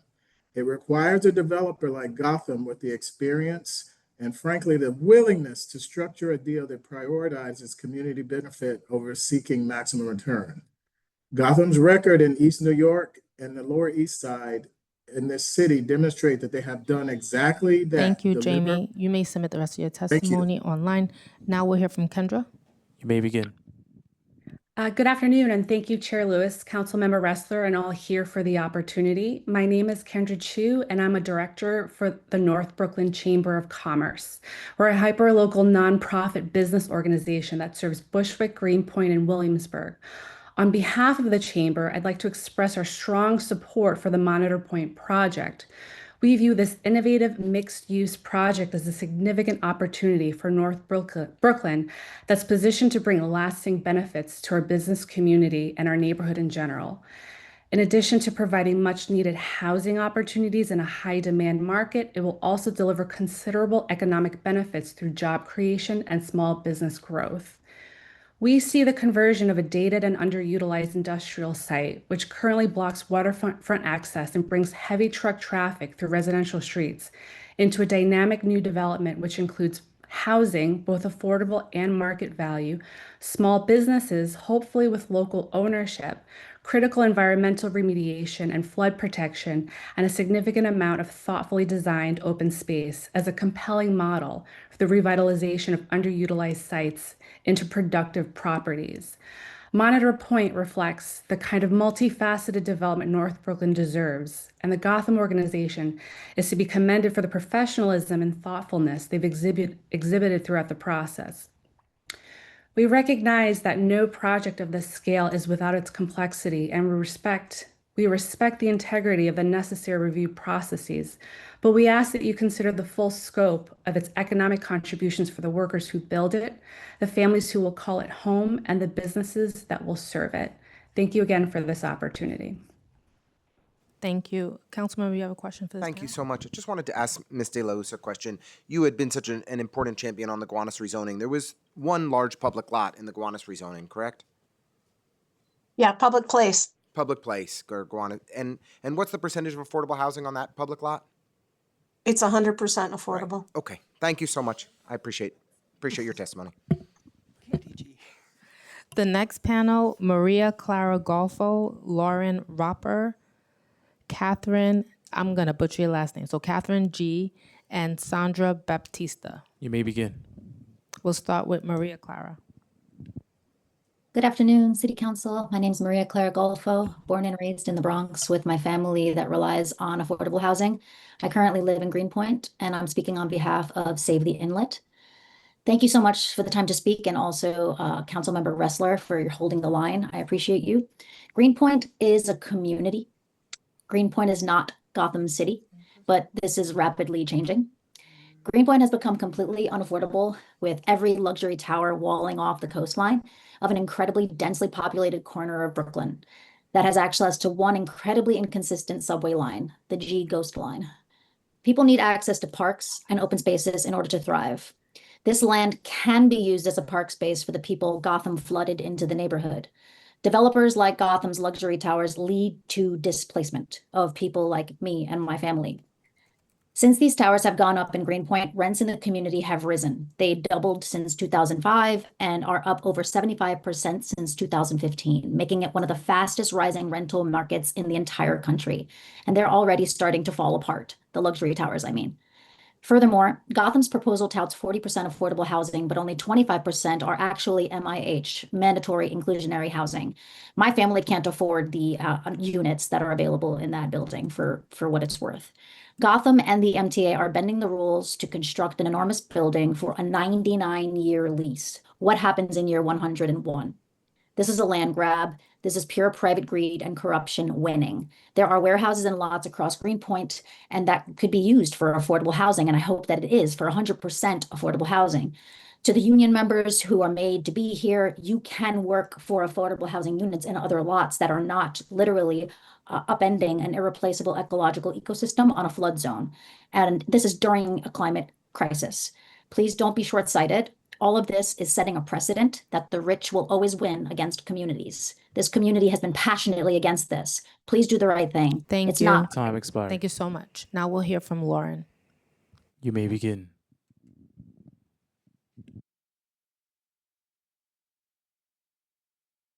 Lauren Roper? Lauren Roper. All right, we'll hear from Catherine. You may begin. Catherine? All right, we'll hear from Sandra Baptista. Starting time. Hi. My name is Sandra Baptista, and I strongly oppose the Monitored Point project. I'm a local resident here in Williamsburg.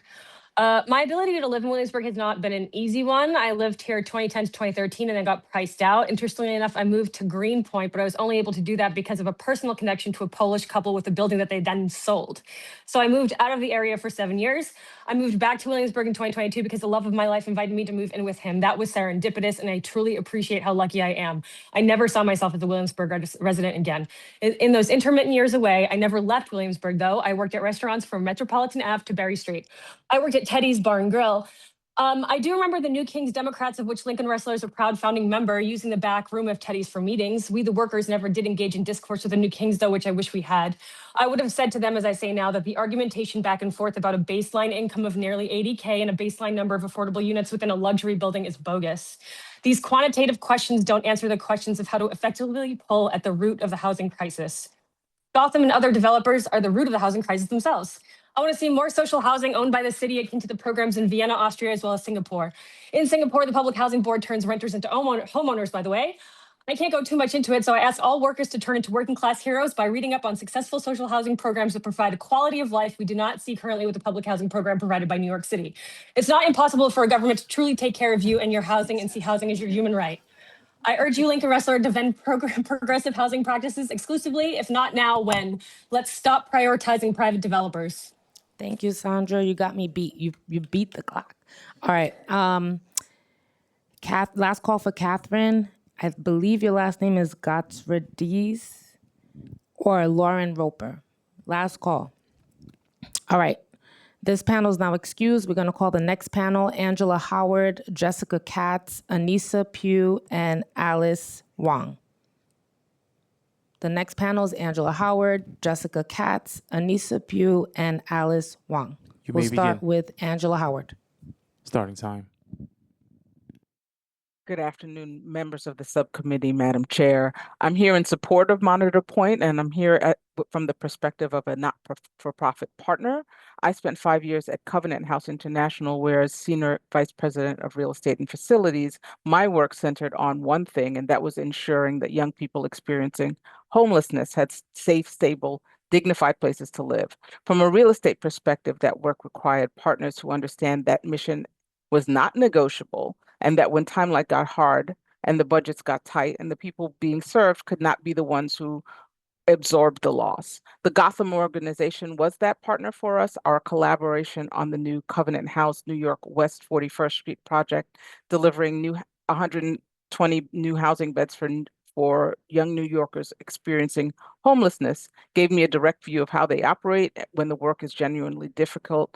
We had a team that stayed focused on the project's intended outcomes and found solutions and delivered. They never quietly walked back on any of their commitment. That experience shaped how I look at developer promises. And when I look at what Gotham is proposing at Monitor Point, 460 permanently affordable homes, units as low as 40% AMI, and 50,000 square feet of public waterfront open space, I recognize the same orientation towards public purpose that we experienced in our project. Responsible waterfront development is not just about what can be built, but how the public realm is treated, how environmental obligations are taken seriously, and whether the long-term stewardship commitment is real. Monitor Point, as structured, reflects those standards. The open space is publicly accessible and maintained by the developer. The environmental work is substantive, and the MTA gets a modern facility and long-term revenue. These are not performative commitments. I've seen Gotham deliver for some of the most vulnerable people in the city, and I'm confident they will deliver for Greenpoint. I urge your support for Thank Monitor you Point. so much. Now we're going to hear from Jessica Katz. You may begin.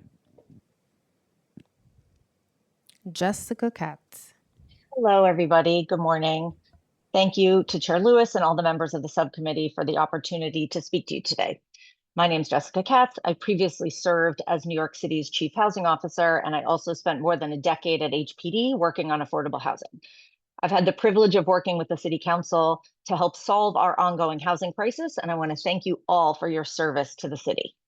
As some of you will remember, I used to be a regular at these hearings in my HPD and City Hall days, but I've not been back since I left government. I'm coming out of retirement today because this project is just that important. I'm here today to speak in support of Monitor Point. New York has a housing shortage that falls hardest on working class families, people who grew up here, work here, and are being priced out of neighborhoods that they've lived in for generations. Monitor Point delivers approximately 460 affordable apartments out of roughly 1,150 total homes, with a substantial share targeted to households at 40 to 60% of AMI. On a waterfront site in North Brooklyn, that level of affordability is genuinely hard to achieve. What also distinguishes Monitor Point is that it doesn't ask the city to choose between housing and other priorities. It combines deeply affordable homes with climate resiliency, environmental remediation, new public waterfront access, transit infrastructure development, and the full realization of Box Street Park, all on a site that is currently a truck depot. No project solves the housing crisis all on its own, but when a proposal delivers this level of affordability and public investment, I urge the council to support Monitor Point, and I thank you for your time. Thank you so much. Anissa? You may begin.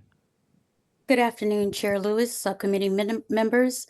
My name is Nycc, and I represent Dr. A.R. Bernard and Christian Cultural Center. I am also a proud member of Christian Cultural Center. I'm here to express my strong support for Monitor Point development. Our church has deep roots in this part of Brooklyn. Long before the skyline began to change, our congregation was serving families right here, providing spiritual guidance, stability, community for generations of New Yorkers. We witnessed firsthand the transformation that followed the 2005 rezoning. While it brought investment and growth, too many longstanding residents were left behind as housing costs surged beyond their reach. This is why Monitor Point matters. This project represents a meaningful step towards restoring balance. It will deliver deeply affordable housing for families who have been priced out or pushed to the margins, people who deserve the opportunity to remain in the community they helped build. This is not about housing units. It's about equity, dignity, and inclusion. We are particularly encouraged by Gotham's organization track record. Through their urban village approach, they have demonstrated that it is possible to create developments that are not only financially viable, but also socially impactful, places where mixed income communities can thrive together, where residents have access to amenities, open spaces, and supportive services. Monitor Point reflects many of these same values, from its commitment to affordability, to its integration with the waterfront, to the creation of public spaces that can be shared by the broader community. This is the kind of thoughtful, inclusive development our city needs more of. I also want to highlight the importance of diversity along the waterfront. For too long, access to these spaces have not reflected the full diversity of our borough. Monitor Point helps change that, creating a place where families from all backgrounds can live. Time expired. Thank you, Anissa. Thank you. Now we'll hear Alice. You may begin. Good afternoon. My name is Alice Wong. I'm the Chief of Staff at Chinese American Planning Council. CPC is a social services organization, and every year we support over 80,000 community members across every zip code in the city. A decade ago, CPC's board of directors decided to develop a parking lot we own in Lower Manhattan, where the organization was founded. Our board of directors chose Gotham Organization as our developer, and they have been a steadfast partner to CPC. And as someone who was born and raised in the Lower East Side in affordable housing, their presence has been a community benefit to our neighborhood. Our engagement with the community during our development project stretched a year before the ULURP process started and continued with monthly updates during our construction period. and feedback from both the community and our elected official partners was incorporated into the project. Together, we created over 200 affordable housing apartments, a cultural space for the Beth Hamadash Haggadah Synagogue, and a permanent home for CPC. Gotham worked with the Lower East Side Employment Network Lesson to employ people from our community during our construction period and hosted one of our SYEP interns in their office. CPC has seen how communities can be strengthened when government, communities, and the private sector work together, and CPC supports the Monitor Point project. Thank you. Thank you. You have questions for this panel? All right, this panel is now excused. We'll now hear from Leo Gutman, Mark Rosanio, Ryan McCain, and Erin Drinkwater. And we'll start with Leo Gutman. You may begin. Hello, thanks for the opportunity to speak today. I'm here, to support the Monitor Point development. This is an area, I live in Long Island City. I walk by this area regularly. And I have to say, there are a lot of points. Hi, Leo. Sorry to interrupt you. Did you testify already? Not for this one. I spoke earlier for Do it. Do it, Clinton. Okay, you may continue. My apologies. Yeah. I walk by this project regularly, and to me, there's a lot, just in support of this project, or favorable points to me. I like having waterfront access in new public spaces. I like that this helps support the MTA. That this, helps, create a permanent home for the museum. And most importantly, that, delivers affordable housing in, a transit accessible area. To me, that's those are all really positive points. And the fact that it can achieve that at deep affordability levels for many of the units is also a huge win. I really appreciated hearing the expert testimony today that spoke to Gotham's track record on projects like this and, explained, why some of the questions about affordability levels can be too simplistic. If to get ahead of some of the questions that have come to other panels, if we're able to negotiate higher levels of affordability, I support it, but I also support it as it stands today. To me, this is a great project and I want to see it happen. Thank you. Thank you, Leo. Now we'll hear from Mark. You may begin. Good afternoon. My name is Mark Raziano, and I'm here today in support of the Monitor Point project. I know what it takes to deliver real benefits, and I know what it takes to truly invest. Mark, we can't really hear you. Can you put up the volume if you can? And we'll start you over again. How's that? Sorry. Can you hear me? If you could maybe put up the volume either in your headphones or your computer, because it's still the same.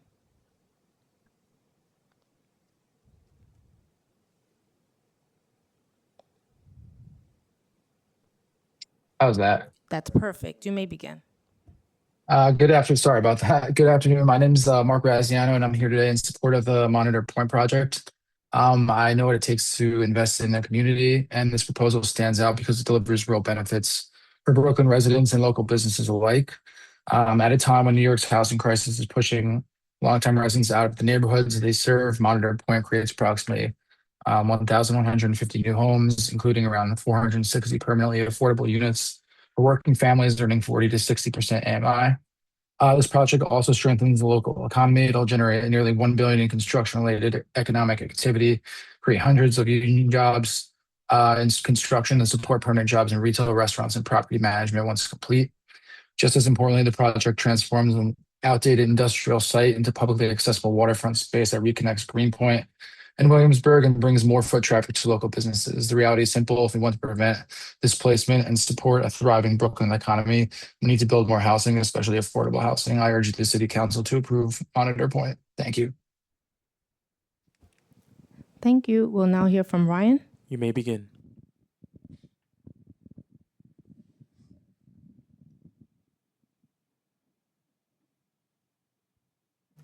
Ryan McCain. All right, now we'll hear from Erin Drinkwater. You may begin. Hi, good morning. My name is Erin Drinkwater. I'm here today to support the Monitor Point application. I want to just raise some numbers. I know the committee has heard a lot of testimony today. I was a former deputy commissioner at the Department of Homeless Services under the de Blasio administration, and I saw firsthand the impacts of our housing crisis. Greenpoint is a neighborhood of broken promises since the 2005 rezoning. And while this project is not perfect, it certainly is a step in the right direction to address some of the concerns with displacement and affordable housing in the city. Last night, close to 83,000 New Yorkers spent their night in shelter. Last night, for the first time, 100 families went to PATH seeking shelter. And that number of 100 families is pretty regular day over day. I appreciate the longstanding fight that the council member has put forward and fully agree that we need to continue to press for more affordable units. But to delay this project or for the council to vote this project down would be a huge disservice to New Yorkers. The mayor released a housing plan yesterday. Hopefully, we will be able to take advantage of some of those new tools. But we have an opportunity here to take advantage of land that was otherwise not used for housing in the same way that the 2005 rezoning produced housing, except now we have many more tools at our disposal to increase the number of affordable units in the project. I urge the council to support the project. I've submitted a testimony for your review and look forward to working on this project. Thank you. Thank you, Erin.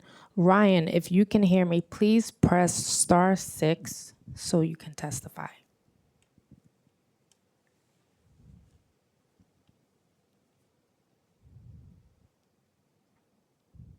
And that's for Ryan McCain. If you can hear us, please press *6 so you can testify. Yeah, hello. Sorry about that. There you go. You may begin. Okay, great.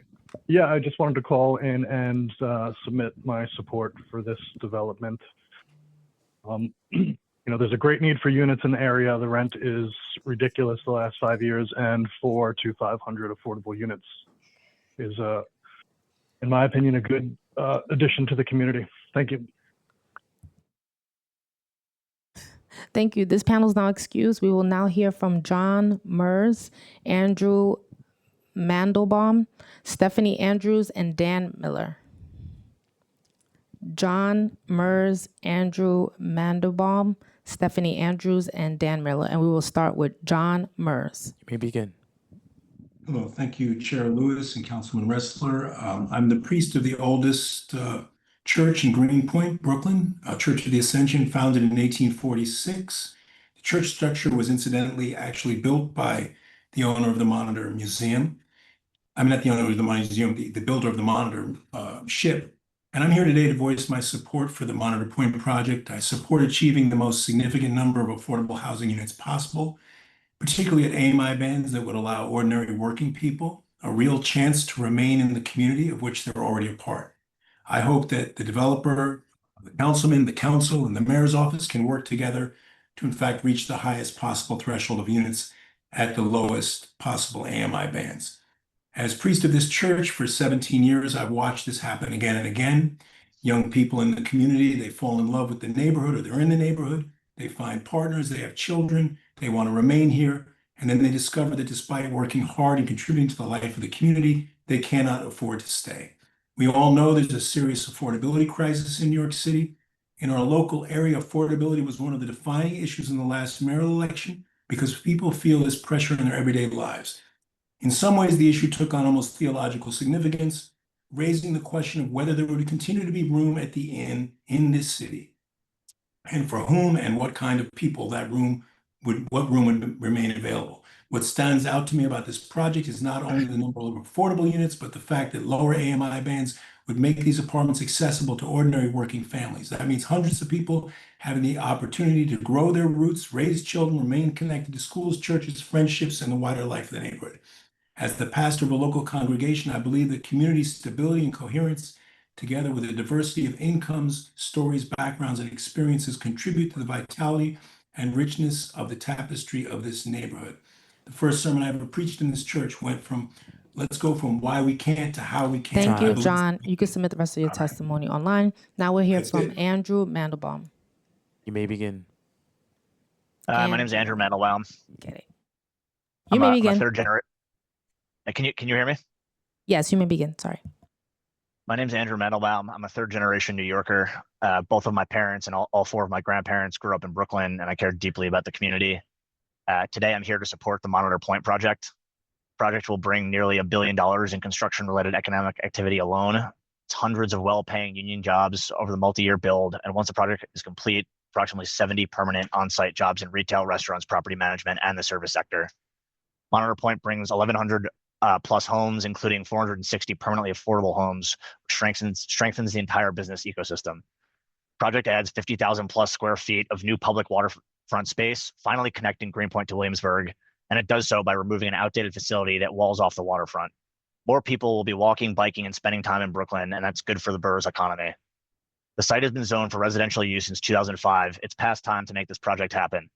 Mayor Mamdani is committed to maximizing affordable housing production across the 5 boroughs, and I think Monitor Point is exactly the kind of project that delivers on that promise. If we pass on projects like this, we're not protecting the neighborhood.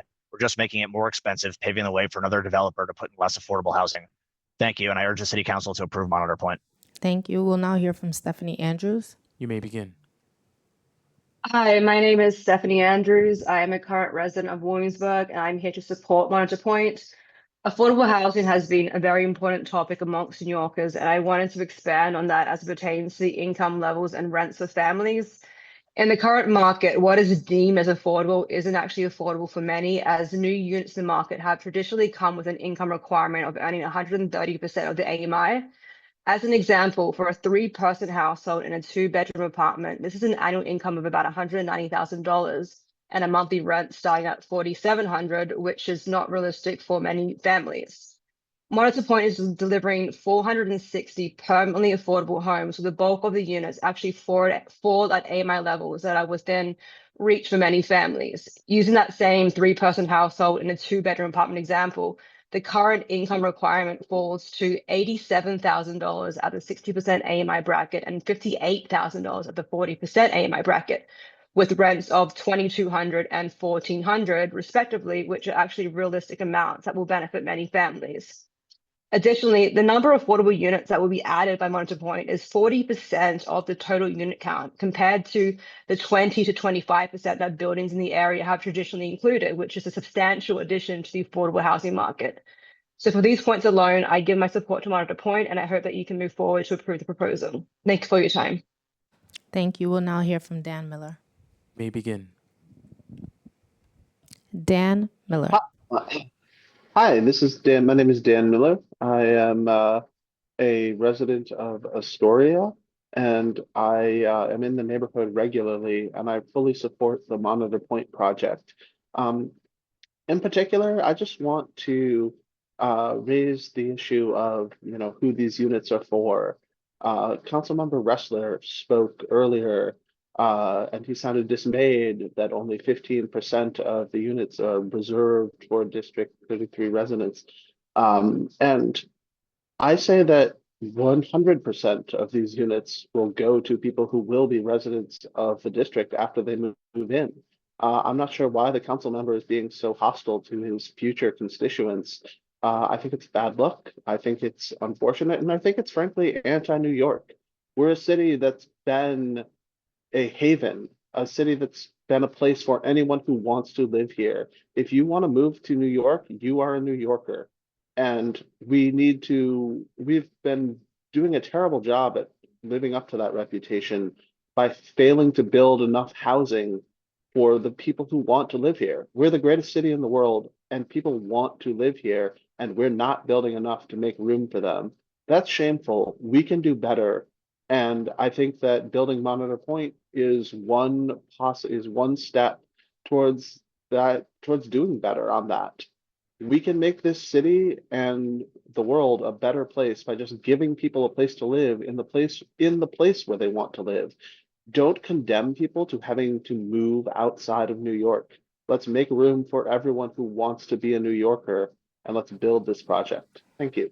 Thank you, Dan. This panel is now excused. The next panel is Luke Lavenway, Lindsay McCormick and Jonathan Suarez, and Remy Ziff.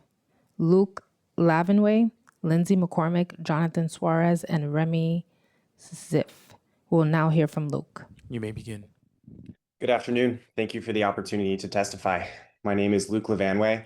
I've lived in New York City for 14 years. Currently, I live in Fort Greene, Brooklyn.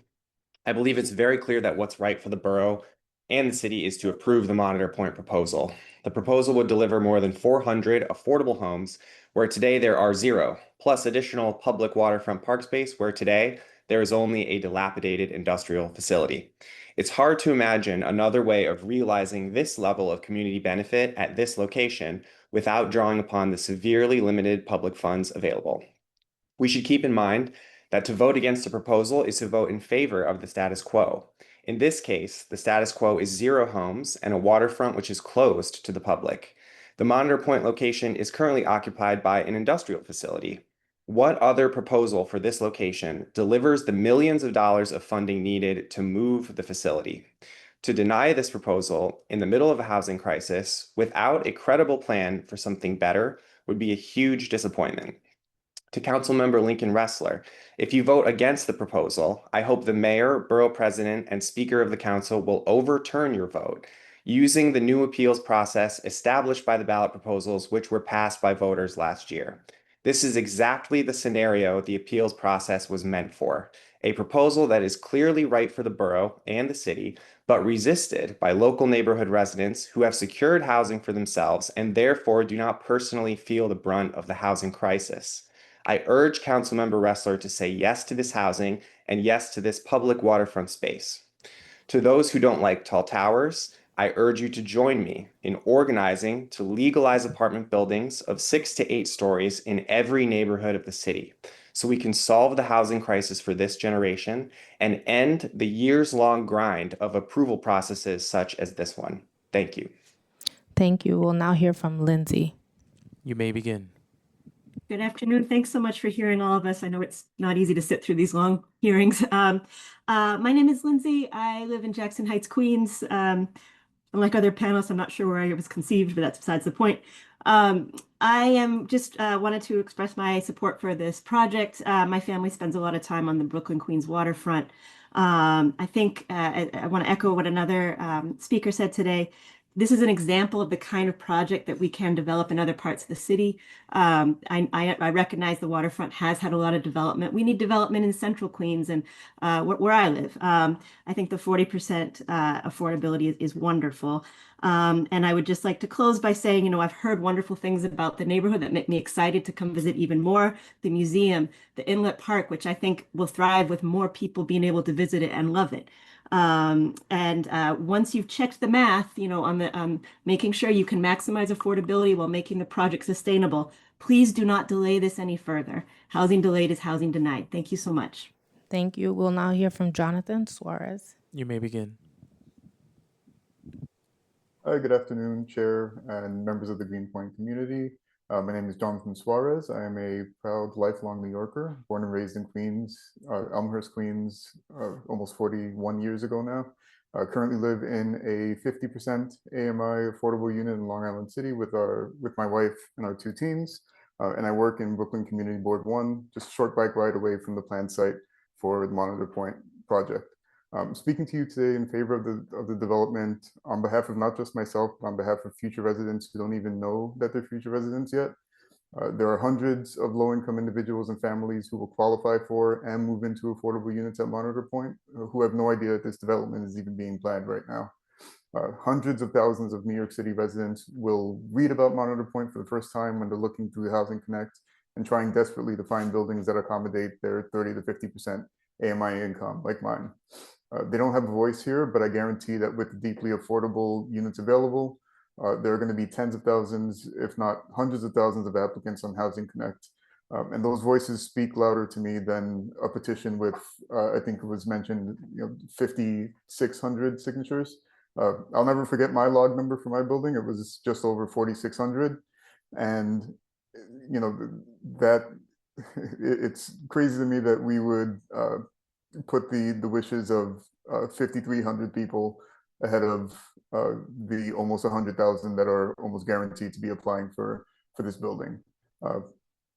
You know, before we moved to LIC in 2023, we spent 14 years underhoused and rent burdened, and I cannot overstate how much of a life-changing experience it has been to move into an affordable unit. And the last thing I want to do is pull the ladder up behind me.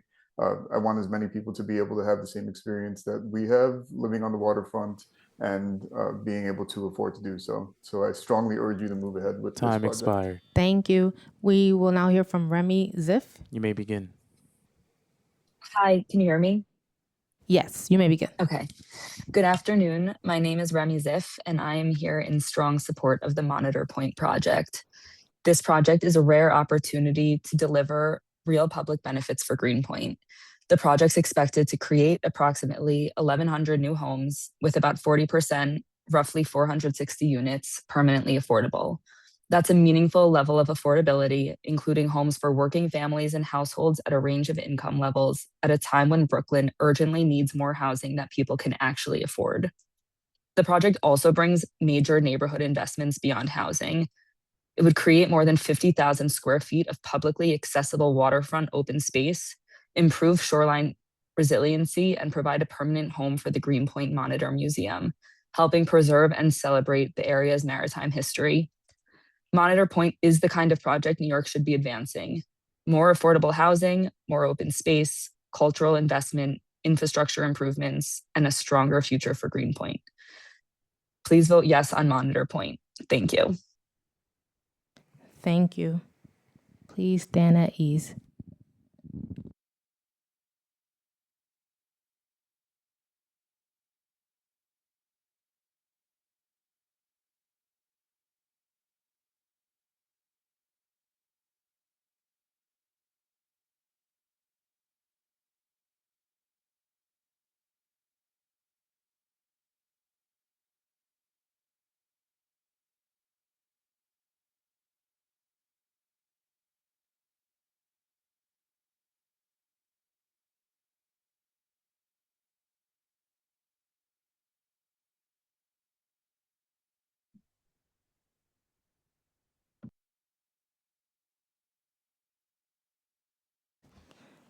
This panel is now excused. We will now hear from Daniel Donovan. You may begin. Thank you, everyone. My name is Daniel Donovan, and I live in the neighborhood surrounding the proposed Monitor Point development. One of my favorite aspects of the neighborhood is the well-developed Williamsburg waterfront. Domino Park is a compelling example of how thoughtful redevelopment can activate a residential corridor while also generating broader economic benefits for the community. I'm very excited by the project's potential to deliver 50,000 square feet of waterfront access, finally connecting Williamsburg and Greenpoint. The waterfront is a beloved amenity among local residents, and redevelopment of an obsolete building to expand this amenity would greatly enhance the neighborhood. Thank you. Thank you. We'll now hear from Lauren Mezzanot, Andrew B., and N. Pinkett. You may begin. Pickett. So Lauren will go first. You may begin.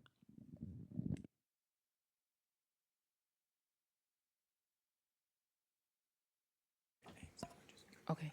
Lauren Mezzanot. All right. Now we'll hear from Andrew B. You may begin. How you doing? You may begin, Andrew. Hi, my name is Andrew Barokis, and I am in favor of Monitor Point. I have been operating my business in Williamsburg for 25 years. We are at the base of the Edge in Williamsburg, and the idea of bringing more housing, both market rate and affordable, to the area is, very needed. We definitely have a crisis on both sides. This project is currently planned as a condo project, and we'll have, $2 million, one bedrooms and $3 million, two bedrooms here. That's not what we need. We need more rentals. Both market rate are impacted by the lack of inventory It's straight supply and demand. The amount of affordable housing here at the rents of, $1,500 to $2,000 a month is exactly what the city needs to keep the diversity that makes New York what it is. So for all those reasons, both myself and everybody in my business, definitely wants, to see Monitor Point happen. So thank you. Thank you. Lauren Mezzanate. You may begin. Lauren. All right, now we're going to hear from iPhone. And if you could please identify yourself. You may begin. Okay. All right. Maybe that's me. I don't know. Hello? What's your name? Darren Lippman. I don't know why I didn't populate. Sorry about that. Anyway, as a 27-year resident of Brooklyn Hold on one community- second. Can you please restate your name and then you could... Darren? Yeah, Darren Lippman. Can you hear me? We can hear you. It just says iPhone. But I Darren, don't- you may begin. No idea. As a 27-year resident and North Brooklyn Community Boathouse member, I've witnessed the 2005 rezoning process from its beginning to now. As a reminder, the rezoning was about increased height and population density in exchange for community benefits, waterfront access, affordable housing, and most importantly, parks. 21 years later, we still do not have the already developer-funded city promised Box Street Park, Lincoln. The community should not be held hostage by this project for an already agreed full park. As much as I disagree with many aspects of this project, I'm here to fight for what I believe community organizations truly need: a boat ramp, one that is solely reserved for community organizations and volunteers who work on and support our waterways. From environmental remediation oversight, oyster repopulation, providing the public with human-powered boating opportunities and art performances. The closest usable motorboat ramp is around 8 miles away. You cannot miss this opportunity, especially because this inlet is one of the few safe places to launch a boat. Lincoln, the inlet belongs to the community. This luxury building will become an ugly wall against the community's park and frankly should not be built on the public land. It will stand beside a park that exists only because of the incredible hard work the community and of the community, and that park will be permanently blighted by this monstrosity. I understand you are under intense pressure not to strike this project down, but the least you can do is secure a concession for a community organization boat ramp, a $1 million donation to the North Brooklyn Community Boathouse, along with stiff penalties if agreed upon promises are not timely met. Okay, one more time. I want a community boathouse written into this thing, $1 million donation to the North Brooklyn Community Boathouse, along with stiff penalties. Like all these promises these guys make, all these other developers did not finish all their Thank you, promises. Darren. We truly appreciate you. We will now hear from N. Pinkett. May begin. And Pinkett dropped off. We'll now hear from Catherine G. You may begin. Catherine G.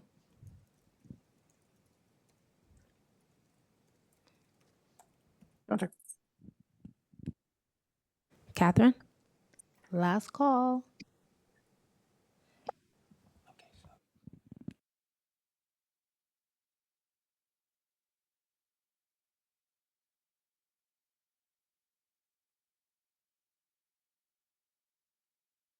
All right. If there are any members of the public who wish to testify regarding this proposal remotely, please press the raise hand button now. If you are in person, please identify yourself to one of the sergeant at arms. This is the last call. All right. Okay. Give it 30 seconds. Being there are no members of the public who wish to testify regarding LU 67 through 71. Okay. Relating to the Monitor Point mixed-use residential development proposal, the public hearing is now closed and the items are now laid over. That concludes today's business. I would like to thank members of the public, my colleagues. Thank you, Councilmember Ressa, for sticking around to the end. Thank you, Chair Lewis, for doing a great job. I hope We you really don't kill me appreciate in it. the press and say, oh, she was against me. Subcommittee council, land use council staff, and sergeant at arms for participating in today's meeting. This meeting is now adjourned.